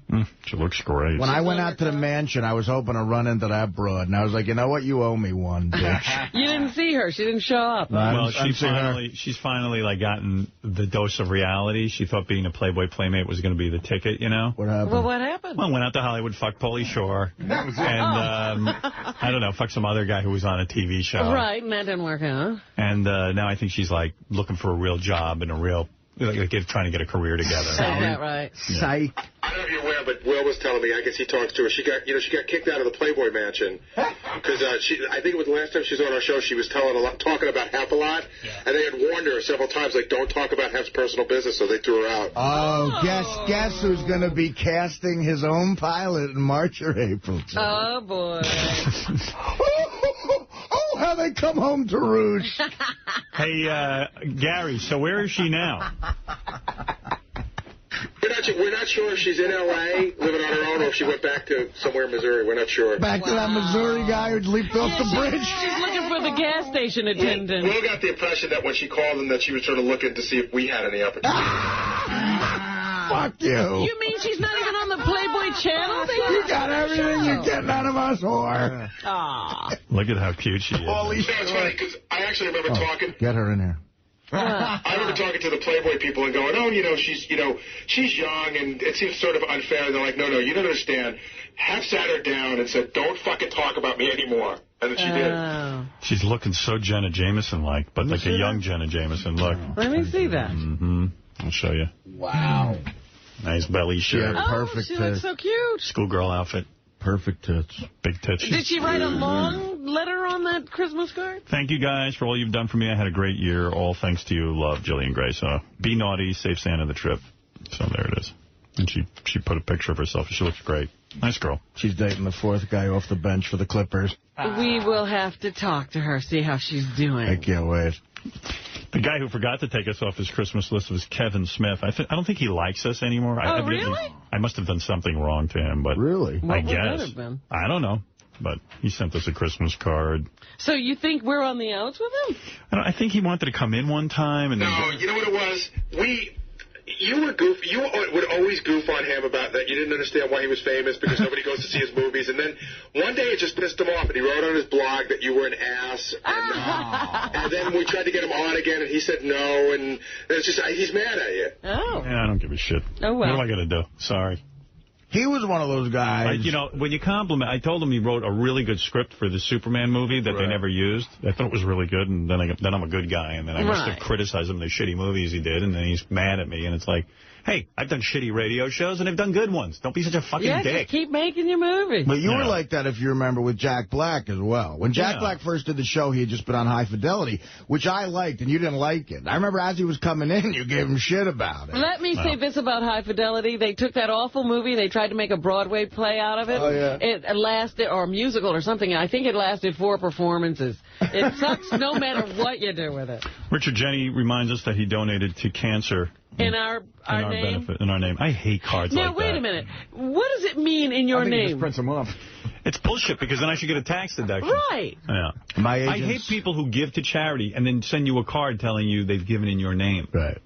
Because they never give in your name. I hate that. Does that come from him or the American Cancer Society? It looks like... Because I'd be curious if you just print them up and saying, okay, I gave you a donation in your name. Well, you want to know something? I hate to say this. I know a guy. If I told you this guy, you would fucking die. What? What are you talking about? What did he do? Every year this guy sends me a card telling me how he donated to a certain charity for me. Uh-huh. Well, I know someone who works at the charity, and they say he hasn't given a fucking dime. Oh, come on. I swear to God. You know, that's a Seinfeld episode. Well, let me tell you something. That's funny. It's the truth. And this is a wealthy man. Wow, that's funny. Costanza does that where he donates, Christmas time, and then he doesn't really give the donation. Yeah. Do we all know this person? No, I don't think you... You might know him, but I don't know that the other guys would. That's great. Is it Ralph? No, Ralph. No one would believe he donated. Nobody's going to believe he gave anything. Got a card from Richie Notar. We got a card from Tony Bennett. Rip Taylor. Boy, he hasn't been on the show. Happy Radio. See you, Howard Stern and gang. Wow, he acts like he hasn't seen us in 20 years. My manager. Him at where did we see him? He was up here a couple of months ago. Richard and Sal did some stuff with him. But he's one of those guys that there's people that were on the show with you before I worked for you who still consider you a good friend. Yeah, I mean, I would have him on. I don't know why. He's the one who didn't want to come on anymore. Is that right? Yeah, I think so. Am I right on that? I don't remember. I don't remember him even... Happy holidays from Carrot Top and crew. Carrot Top has a crew? Whoa. Yep. Happy holidays from the Real Doll. Wow, the guy who made the Real Doll looks hot. They made it even better. Howard, aren't we getting a couple of those? We are, but they did an episode of Real Sex on HBO, and they did the whole Real Doll thing. Boy, that dude that makes it, that whole scene is creepy. Yeah. I'd bang this Real Doll. Look at her. Doesn't she look good? I'd bang her. Howard, we should talk about, we have an opportunity to get a Real Doll. Done her. Yeah. And the guy that makes them said that he could make it in any form that we want. I told you, let's make Elizabeth Hasselbeck. Well, we were trying to, and then we had another discussion. Can we talk about it? Let's make it a We were talking about making it Robin. Oh, please. Yeah. No. You don't want to do that to Robin. You don't want to do that to Robin. I remember the meeting. We're sitting there. We go, who can we make? We go, let's make one Real Doll out of Robin. And then we can bang Robin. God, you don't want to You know what it was? You had left early for some business meeting you had, so you weren't in the meeting, and then I came in late. And so your name and my name kept being floated for everything. You don't ever miss a meeting. I held a meeting, and Artie, you couldn't come, and Robin was there. And then that's when we came up with banging Robin and the Real Doll. And the Benji Cock And the Benji putting his cock in your ass. I was going to say, did you also come up with the idea of me being the Real Doll? Happy holidays from David E. Kelly. Who is David E. Kelly? He's the guy that does all those TV shows. Isn't he Boston Legal? Boston Legal. And married to Michelle Pfeiffer? Right. Was. Is he still? Yeah. Best wishes from Jimmy, Katie, and Kevin Kimmel, and Sarah Silverman. Wait a minute. How many names were on that card? Jimmy Kimmel and his kids and Sarah. Oh. I was going to say, it's like roll call. Here's the Osborne. Sharon Osbourne has made a gift in your name to support the Sharon Osbourne colon cancer program. Oh, so she gave money to herself. No. Nice of her. It's even worse. My manager does that bullshit, too. It's so funny to hear my manager. He's like a nobody out there. Like, he's trying to pretend like... He's got a foundation. So my agent does it. Like, he'll send me a Christmas card that says, we've made a donation in your name to the following charities. I'm like, well, gee, he's the one getting the deduction. Let me make my own donation. It's the card should say, Artie, we've given you nothing. Well, it's funny because before Sharon had cancer, she used to give the most unbelievable gifts. Yeah. I know. And that was just a donation. Well, Don, my agent, would always criticize my gifts. They were never good enough for him. Like, I'd send him a wine, and he goes, of course I'm happy with anything, but if you were to get a good wine, you should have gotten this. It's a good year. Yeah, and I'm saying, well, I've never said to him, well, gee, thanks for donating to charity in my name. Yeah. Nice gift. What's up with that? And that helps you, not me. Here's one from Hef and his wives. By the way, I have to say, I started, I'm sitting around one day. I start watching that stupid show, Hef and the Girls or whatever, the Girls Next Door. I started to like it. I was really Really? There you go. Yeah, I was like, oh, my God, I can't believe I like this reality show with Hef and his girlfriends. Here's one of Marshall Fine, but who's he shaking hands with? It looks like a politician. That's not Gore, is it? Looks like Al Gore, maybe. I think it's Al Gore, but Al Gore looks like he got heavy. He did. I saw a little bit of that special, that documentary he did, and he was heavy. Bobby Slayton and Family, the comedian, and Denise Rich, song lady. Mm-hmm. All right. Hey, let's get in John Hein and Steve Langford. They're here with updates. Jack Daniels sent me a letter for Christmas. Did they? Because I'm a squire. They gave me the squire? What does that mean? A squire is, they make you an honorary squire if you're like if you're an alcoholic. If you're an alcoholic. Basically, yeah. I think if you're like a well-known boozer. And what are the privileges of squire? You get an inch-by-inch plot of grass on their distillery in Lynchburg, Tennessee, and a calendar every year. Oh, and their calendar theme this year is the family. Of course. Yeah. The family that drinks together kills each other. Dear Squire. Dear Squire. Hilarious. Are you proud of that? Not really. You should actually build on it. On that 1 inch square. I don't know if I'm allowed to do that. Yeah. But I should try. What do you mean you own an inch, a square inch of... You get an inch. It happened after I talked about it for a bunch of times on here. They said, well, you know, we're happy you enjoy our product, and you have an inch by inch square. Yeah, it's like grass. a square inch. Yeah. Yeah. And that's it. I mean, that means nothing. And you're a squire. Supposedly in the South, they say that's a big deal. And I was like, okay, can I sell it? And they're like, no. Yeah, I mean, does the Squires have a clubhouse? Is there anywhere you can go? What's going on? Nothing. You should hold this, get a jacket. I'm a squire. Jack Daniels. Imagine the girls you'd get. Yeah. I don't want, one of the things I've never told you about myself, I'm a squire for Jack Daniels. Yeah. I was either going to get a jacket that said that or I'm a dick. Let's go over to Steve Langford, who... actually, it was really weird with Steve Langford. Gary ran into some chick who used to date you. Really? That's the best. Did you hear about this? No. Not a thing. Not a thing? That's not a news story? Come on.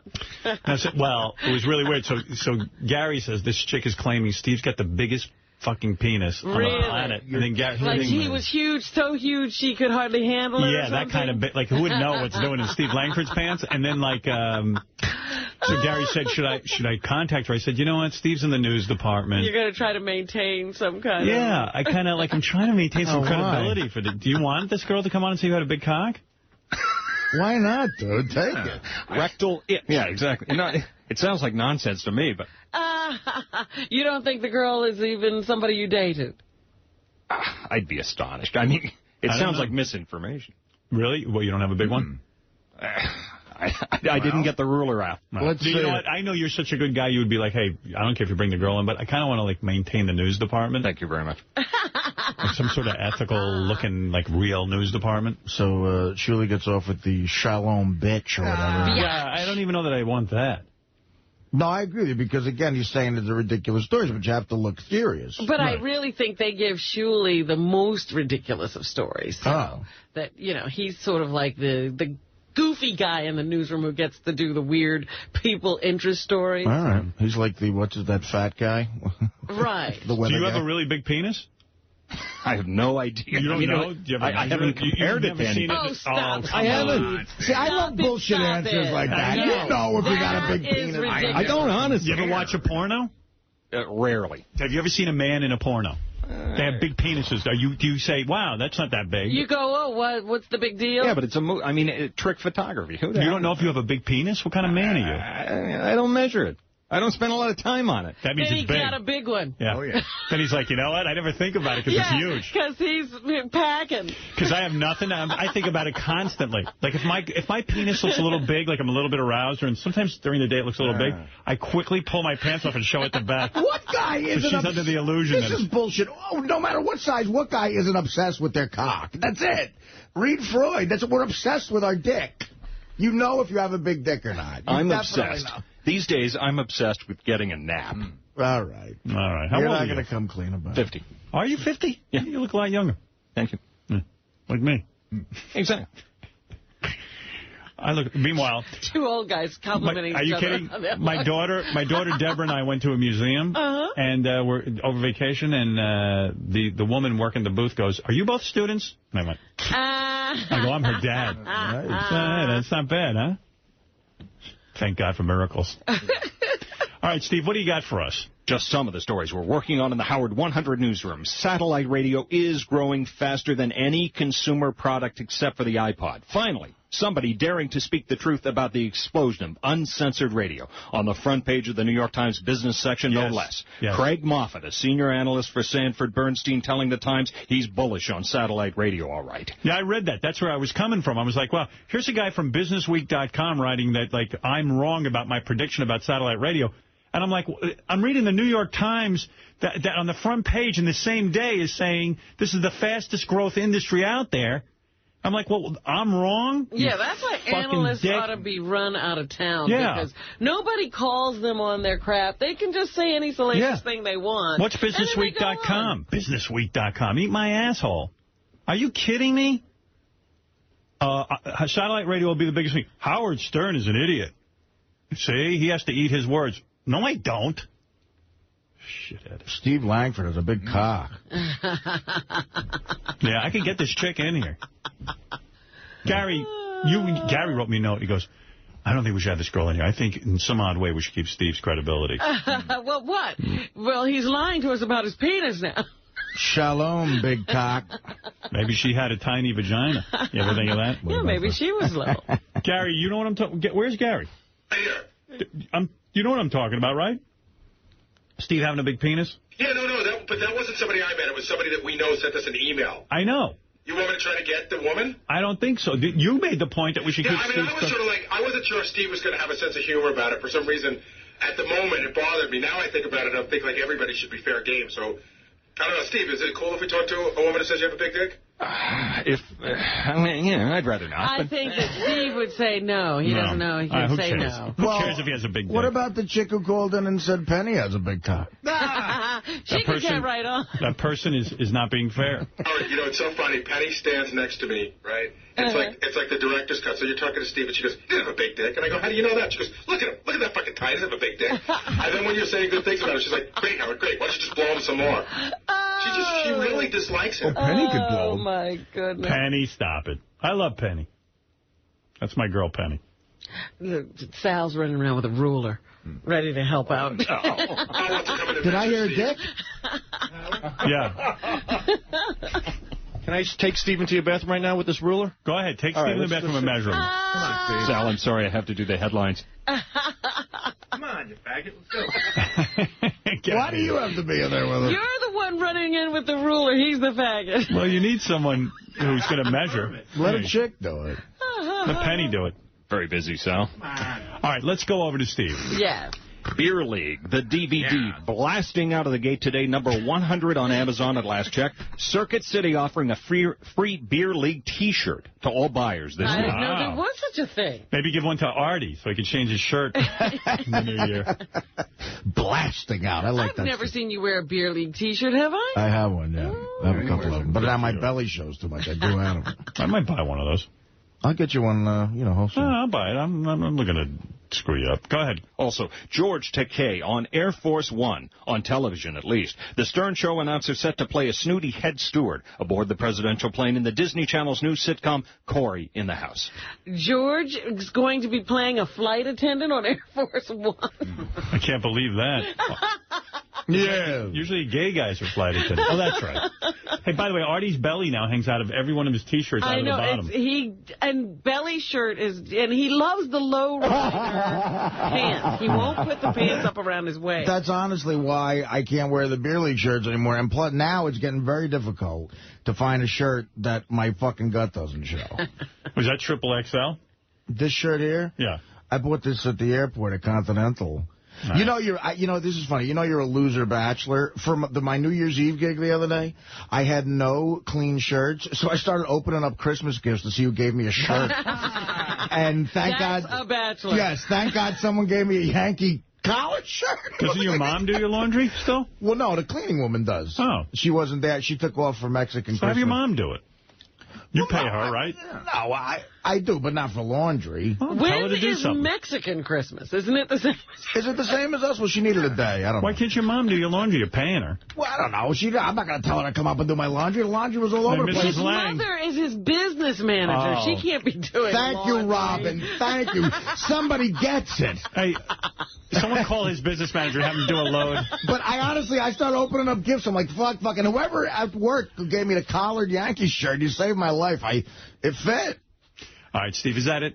Cliff Pallet, remembered by his hometown newspaper, the Dallas Morning News, in its retrospective of public figures who passed on in 2006. A nice tribute to a great gentleman. I never even did my James Brown tribute today. I was going to let you do that at the beginning of the news. I was going to bring it right up because you didn't get to it. And finally, I'll do it tomorrow. All right. Yeah, go ahead. How does Gary Dell'Abate spend his New Year's Eve? At the home of Insider co-anchor Lara Spencer. So, how was the party? Sadly, the Insider's Pat O'Brien was not there. Remember, when you see Stern News happening, call us, 877-33-SIRIUS, choose Channel 100. Howard 100 News waiting for your call 24 hours a day. These stories and much more coming up on the Howard 100 Noontime News, weekdays, noon, Eastern, updates every day. All right, Steve, thank you. And let's go right over to Johnny Hine. Thanks, Big Dick. He had a big year last year. He's looking for a bigger year this year. John Hine, what do you have for us on the wrap-up show? Well, it's a new year, and Artie is giving up soda, and Robin will be running a marathon. We're going to talk about everybody's resolutions, debate who will stick to them, and find out everybody's expectations for 2007. Also, Artie rang in the new year in Philly, but the talk seemed to focus on Dan the Song Parody Man's stage presence. We'll get the lowdown on Dan's performance, what we can expect from Eric the actor hitting the stage with the guys, and find out how the New Year's special went. Plus, the primitive radio gods Dave Grohl and Graham Nash seem to get to Howard, and Bob Seger reminds Artie of his dad. We'll find out which songs get everyone choked up and take calls to see if anybody really wants to hear Night Moves. And last but not least, Will Murray announced his engagement, and Howard said he might make the same mistake soon. We're going to talk to Will about his big step and coming in here and talking about it. I didn't mean to mislead you. I don't mean any soon. I just meant I'll probably end up down that road I was saying, and I said Robin's always right. Well, and that was that. How do we interpret that?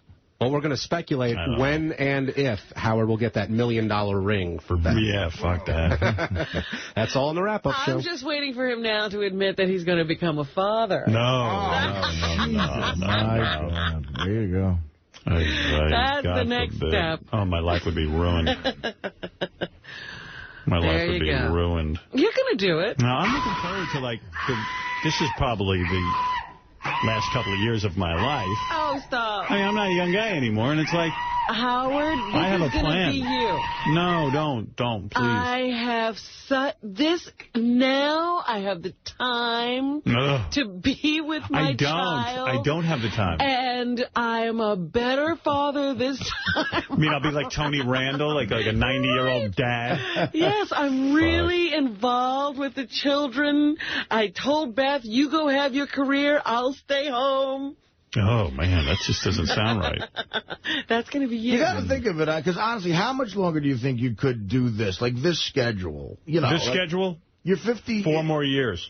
Right. I mean, don't you think at the end of this, you'll at least maybe want to give a shot at not getting up early for a while? A shot at having a kid? Yeah. No. I mean, here's my fantasy. Kids, but, hopefully Robin will be wrong, but I can never say that she wouldn't be. But the fact of the matter is, my fantasy is that one day in my life, I've worked my whole life. Right. You know what I mean? I always hustled and struggled and worked summer. Very hard. When he was a child. Yeah, everything but pick cotton. I worked in a plumbing supply house. It might be worse. At least at picking cotton, you see the outside. I worked in a plumbing supply house with attack dogs. You know what I mean? So the fact of the matter is, my fantasy would be that I would be off the radio, and... maybe even once in a while, we'd get together and do a show here and there, but like a special event kind of thing. But the fact of the matter is, be off the radio, and, I would have time to do the things that I like to do. Away from the day-to-day. What? Which is the following. Okay. I have no trouble. Here's my day. I wake up, hopefully. I eat a breakfast. I read the papers. That takes me through till about 10 or 11 o'clock. Honestly, it does. Oh, I could stretch that out, too. The papers, like, I enjoy playing chess. Morning. I would, maybe even have time to take a chess lesson, really learn how to play the right way, and then play a game. Okay, so then it's like lunchtime or whatever, or after lunch, I would do that. And then, take a little nappy in the afternoon, get ready for dinner. Drink a fucking bottle of wine with my dinner, watch a movie, and go to bed. That would be my life. Oh, my God, what a boring, horrible life. So basically, you could have done this with a fireman's pension. Yeah, I guess so. I don't want to live. I don't need any kind of... Right. You're out Anything of your mind. else? You're never doing that. No fishing. I heard you. All right, yeah, like time to do shit, like maybe even like travel somewhere, but not like Europe, because I hate Europe. You've mentioned activities in the last couple of years, being a fan of yours that I never heard of. Like, it seems to me you're mentally preparing yourself for time off, in a way. I'm trying. Chess, fishing, whatever. But notice how long his interest in most of these things lasts. About 10 seconds. That's true. So I'll keep changing. Oh, please. Who cares how long they last? This is not you. You can't do this. It is. No, it isn't. I'll write movie scripts with Shuley. I think you're at least going to want to see what it will be like to have that time. Right, and then he's going to come screaming. Maybe he'll freak. Maybe he'll go, look, because you know you could come back at any time, probably. Yeah. Just come back Fred Norris every day. Jesus. Look at him over there, causing trouble. If this show ended... All right, let's just keep, because these conversations get too far out of the way. Just Robin, Fred, and Gary, how often do you see each one of them if Never. the show ends? Never again. Never again? Never. Come on. Absolutely Be never. serious. Come on. I'll be like Robert Duvall. I'll learn how to dance. He's doing a tango in Argentina. How often will I see? I'll see him every day. There's no reason we can't get together and do this, but not necessarily on the air. Like at a diner? Maybe at Fred's funeral I'll go. I don't know. I'll see Robin at Fred's funeral. See, I think Robin do you think we'd get together, Robin, or would that be it? I haven't Because we don't really get together now, but because we see each other so Robin would initiate it, that's why. No, I would. I would have Robin move in with me. And do the show every morning. Oh, my We tape goodness. it. All right. I don't know, man. I would see Robin and Fred. You, I don't know. You'll be dead from heroin. We'll see each other at your funeral. And I'll be the only true happy one. I would want to see you. I'm sure no nonsense. I'll visit you on the set of your sitcom. There you go. Me and Norm. I'll collect plastic spoons at the sitcom. And Grace, what's her name? You and your wife, Grace, Jillian Grace. I don't care if the fucking thing gets picked up or not. I just want her to audition. You want to audition her. You hear that, Fox? That's my only goal. All right, so now you know you have to have a woman's part. Oh, yeah, whatever. The fuck, she can play blonde bimbette number 3. Jillian Lang. Jillian Lang. It's got a nice ring to it. Anything else, Johnny boy? No, thanks for the other topip. That's it. All right. Oh, look at you. I don't know, man. I would do wild things. I'd build the Taj Mahal out of Tic Tac. That's what he'd be doing. He'd have a bunch of dominoes setting them up around. It'd be fun. What about creatively? Would your creative mind without radio focus on film or television? I've done everything. I don't need to do anymore. Or would you want to do another film that you I don't would do write? Anything. No. See, he's talking about the Johnny Carson retirement. Yeah, just go. Where you get on a boat and you sit out there on He did it right. He didn't even go anywhere. He sat at the dock. Yeah. He did it right. Johnny sat in a dock on a boat. He clearly hated the guy who took over for him. Right. I said, fuck you. On my way to Wimbledon, I'll say hi to Letterman once, and I'm out. He got on a ship. Gee, it really mattered that Johnny hated him. Jay's #1. Yeah, really. Means do nothing. a damn thing. Yeah. Needed Johnny's blessing. Stuttering John's announcement. Yeah, it's Stuttering John's announcement. Joe, what is his name? Jay, making a total mockery. You know, before my Carnegie Hall gig, I was trying to figure out, because I was going to, mention Howard at the beginning. I was going to try to say, what is the one thing that shows Howard's total influence on modern media? And it was, without question, Stuttering John is the announcer. Yes. That usurps every other accomplishment that I've ever had. I mean, case closed. Absolutely. That's a guy with a speech impediment that Howard put on the announcer. That's the most coveted job in the history of voiceover work. I came back, it's so meaningless. I found out about that. I'm getting in the car at the airport, because we were on vacation when it was actually announced. Yeah. And the driver said, Stuttering John just got the job as the announcer on the Jay Leno show. I said, you're out of your mind. Right. You misread something. That's not possible. Pamela Anderson. Nicholas Cage. Freddie played John's tape of him auditioning. This is the greatest tape ever. Scott the engineer gave it to us. In a final fuck you to John, Scott got the last laugh. But yeah, and John's audition tape, he said Nicholas. John goes into Scott's studio, goes, they asked me for an audition tape. Can you record me doing an announcement for the Tonight Show? And tonight. And we listened to it, and it was such a bizarre tape. Unbelievable. So funny. Nicholas Cage. Pamela Anderson. Anderson. It's true, Artie. You're right. The greatest accomplishment of my career. That, it just shows all of your influence on popular media. Yeah. Leno was able to go to a major network and say, this guy who Howard found will get us more audience just by hiring him. And he's got a speech fucking impediment. And we're going to make him the announcer. I mean, in fact, he's so bad, in the first time in the history of the Tonight Show, we have to make him pre-tape his announcing. Well, look, I mean, obviously, we're all happy for John, but it's just unbelievably astonishing. We're going to get rid of a guy who can announce and hire a stutterer. A trained announcer. The guy probably was like the Juilliard for announcing. You don't have that tape, Fred? A Nicolas Cage. No, I only have like a legitimate one. And we're going to have it in about 2 minutes, Howard. Get it down. It's the Tonight Show with Jay Leno. Featuring Kevin Eubanks and the Tonight Show Band. No, that's the real one. Yeah, I know. That's the only thing I have right now. I guess they're going to dig it out. Yeah, that's from the show. All right. Hey, we have to make a New Year's resolution. Can we not all talk all over each other? Because we have so many people on the show now. Gary starts talking on the Squawk Box. Then we all start talking over him. Have we been? Yeah, well, we've been we're just back. Today was a bad day. Yeah, no, I'm just saying, because sometimes I listen on the radio in the car. Really? We have to be careful of that. We all have good things to say, except they're going... We could open up 10 channels and put each of us on our own channel. No, that's a big And then you part, do your own mix. Yeah, how about that? We have different tracks, and you can bring up whoever you want. I do agree with you, because that's the worst. When that view talks over, it's just noise. But we can do it. I mean, we're pretty good about it, actually. We really are.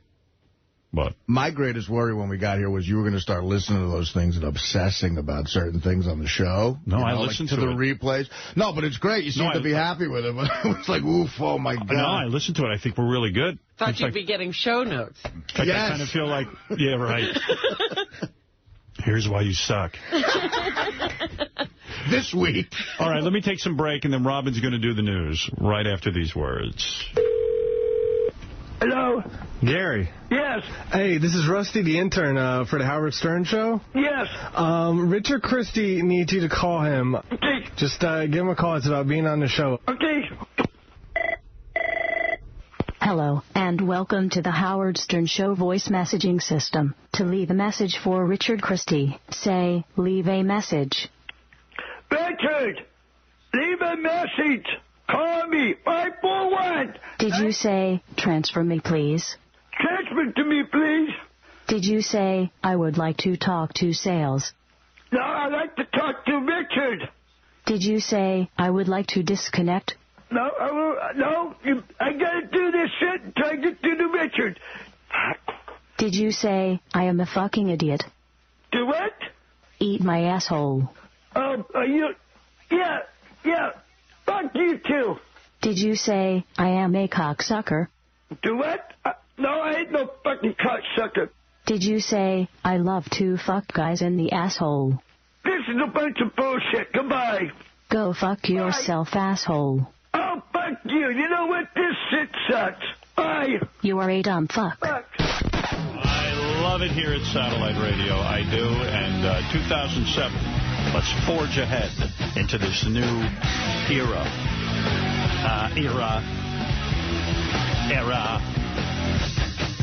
All right, Robin, it's your turn. It's a new era.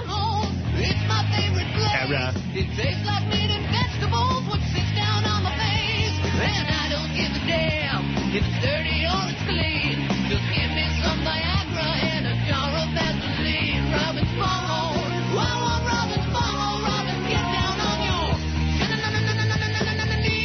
knees. Oh, what do you think to squeeze?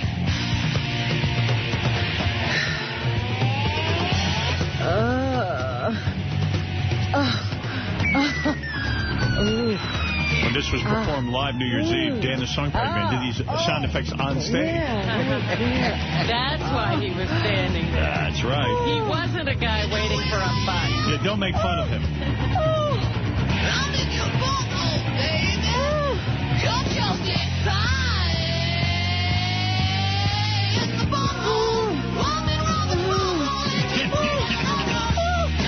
A lot of work went into it.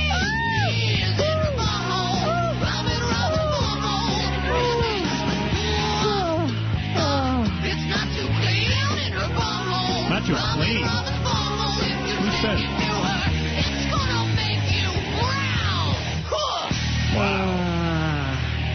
favorites, Robert Bunghole. I don't mean your bunghole's my favorite. I'm talking about the song. All right. Make yourself clear. Performed by Fef. Fef with a P, that band. Yeah, Fef. And if you listen carefully, you can hear Dan tapping his foot. And pointing to someone in the office. Funny. Yes. Saying, I love you, too. Hey, Dom, you're on the air in Scranton. All right, Dom, you're on. Now you're off. Okay, no Dom. Anyway, the Giants can beat the Eagles. Is there any way?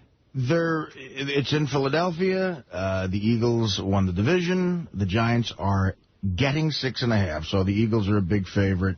It's going to be a hard one, man. But, yeah, it's not totally out of the range of possibilities. All right. I, as a Giant fan, will be rooting heavy. I'm staying off it betting-wise. I'm not laying any action. I'm too personally into it. But would you ever bet on Philadelphia? Never. Why?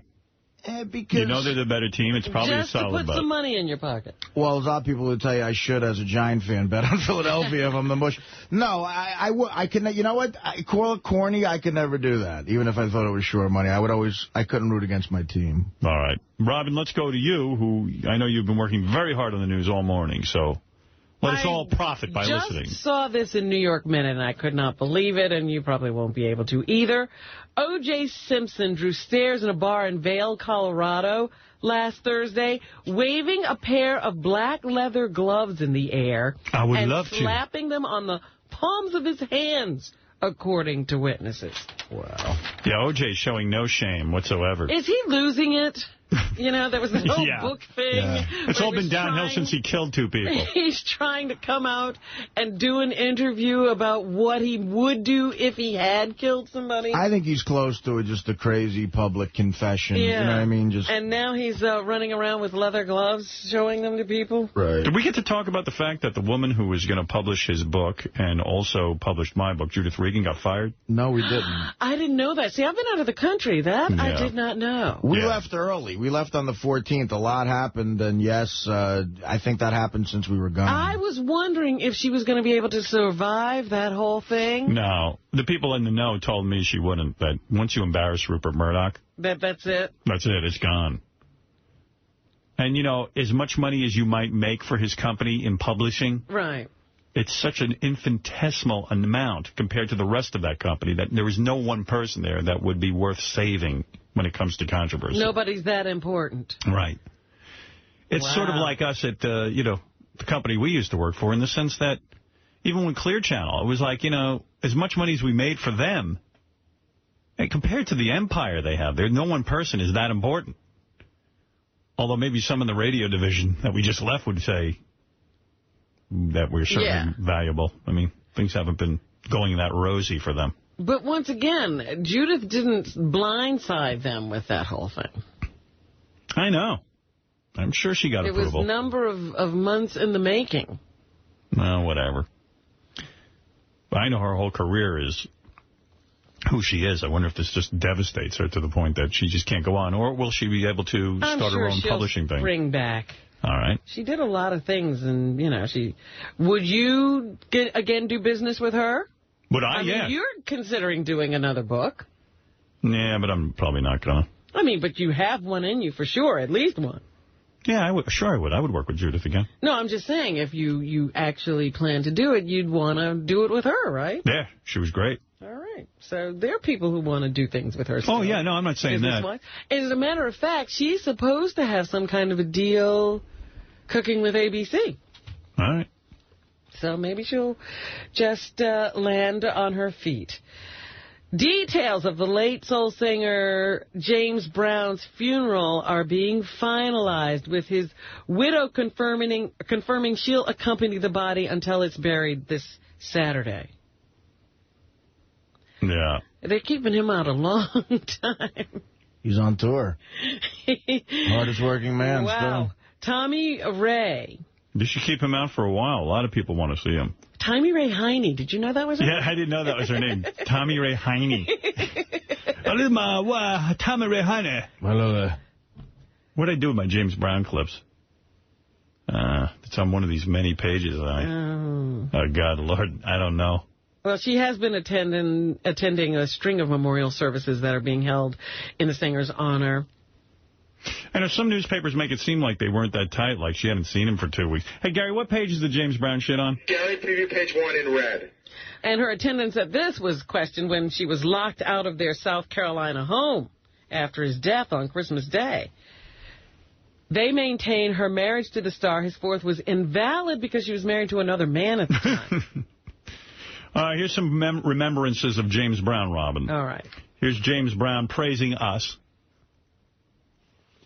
from his last appearance on our show, very last appearance. Look, I tell you, man, I don't know what to think and what to say, but I know one thing, that you're one of the greatest that ever lived, and thank you. Wherever you go, I'll be a part of it, if you let me be. Thank you. Oh, please. You are the best. I never want to lose contact with you, that's for sure. I never want to lose contact. I love you, and I love everything about you, and Robin, and your whole thing has been tremendous, and I don't know. I don't know what's going to come in this country or this world, because you're one of the best. I want to be able to get in touch with you all the time. And any time we turn that radio on or television, we should be able to get Howard Stern, because you're one of the nicest and one of the realest people that we've ever had. All right, now here's James Brown revealing to me, this is from one of his appearances, that he took his wife, Tommy Ray Heine, and got her ass implants. Right. He was tired of her having a flat ass, so he made her go to the surgeon and actually get, like, her fat shot into her own fat shot into her, like they took fat from somewhere else and shot it into her ass. Oh, you know what? I'm going to reveal something. Oh, what are you revealing now? I go and I get a makeover, and he wants to tell everybody. You sent her for a makeover? He wanted me to have a sister's Heine. What did you get, ass Are you implant? kidding? You got ass implants? I did. Well, no. Did you really? She didn't get implants. Let me see. Stand up. She got the fat moved around. The fat moved around. You got the cellulite out of it. Oh, it sounds so much better the other way. Please stand up. Seriously, stand up. Really? Seriously, please. Give us a little Let me see what happened there, baby. Stand up, honey. Yeah, you're all woman, I'll tell you that. Look at that. Nice. Oh, my goodness. She does have a booty. Yeah, look at that. Oh, my goodness. Yeah, he revealed to us that he literally took her to a doctor's office and said to the doctor, put a bunch of fat in her ass so she has a thicker, fuller ass. What a man. Move the fat around. James Brown even was nice enough to perform with our band, The Losers. I'll never forget that. Gary was on trumpet. We just went to see Gary played trumpet, and he's got those big lips, and he can barely get a note out. And afterwards, James Brown looked at us and he goes, if you guys want to get good, you're going to have to do the following things. And I was like, wow, he thinks we really are a band. We sucked. Go ahead. Give us the countdown.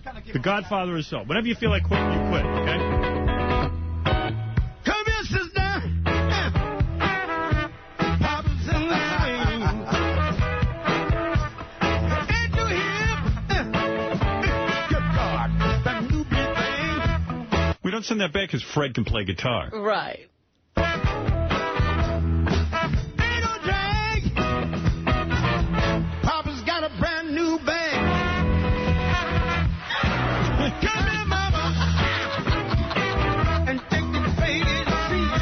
Who's playing bass, John? Bass? I think it was John, It was right? either John or Jackie, because I think Jackie... Because it ain't bad. I mean, we don't sound bad except for Baba Booey's trumpet. Right. What was I playing, piano? You were on the keyboards, yeah. It sounded good. Yeah, baby.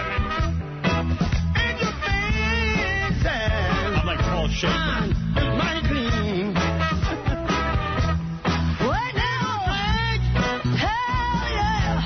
Oh, brand new bag. That's right. Doing the jack. Look at me. Don't be ashamed. Go ahead, shine. Oh, yeah, baby. Do the monkey. From back potatoes. Jump back, Jack. See you later, alligator. Ain't no drag.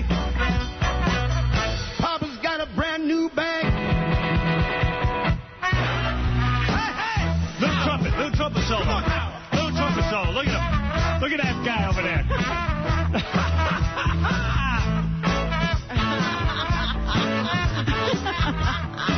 Everybody, this is fantastic. We got to go on the road. Papa's got a brand new bag. Yeah. Yeah, baby. The Fabulous Flames had nothing on us. Oh, boy, oh, you know, boy. I got to tell you, and this will always be my memory of James. After that performance, James did not get the concept of that we were the losers and that we sucked. And we walked out the door, and he put his arm around me, and he said, son, you were playing on the downbeat. You got to play on the upbeat. Just work on it. I'm like, work on it? You're trying to get us out. But he really was trying to help me.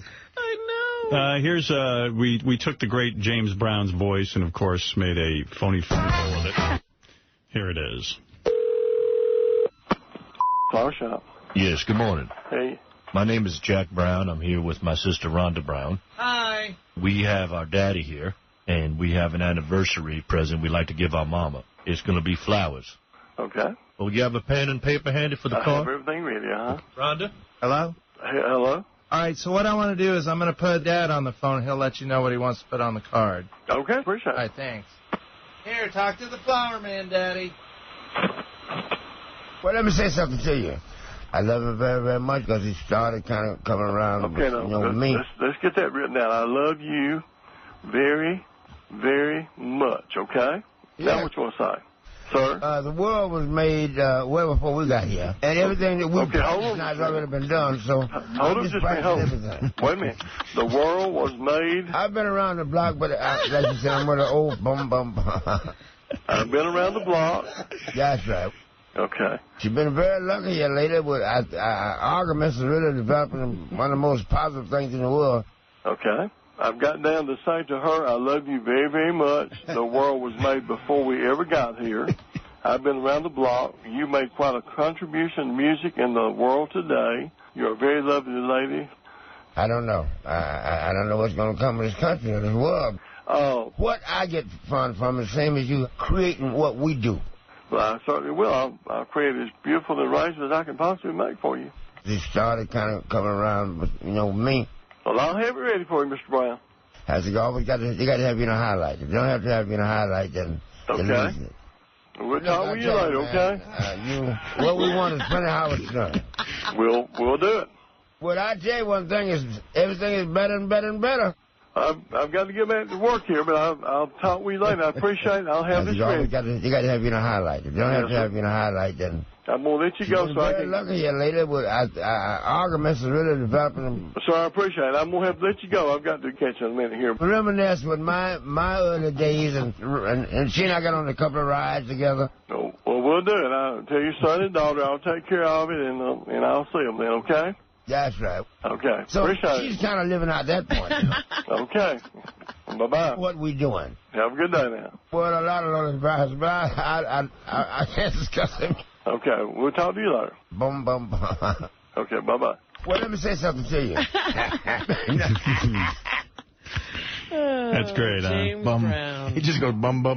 But James Brown is the greatest, was the greatest, is the greatest, however you want to put it, and he will be greatly missed on this show. What a wonderful guest he always was. Absolutely. And so enthusiastic about doing the show. I mean, he loved coming in here. And he knew my love of him, for him, was very genuine. I really adored him and adored not only his guest appearances, but he was such a big part of my life growing up in terms of his music that I was always so honored now. Like when people said to me, gee, who is it that you've interviewed? That you were like, when you were a little kid, you said, man, one day if I could meet. If I could have even imagined that I would meet James Brown and be in a studio with him and interview him, I couldn't even imagine it. Yeah, James Brown was an icon even then. In my neighborhood, James Brown was God. Literally. I mean, I was reading articles about him in the paper, and the night that Martin Luther King died, he was supposed to perform in Boston. And everybody else was canceling concerts all around the country. Not only did James Brown perform, but he had the performance televised, and there were no riots in Boston. You know, as he got older, of course, he became less relevant, if you will, to audiences. But, his music at one point was so relevant, and anything he put out was big. And there was a point in time even where he would just literally, and that was the joke, he would utter one word, like with a really funky beat, and it would be a hit, like Popcorn. Or Hot Pants. Hot Pants. He wrote a song about hot pants.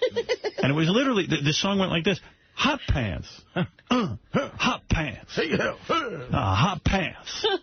And it was such a good funky beat, great dance music. But the greatest song that he did in terms of social impact was a song called Say It Loud, I'm Black and I'm Proud. Yes.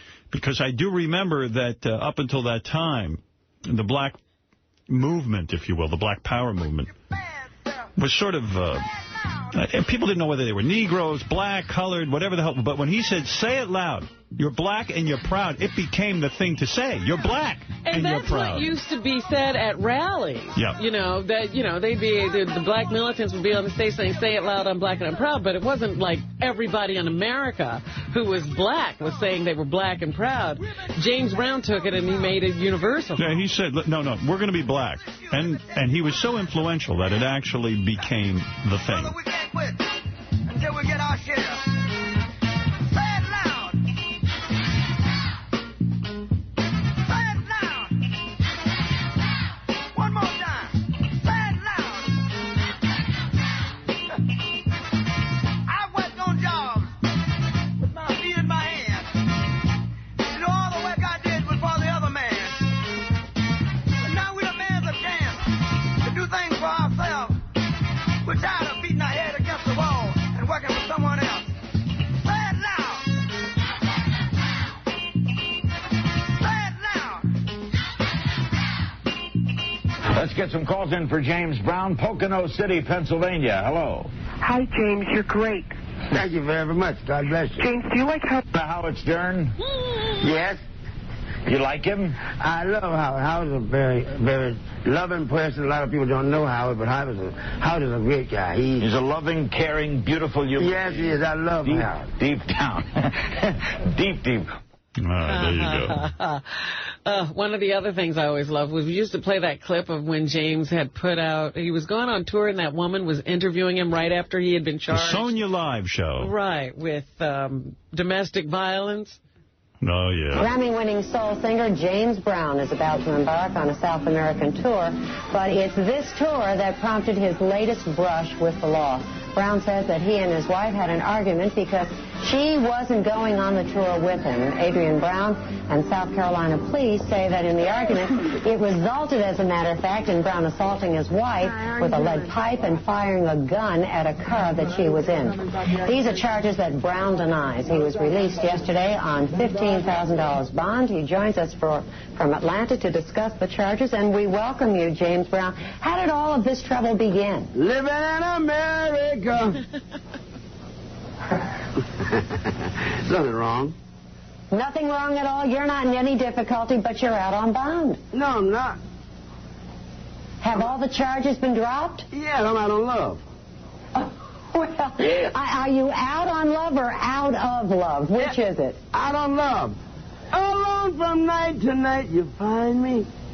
Now, James, this isn't the first time you and your wife have had a problem. Are the two of you going to be able to work this out? Let's talk about some music. You want to talk about music, and you don't want to talk about what happened? No, it's all over. Well, let's talk about your tour. When are you leaving? We're leaving tomorrow. And where are you going? Rio de Janeiro and Sao Paulo, Brazil. Well, your fans will have read all about this, James. Aren't you concerned about that?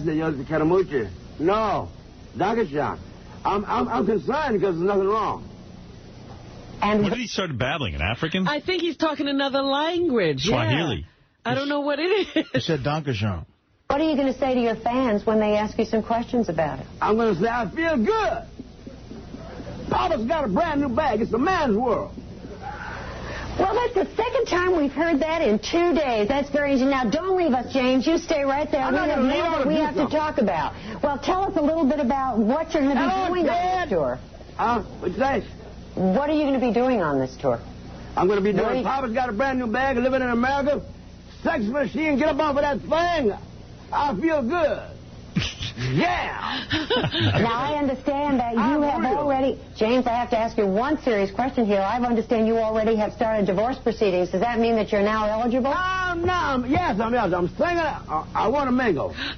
You want to mingle? Yeah. Now, the women love you when you get out there. Why do you think that is? What'd you say? The women love you when you get out there. Why is that, ladies? Well, I'm asking you. Huh? Because I look good. That is? You I smell good. I feel good. And you sing good. And make love good. Oh. Well, there we are. We don't have to ask anybody else. We got that from the source. There you are. Now, you're involved in publishing a gospel magazine. Tell us a little bit about that. The Second Coming. It features, on this week, I think we have the Pope and, I believe, the Williams brothers. Mm-hmm. And next week we'll have Reverend Al Sharpton, I think, on the cover. Mm-hmm. And we'll be doing a lot of good things, and hopefully we'll get Brother Ted Turner on the cover. Ted, where you at? James, we want to thank you for being with us today and giving us an opportunity. Oh, is there something more you want to say that we haven't covered? Yeah, I want to say another thing. Okay, go ahead. I love America. I love everybody. Well, I feel good. It sounds to me as though you're not troubled by any of this at all. This is a man's world. Thanks for reminding us of that. Every once in a while, we forget. Get up We've remembered again. James, good luck on your tour. Thanks for being with us. I guess we're going to hear lots more. Hasta luego. Okay, hasta luego to you, too. Bye now. All right, there it is. Wow. That reminds me of some of his greatest songs. Sex Machine. Yeah. Popcorn. It's a man's Get world. up off of that thing. All that stuff. You don't have any of those, Fred? Certainly do. Sex Machine. Come Go ahead. Way, right? All right. Fellas, I'm ready to get up and do my thing. Go ahead. I want to get into it, man, you know. Like a sex machine, man. Moving, doing it, you know. Can I count it off? 1, 2, 3, 4. Get up, get on up. Get up, get on up. Stay on the scene. Get on up. Like a sex machine. Get on up. Get up, get on up. Get up, get on up. Stay on the scene. Get on up. Like a sex machine. Get on up. Get up, get on up. What a man. Stay on the scene. Get on up. Like a sex machine. Get on up. Wait a minute. Shake your arm. Then use your palm. Stay on the scene. Like a sex machine. You got to have the feeling. What a man. Sure you're born. Get it together. Right on, right on. Get up, get on up. Get up. Very simple songs, but he just knew how to do it. He had that ability to make anything sound good. All about the beat. Yeah. Fucking guy could dance, too, man. Well, where do you think Michael Jackson and Prince stole those steps? That's what he kept saying. Well, if you really look at old James Brown tape and you look at them, you'll see it. Get on up. Get on up. Get up. Get on up. Get up. Get on up. Hey, Yucko, what's up? Get on up, Yucko. Hey, I just got out of Betty Ford. No kidding. Yeah, not the clinic, the former First Lady. Hey, he's a dead stiff. F that bastard. I was a fan of Gerald Ford. I actually thought he did a good job. Gerald Ford, as a matter of fact, was interviewed by Larry King, and Larry King was replaying some of a late interview with Gerald Ford. He did a lot of stuff. He was a very bright, very ethical man. You know, Chevy Chase used to do all those jokes in Saturday Night Live, but the guy, I remember being for him being reelected. I didn't want Jimmy Carter. I wanted Gerald Ford because I thought that Gerald Ford came in, he'd spent his life in Congress. He was actually a really bright guy and understood what the country needed at that time.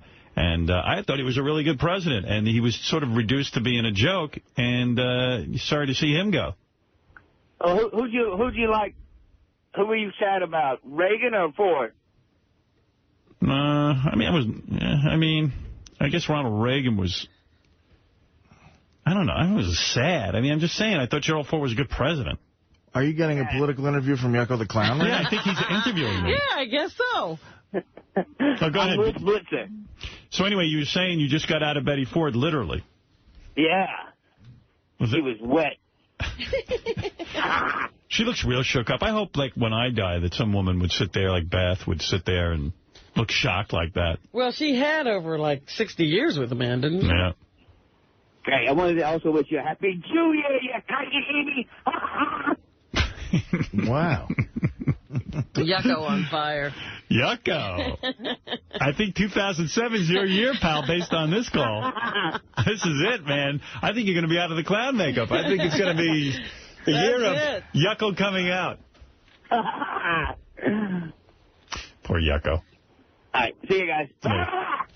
That's Yucko. Thanks, Yuck. I think Yucko, maybe for 2007, dropped a legendary horn honking in the background. You think that's what's going on there? A new act? Yeah. Well, we were just mentioning Michael Jackson. Here's Michael Jackson talking about... Oh, he was very good. James Brown. James Brown was very good. He said he was his greatest inspiration, number 8. I would like to know him when he was a little boy. James Brown is my greatest inspiration. Oh, shut up. And to see him perform was to see a master at work. Ever since I was a small child, no more than like 6 years old, my mother would wake me no matter what time it was. I was sleeping, no matter what I was doing. And finger my asshole and vagina. And make her... to watch the television to see the master at work. And he was mesmerized by what he saw. His inspiration was James Brown. What shitty parenting, no matter what time of the night. She got him up they to were a watch little him dance. wacky, too, yeah.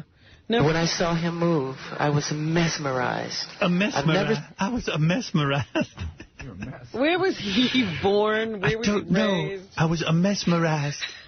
Seen a performer perform like James Brown, and right then and there, I knew that was... Please put more echo on my voice. I walk around with echo. I'm in permanent echo chamber. Where the fuck is this guy? Bahrain, right? Dubai. No, he's moved over to Europe now. I am in your Bahrain. Exactly what I wanted to do for the rest of my life because of James Brown. Good for you. I wanted to beat women. James, we're going to miss you, brother. Here's that Reverend Al Sharpton. You think you were close to him. The Reverend Al Sharpton modeled his hair after James Brown. It was a hair tribute, if you will. I modeled my hair after James Brown, too. Al Sharpton wanted a conk, and he blamed it on James Brown. I mean, yeah. You judge not the distance of a man. Look at he yells. I know. You judge not the distance of a man. All of these people around James Brown have sound, things on their voices. By where he ends. But where he begins. And nobody started lower and went higher than James Brown did. Here's Jesse Jackson, number 12. I would like to blah, blah, blah, blah, blah. I think James Brown for monetary politics. Let me hear you scream. Let me hear you scream. Let me hear you scream. Show your love. Let me hear you scream like you really mean it. Shut up. What the fuck does that say? All of a sudden, he's a rock star. No. And Deanna Brown, she must be one of the children of... I got to tell you, though, these funerals make that Ford funeral look boring. I know, it's not going to be quite the same. This is James Brown's daughter? Yeah, and she says God had a party on Christmas Day. God had a Christmas birthday concert for Jesus. Birthday. It's on Christmas Day. And y'all know James Brown had the headline, right? Hey, yo. Yes. I bet that party was something else. Mm-hmm. There you go. Joe Ford and James Brown and Saddam Hussein. Yeah, Saddam and Gerald and James. That friggin' hanging tape will freak you out, man. Yeah. Have you seen it? No, not yet. I just read about it. Yeah, I saw the tape. At first I thought it was a fake. I told Ross Zabin it was a fake because there was no hood on him. But turns out he defied. Yeah, you thought he was being hanged here. Yeah. No, he was being hanged over there. No. They wanted to put a hood on him. He said no hood. He wanted to see Yeah, but that wouldn't have been... You couldn't go without the hood here. I would want the hood. So, and then the other big thing is they, mocked him. The people who were hanging him. Yeah, here's some natural sound of his final moments. Number 1. Blah, blah, blah, blah, blah. Hold on. Mouse is fucked up. Hey,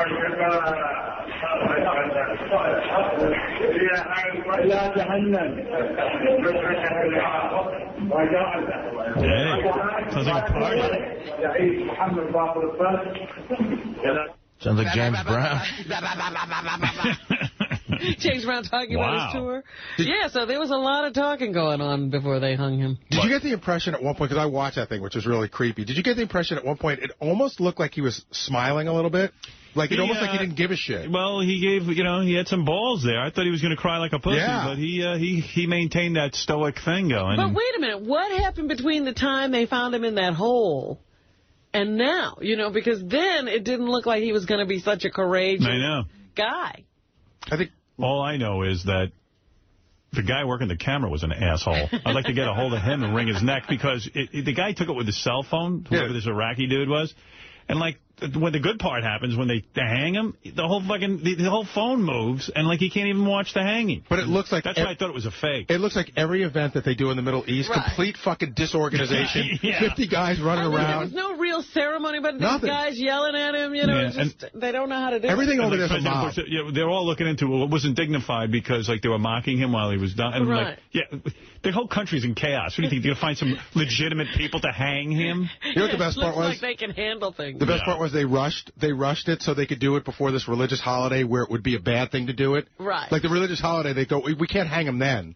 That wouldn't be right. Hey, you want to backtrack for a minute and do the Eddie Murphy bit on James Brown? Okay. James Brown been singing 20 years. I don't know what the fuck James is talking about. I don't understand shit James said. I met him once at Saturday Night Live. I walked up and said, James, I love your stuff. James said, Somebody did that.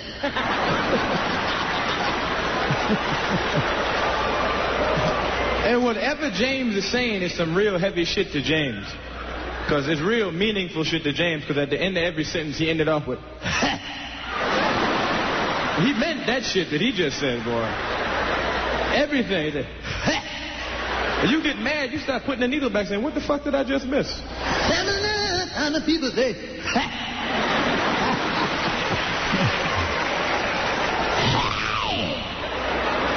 That's a James Brown lyric.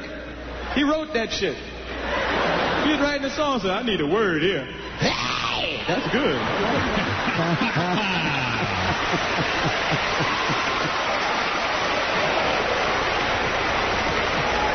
They get this song going, all the songs sounded the same. Jamie goes, the people think I'm a dog. Are you mine? Did you serious?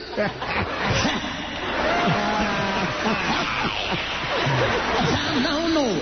Come at the Parmesan, other side, sit in the back, grandma, no one else. I.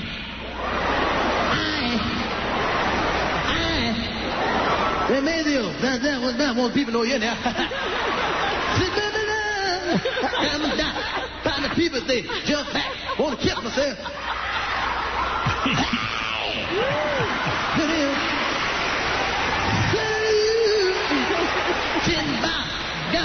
I'm not ready to do my thing. Yeah. Moving? Yeah. Moving? Yeah. That was about. You start talking to the band and lose you, right? Say, tell it about now. Band say, yeah. Tell you. Yeah. Tell it about now. Yeah. Band be going, what the fuck is James talking about? I don't know if we're getting paid. Keep singing. Yeah. Yeah. You listen to that, you know Eddie Murphy was maybe, I think he's the best stand-up comic there ever lived. Who's more talented than that motherfucker? I would have to say Richard Pryor myself. I don't agree with that. I'm just saying, I would. Not for for me. characters and everything. Them both. Well, I love Richard Pryor, too, but for characters, I just pure talent, I think it's Eddie Murphy. Eddie Murphy. I really do. I really do. Still argue. There'd be no Eddie Murphy without Richard Pryor. Robin. No Eddie Murphy without Richard Pryor. The answer is Pryor. Eddie Murphy, you're wrong. Richard Come on. Deal with the fact that you're wrong and go on. Richard Pryor. All right, go ahead. Pure talent, Eddie Murphy. That first Delirious, man, I was in high school when that came out. I fucking, me and my buddies watched that 1,000,000 times. I mean, it's just like the most perfect impressions. Fantastic. Like, you know. All right, let's go to Robin Quivers with more news. Well, we were talking about Gerald Ford, too, a little while ago. Gerald Ford will be remembered by the President and the First Lady today. Just vomited. And there will be no mail delivery because this is a national day of mourning. No mail delivery today? No mail delivery. The hell? Everybody's off, yeah. Gerald Ford, we're doing that? That's right. All right. So, President dies, that happens. Yeah. He's being remembered and remembered well, laying in state in Washington, D.C. You know. And then, you know, what the cool thing about being president is they always build you these presidential libraries. Yeah, I wonder if there would be a Howard Stern library. I could get a Howard Stern library. I've archived everything. Yeah. I got it all. But then you have to build a building. You know, they got to get the land. You build a building. You know, that'd be a good promotion for Sirius, too. Like if they would front the Howard Stern library. And like we have a whole ceremony. I'm going to suggest it to these guys. Do it. Like build an actual Howard Stern library. Filled with, you know, state-of-the-art. Yeah, video presentations. You go there, you watch tapes, you can listen to old shows. Yeah, it's a beautiful building. All like I save everything. Like even all my notes from Letterman. Like when I do a Letterman, that's you can amazing. see the actual framed notes. That's unbelievable. Paintings of Baba Booey. All kinds of shit. Listener stuff that's been sent in over the years. Actually, Jeff Schick came to my apartment and put a new laptop in, and he told me something I didn't know about you that's extraordinary, that you have all fan mail, everything. Every piece is actually digitized. And digitized, yeah. So, and like you'd go in there and there'd be like, it'd be a whole Howard Stern museum. I bet you it would be huge. But like the only way it would really work is if they went out and bought like one of the most important buildings. No, you build. You get a clearance site, and you build a special building. But it's got to be a building like the Taj Mahal looking thing. But that's what you do. You get a special architect. Yeah. I mean, it has to be built as a shrine, yes. And then even like there'd be arguments about how the museum should look. There'd be different people who have to submit like the their 9/11 suggestions. Thing. Absolutely. You have a committee who rejects everything and finally chooses the right design. I think like what if the building was in the shape of a giant nose? Well, it should be like, I think you should do it right where that Frank Lloyd Wright house in Pennsylvania. Or maybe we go for the gag thing, the giant nose. Just take him over. Well, there could be a giant nose somewhere on the grounds, you know. Maybe, wait a minute, I've got it. You walk into your nose. Yeah, the nose is the entrance. And my enormous nostrils. Men through one nostril, women through the other. All right, anything else, Robin? Because I know it's getting late. So anyway, yeah, that's where he's going to be buried. Would you be buried there? That's the question. Yeah, I would be. And then the Sybian room, like just with Sybian and then... No, you could hologram. Mm-hmm. Jenna Jameson on the set. You know, people could choose which Sybian ride they wanted to watch in a hologram. That would be great. God. I'm telling you, this'll work. Yeah, I'm thinking that's good promotion. Definitely. Now, it was New Year's Eve, and most people had a happy New Year's Day, but not everyone did. Family members and former coaches of Denver Broncos cornerback Darrent Williams are mourning his death today after he was killed in a drive-by shooting on New Year's Eve in Denver yesterday morning. Williams played high school football at O.D. Wyatt in Fort Worth, Texas, and his former coach said he always wanted to help younger children play the game. Apparently, this was a good guy. Here's his cousin, Damon Kennard, who says the entire ordeal is just mind-boggling. I don't know if I'm going to watch football again, man. Just, you know, I love watching him play every Sunday. It's just not right. Not right. Anthony Chris, who coached him in high school, said that he was someone who just could light up a room, number 15. He always had this great smile. He could light up a room with his smile. He always had this great smile. He talked to you, had this great big smile on his face, and he wanted the ball. He was apparently at a nightclub, and there was some kind of an altercation, and then he was sitting in his white Hummer limo when another car pulled up beside it and just opened fire. He was killed. 2 other people in the car were shot. Here's a Denver police spokesman, Sonny Jackson. Number 4. We're not sure if that confrontation had anything to do with this particular shooting, but we are looking at that as a possibility.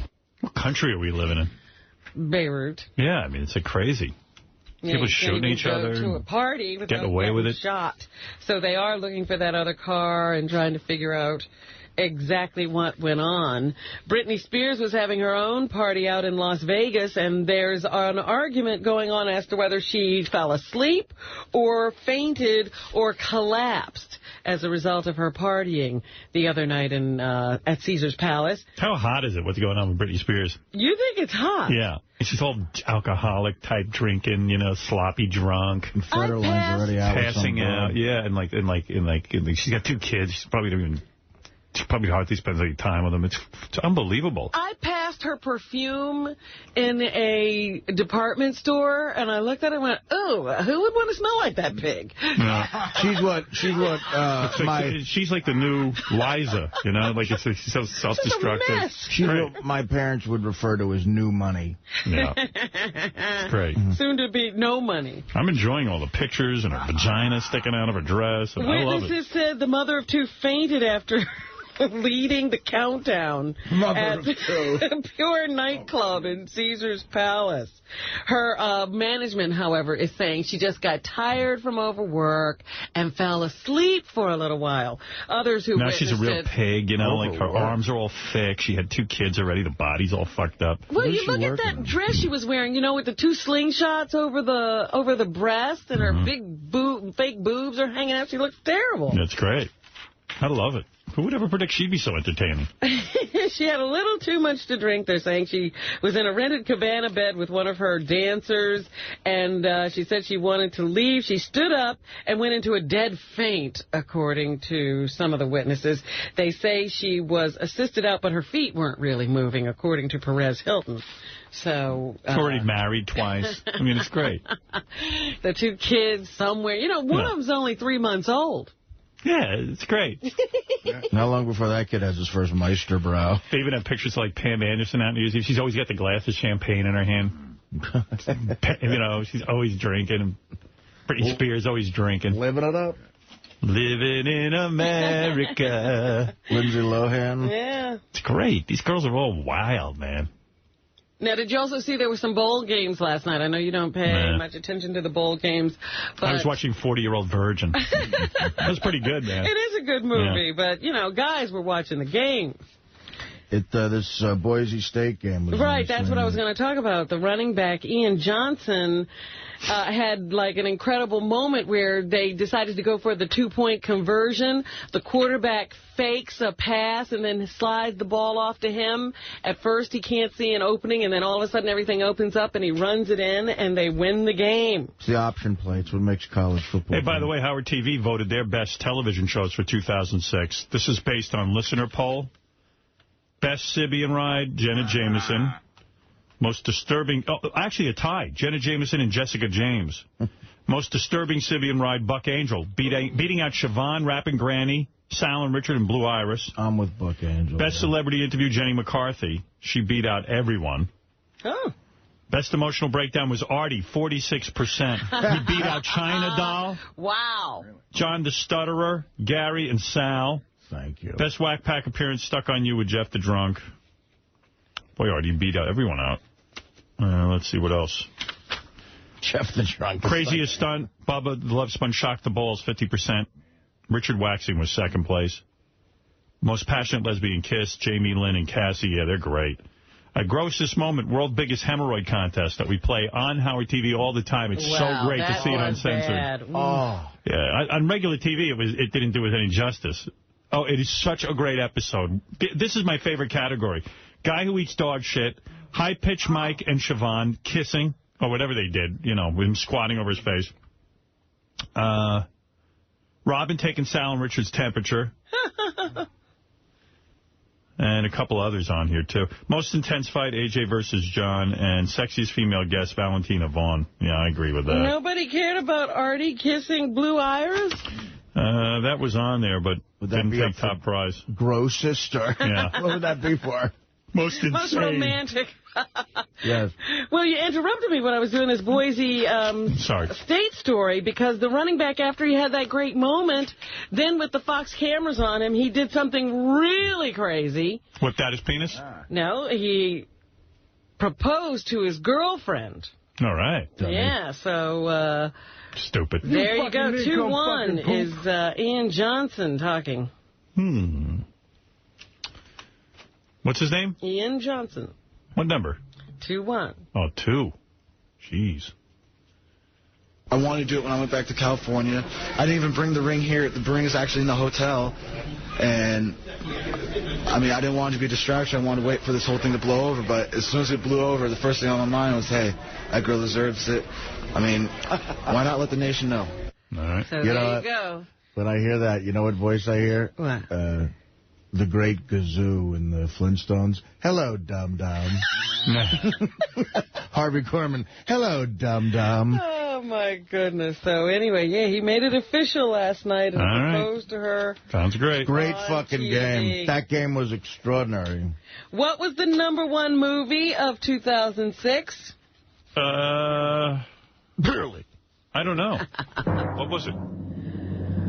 Pirates of the Caribbean. Wow. I never thought that sequel would make any money. You know what? It's funny. I was listening to a replay, and you're usually right on the money with predictions like that. But it was funny to hear you say, who was on? They replayed the night of the film festival. So Richard Roper was in, and you went a 2-minute soliloquy about how it was going to bomb. I was so sure that was going to bomb, and now it's the biggest movie of 2006. You know what? And Roper, you got Roper to agree with you, too. Did I? He shouldn't bail out, too, because you got him to say, you're probably right. The first one was so bad, I thought it was one of those movies everyone bought into, the first one. But don't you think that's your opinion, that the first one was so bad? I've been a lot of people. I just thought I was right in touch with that one. Usually I'm right. I mean, I'm right more than I'm wrong on these predictions, but... that is true. A Night at the Museum, Ben Stiller, was a big movie. It's already over $100 million. And someone told me it's good. They're calling it blockbuster, they're saying. Well, $37 million is a great opening for him. But it's already well over $100 million. Yeah. Yeah, but I'm just saying the opening was huge. Yeah. I just think it's so shallow to think this way, but just the deal he must have got. Oh, my God. He's probably going to take home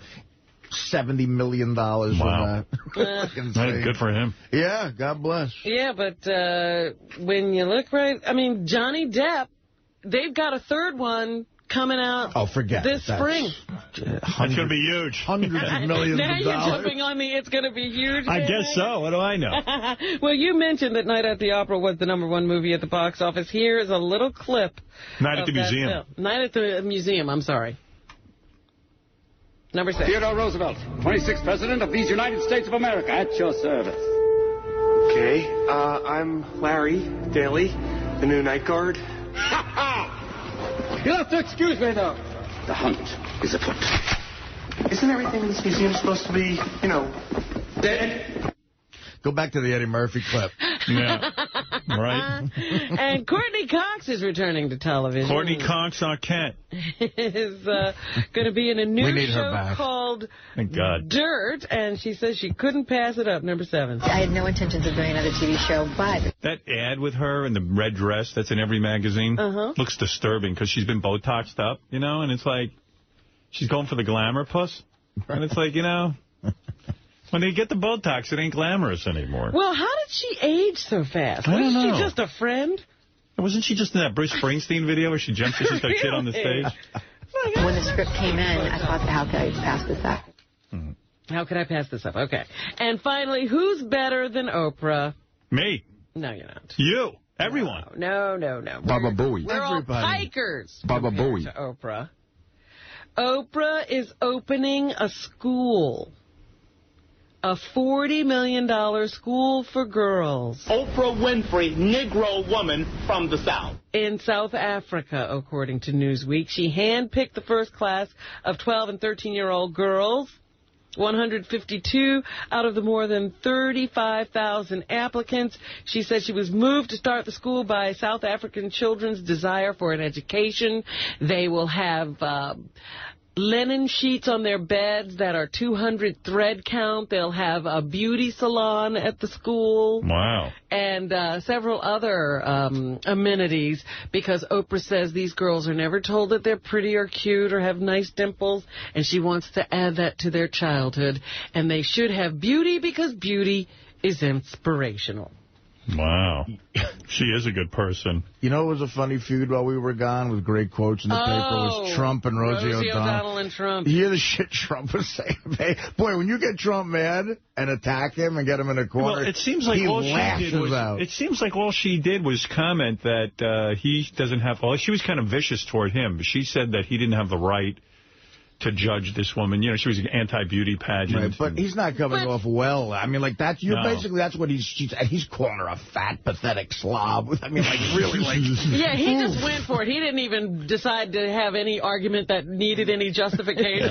I find it very entertaining when two people go at it. Oh, yeah. And, hell, I built a career out of it. It was entertaining. But my mom was like, gee, she goes, that was beneath Donald Trump to do that. But Donald does fight that way. Yeah, he fights dirty. Yeah. I have some of his remarks on my page. You don't have hers? Because hers was kind of funny, too. Yeah, J.D., you're sexist.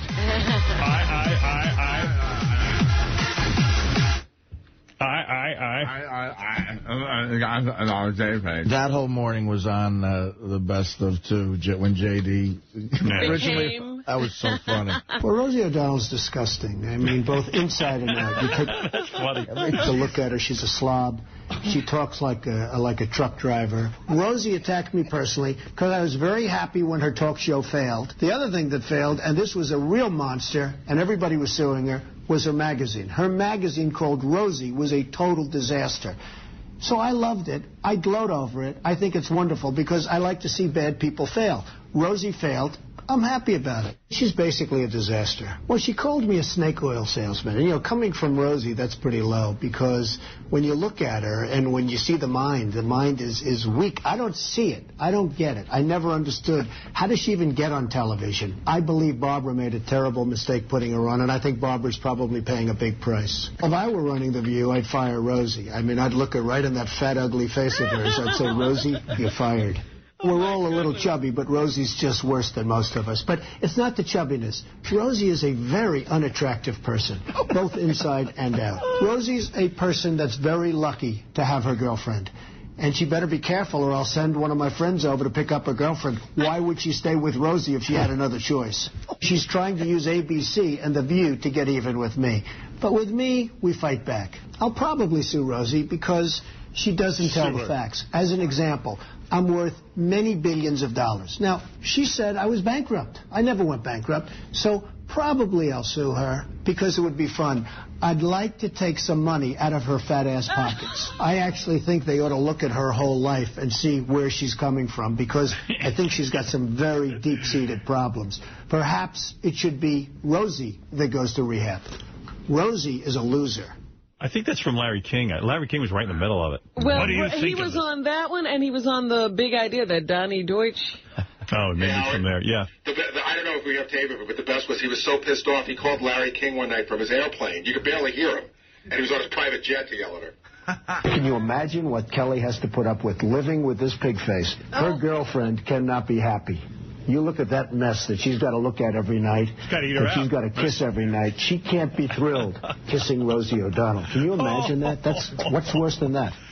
Wow, Trump going. Oh, he just goes for it. He takes the gloves off. Right there, you know, just slit those veins. Donald, do you think that Rosie's angry? I think Rosie's stupid. I don't get it. The only thing I have to give her credit, if you can look as ugly as she looks, and if you have a brain that I don't think is very good, I'll bet she doesn't do very well on aptitude tests. You know, it's nice when you go to the Wharton School of Finance, in all fairness. All right, but I'll bet she doesn't. I give her credit for having succeeded moderately. How are you guys going to resolve this, Donald? I'm not going to resolve it. How are you going to resolve it? When I have enemies, I have enemies. I like it that way. I love enemies. I love friends. I see, and I love that about you. Jillian's my friend, so I'm very happy to do this. Well, and I love you, Donald. I love your honesty, and I think that when you're attacked, she attacked him. He had nothing. Donald did nothing. By the way, she didn't attack me today. She didn't say a word. I bet she didn't. Hey, I don't know why she would take it. You're like taking on why would you take on Howard Stern or Donald Trump? Well, I wouldn't take on Howard. Howard's a friend of mine. I love Howard. The difference is Howard's got, Howard, whether people like him or not, he has got a lot of courage. He's got a lot of do you think Barbara, wait a minute, do you think Barbara talked to Rosie and said, pull it back? Today? Yeah. I don't know what happened. All I know is, and I'm sure you people were watching, all I know is she was like a little clam. Well, Donald... That's a sort of a disgusting thought, isn't it? I just when you compare Rosie to a clam? Oh, that is disgusting. Rosie is really somebody that she's unattractive in every sense of the word. From a physical standpoint, she looks like hell. Inside, she's far worse than she is on the outside. And I understand Rosie. But Rosie inherently is a loser. Plan to follow through with your threat to sue her? Well, you know, taking money out of her big fat ass would be probably something that's very easy, and we probably will follow through with it, yes. Jesus. He said everything but Rosie has cooties. I mean, basically. Yeah. Well, that's great. That's great stuff. Yeah, he's... Those two going on it is good stuff. Is it true that she's not talking about him now? I don't know. But also, you know, he did something really nice. That girl who was the Miss Universe, I don't really know her name, but they the hottest chick on the planet, you mean? That she was partying too much, and she even had a lesbian kiss with Miss Teen USA or something. I got to tell you something. I've seen pictures. I wasn't aware of how hot Miss Universe was. She is so frigging ridiculously hot, and she loves to party, and she loves to have lesbian kisses. And she's got dancing pictures of her on the bar with her and the titties whole out. thing, The whole thing. It's like, oh, my God. Of course he's got to reinstate her. Well, yeah, why would they kick her out? Trump should be the last guy. He did the right thing. He kept her on because she's hot. And you think that everybody'd be on his side when he says, you know, the girl deserves a second chance. Yeah, Trump bought that Miss USA pageant and did it the right way. He brought, like, real sexy broads. Well, see, that's then what Rosie said was, yeah, this is a pageant he bought so he'd have dates. That set him off? Yeah. Well, I don't know. I'd buy a pageant if I could. You know who the hottest girl on television is? Who? That robot chick in Battlestar Galactica.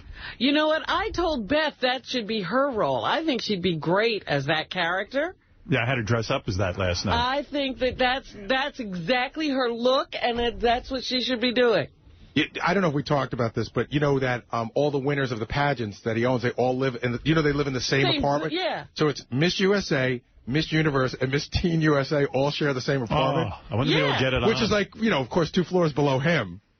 And that's what they were saying. Well, she's taking Miss Teen USA out and doing lesbian kisses with her. Yeah, I should have gotten into the whole beauty pageant business and have the girls move into my building. I wouldn't even have the balls to do that. I love the balls. Like it's enough that they get to live for free, but they all have to live together. That's great. I'd love to meet at that common area. Anything else, Robin? That's what's happening. All right, thanks, Robin. And good to see everybody back from a break. And Happy New Year to all our fans and to everyone on the show. Good to be back with you. It was a lot of fun. Beer League DVD out today.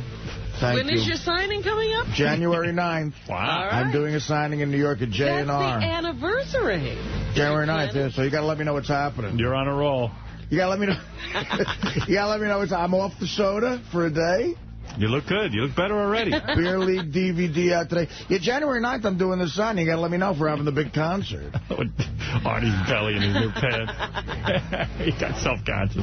I'm looking him over. And all of a sudden, I get You look scared. good.